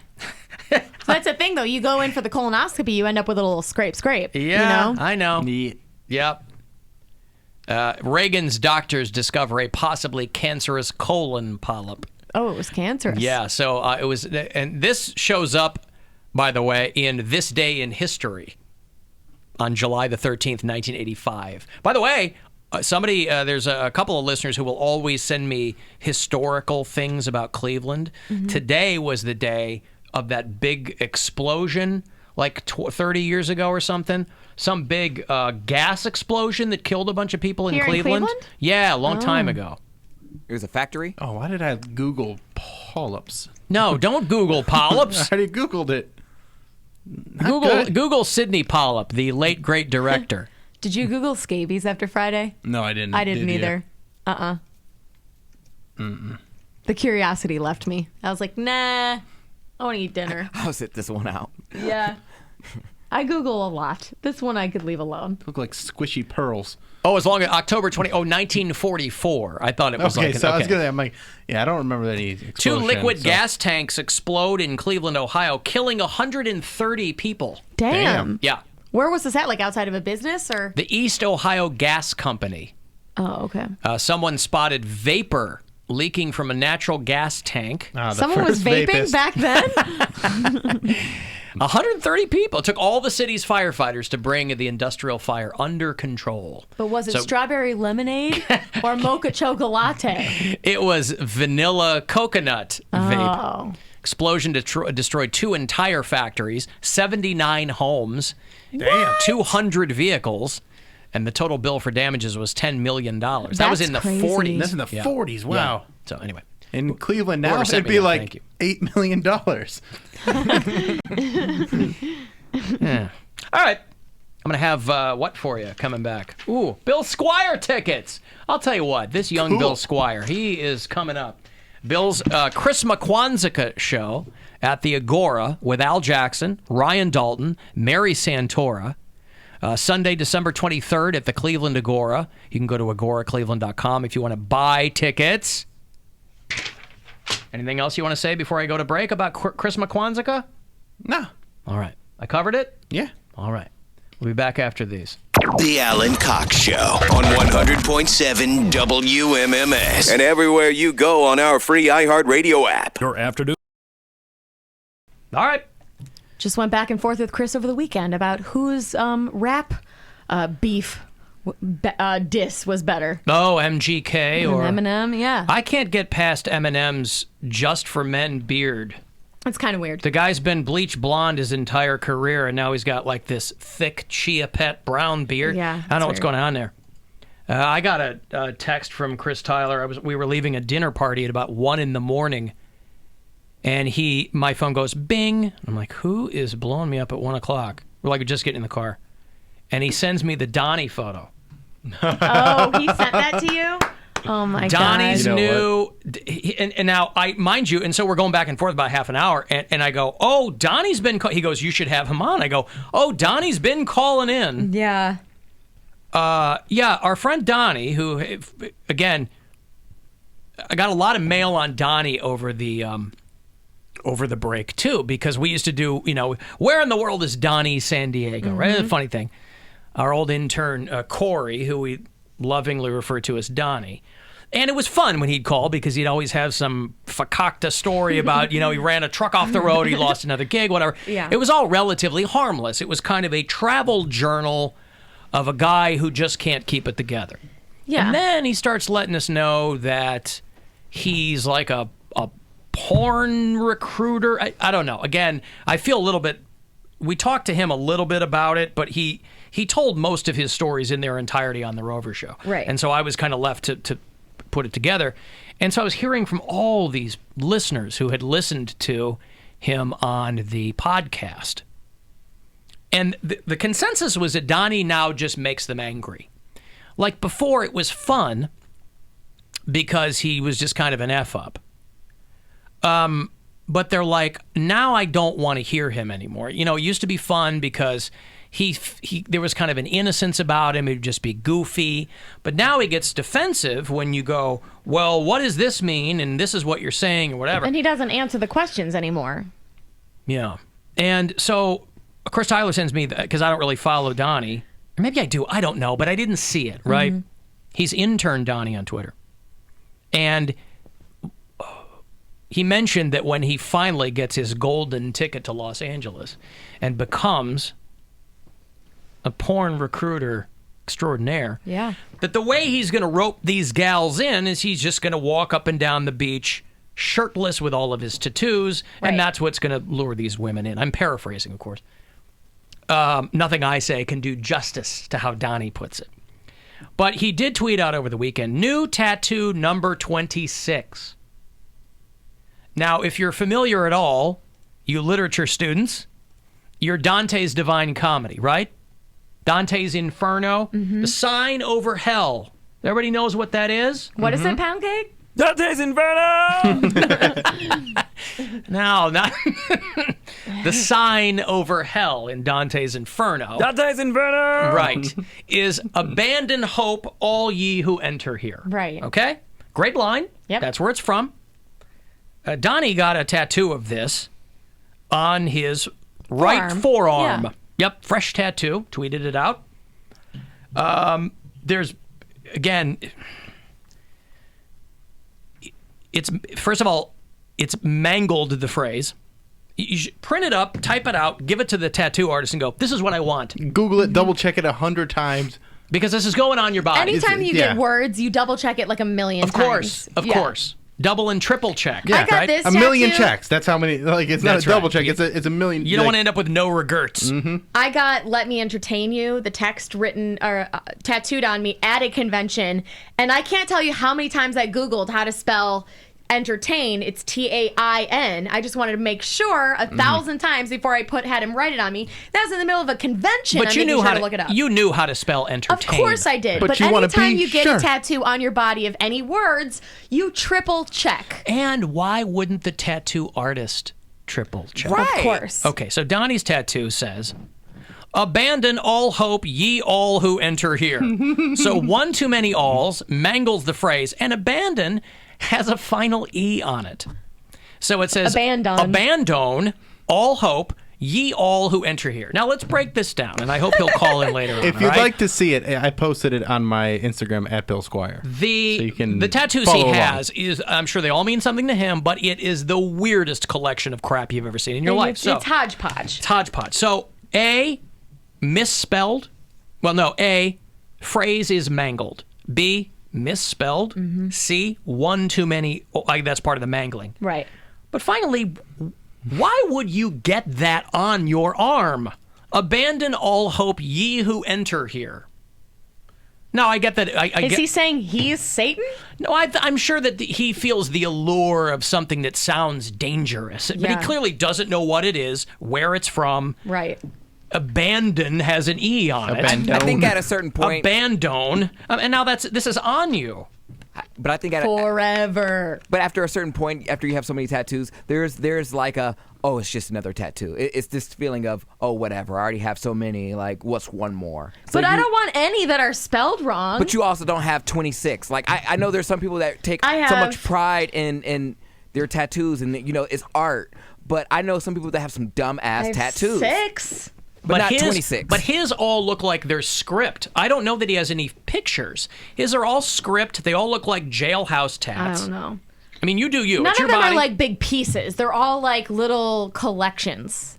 Right. So next time he calls, I'd love to know. I don't need a blow-by-blow description, but I would love to know. You're not going to get one anyways. At least the ones that are visible in the photo, what those particular And who's ones the mean to him. tattooer?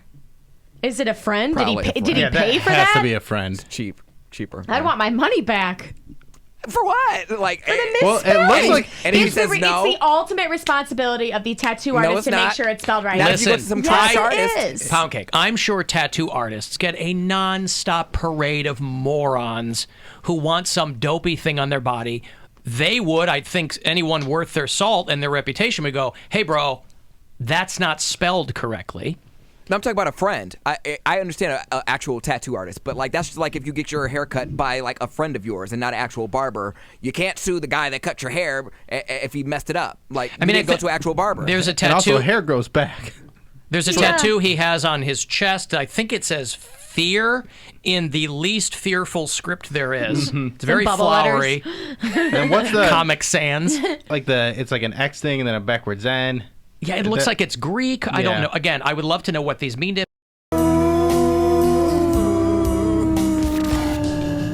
All right, this Christmas time, the Bill Squire Christmas Kwanzaa comedy special goes down Sunday, December 23rd at the world-famous Cleveland Agora. Tickets are on sale at agoracleveland.com. Anything you want to add to that? It's Al Jackson, it's Bill, it's Ryan Dalton, it's Mary Santora, it's a Murderer's Row. It's a great lineup, and I'm extremely excited about it. There's a lot of people that have already got tickets, so I know a lot of people are probably not planning for things in December. But They should be. You should be. It's here before you know it. Because it's going to come up quick. You can get Bill's name on your ticket. Mm-hmm. I think most people know if they're in town or not. You know what I mean? Yeah, December 23rd. You Yeah. know if you're... What number winner do you want? Let's do 12. All right, 12. 216-578-1007 or 800-348-1007. Good luck. From the Final Touch Construction Studios, this is the 50th anniversary of WMMS Buzzard Radio, an iHeart radio station. Ask Alexa to play WMMS on iHeartRadio. Now back to the Alan Cox Show.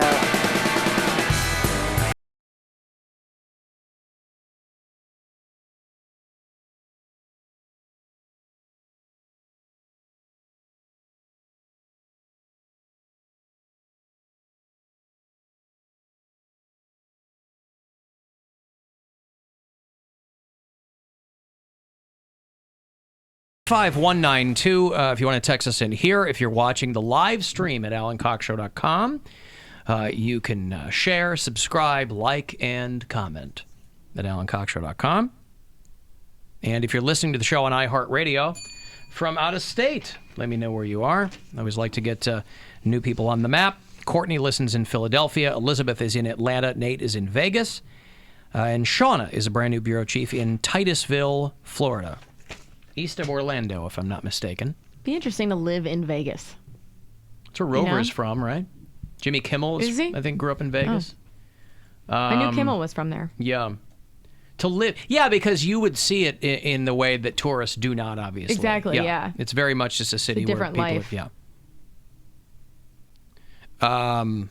You know, like L.A., everybody thinks that everyone's in show business in some capacity. Right. In Vegas, it's probably more true in Vegas that more people are employed in the casino business. Than Yeah, I had a friend that was A lot of jobs available. bartender there. She said, she's like, I had to move. I had to get out of there. She's like, if I would have stayed there, I would have died. Why is that? Because you just get wrapped up in it. Like she said, I just had thousands of dollars. She was like 22 years old and had thousands of dollars thrown at her nightly.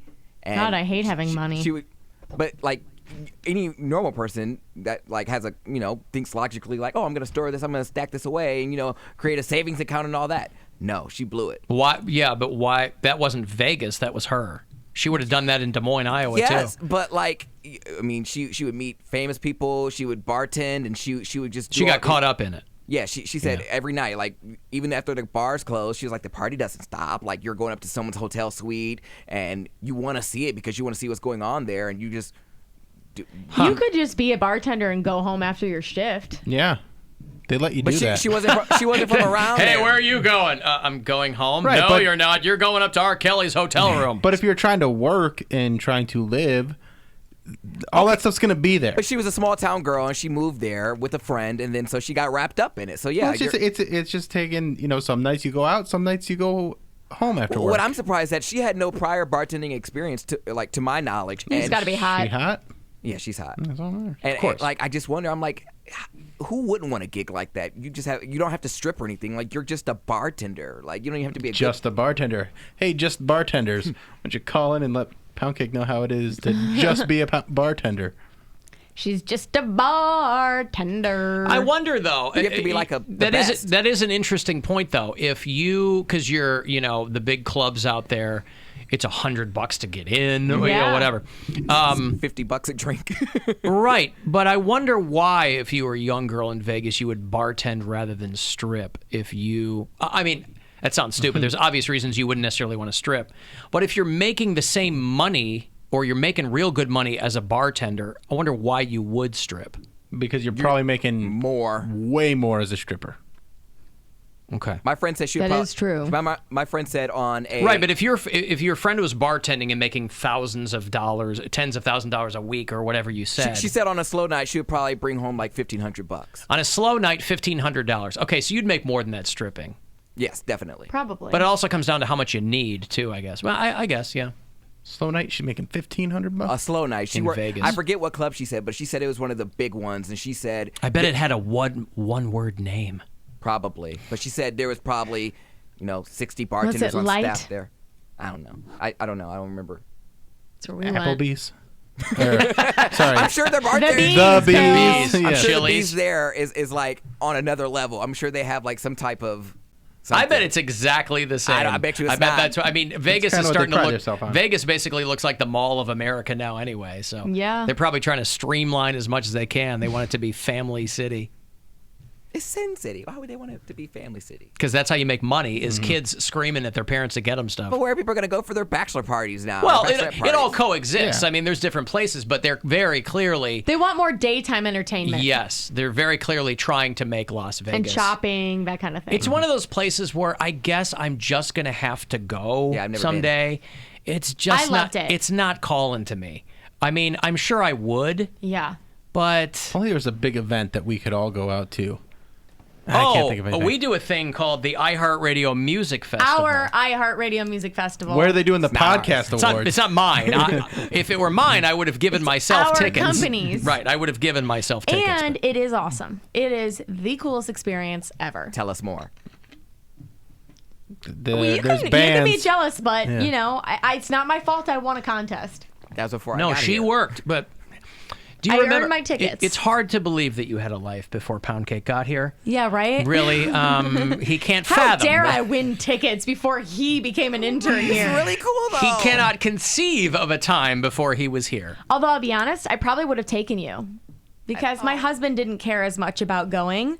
Like when I got there, I was like, "We're in freaking Vegas!" Why like is he I so wanted to jaded? go and explore and see and do. And he was like, "I'm tired. Let's sleep at the hotel." I'm like, "Nope, I'll see ya." Oh, I love sleeping and in I hotels. walked around by myself for a while. Why is he jaded? Why is he like that? Who would not Because take he's that? been to a lot of places. He traveled But as so a kid. what? And you don't have to be jaded. You just have to be tired. He was tired. Yeah, sometimes you just want to go and be You like, sleep on the plane. Also, That's a once I in a had lifetime taken opportunity. Valium and had 3 glasses of wine on the plane, and I was feeling ready to go. And Pound Cake, you do realize that Las Vegas is not a once-in-a-lifetime opportunity. No, but that you could get on a experience flight was and go anytime you want. Free tickets, like to front row to a concert of many different. See, like, we didn't have front row seats Close enough to until Katy we Perry.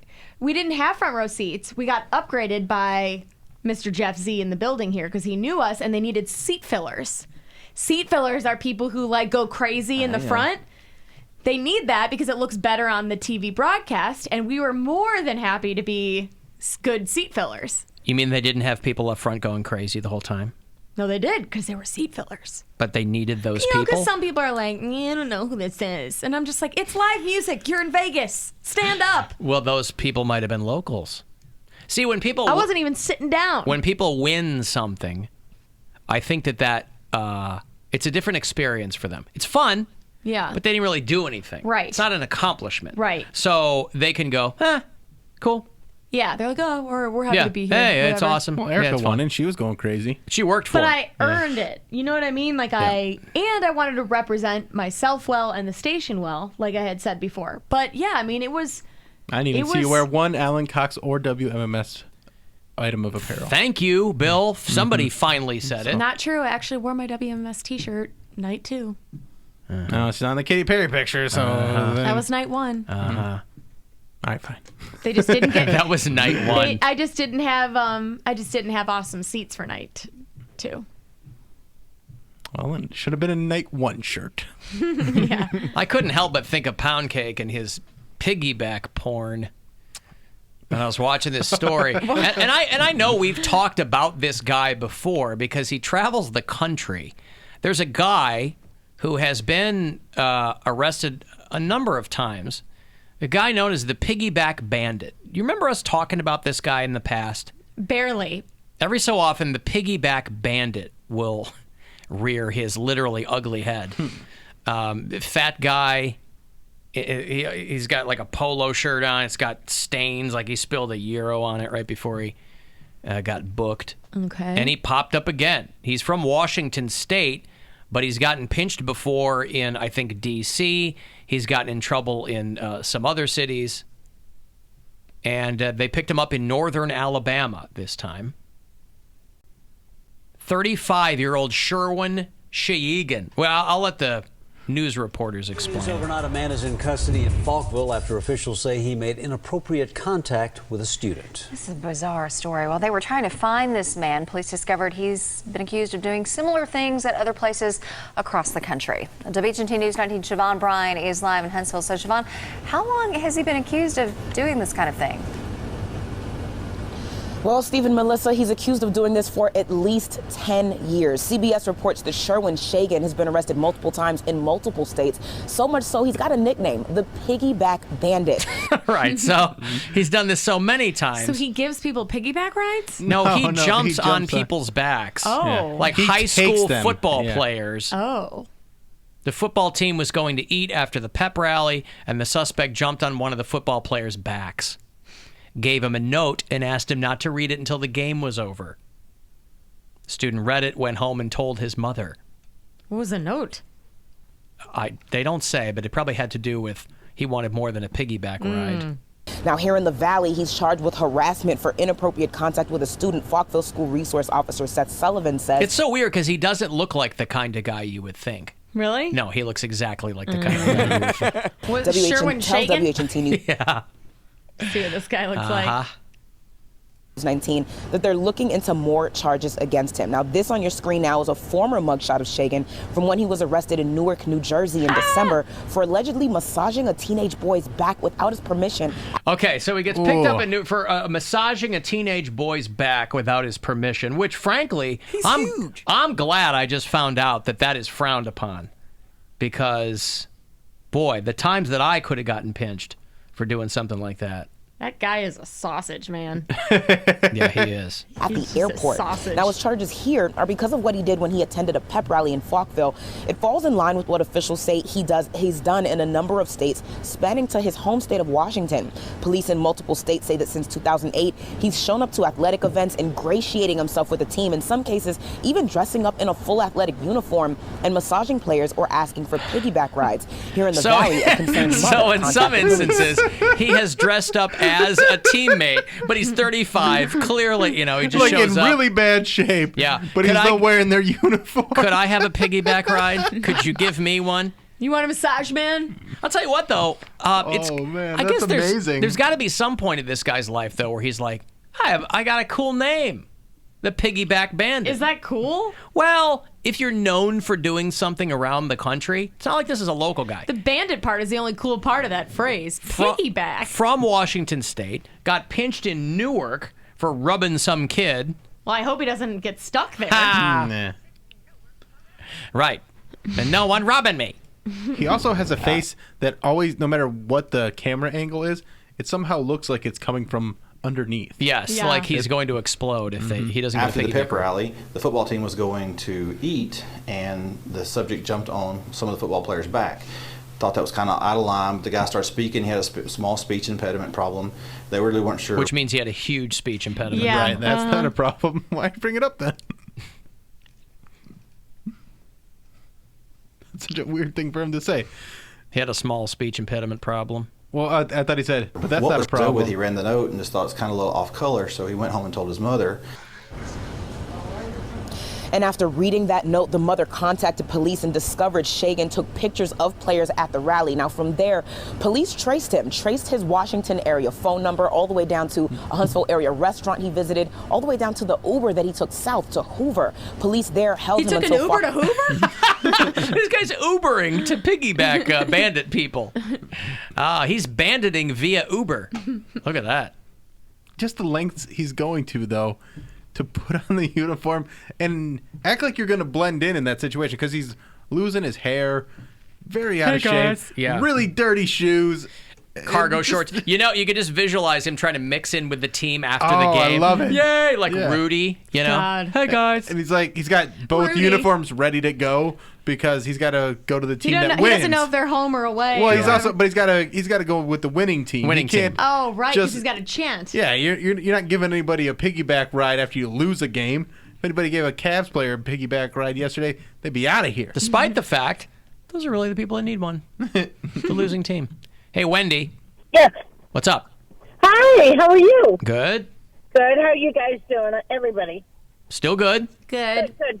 No, I just wanted to say, one time, this past year, my husband and I went to Las Vegas for our anniversary back in February, and Jennifer Lopez was out there, with her act.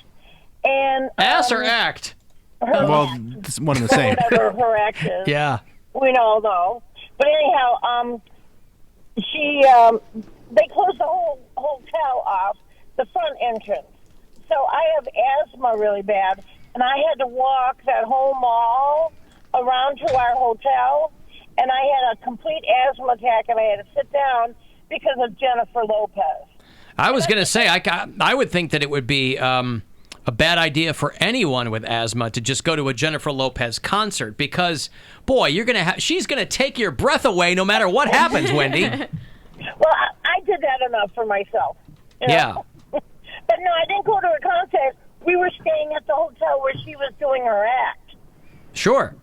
I think if you can't walk very far, Vegas is not going to be a very fun place for you. Yeah, it's like a walk-in town. You walk everywhere. I Isn't can't it a picture scooter myself. city? I feel like they have lots of scooters Yeah, maybe there. if you have a scooter, but I'm saying Yeah. if you can't walk and you're not in a wheelchair of some kind, I know. I can't even imagine going back there myself right now because the hotels are like a mile long. They are. And this was at the Bellagio. It was, way at the end. And it was, it was a nice hotel and everything, but it was so far. And there were, like, all those, stores, in the... They have stores there. Yeah. Yeah. It was nice, but I'll never do it again. Never have an asthma attack on the Strip again, Wendy, if you know what's good for you. I won't. And that pardon me. You say darn damn. Jennifer.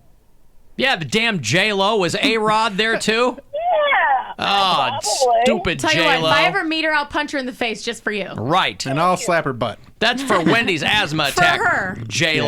Yeah. All right, thank you, Wendy.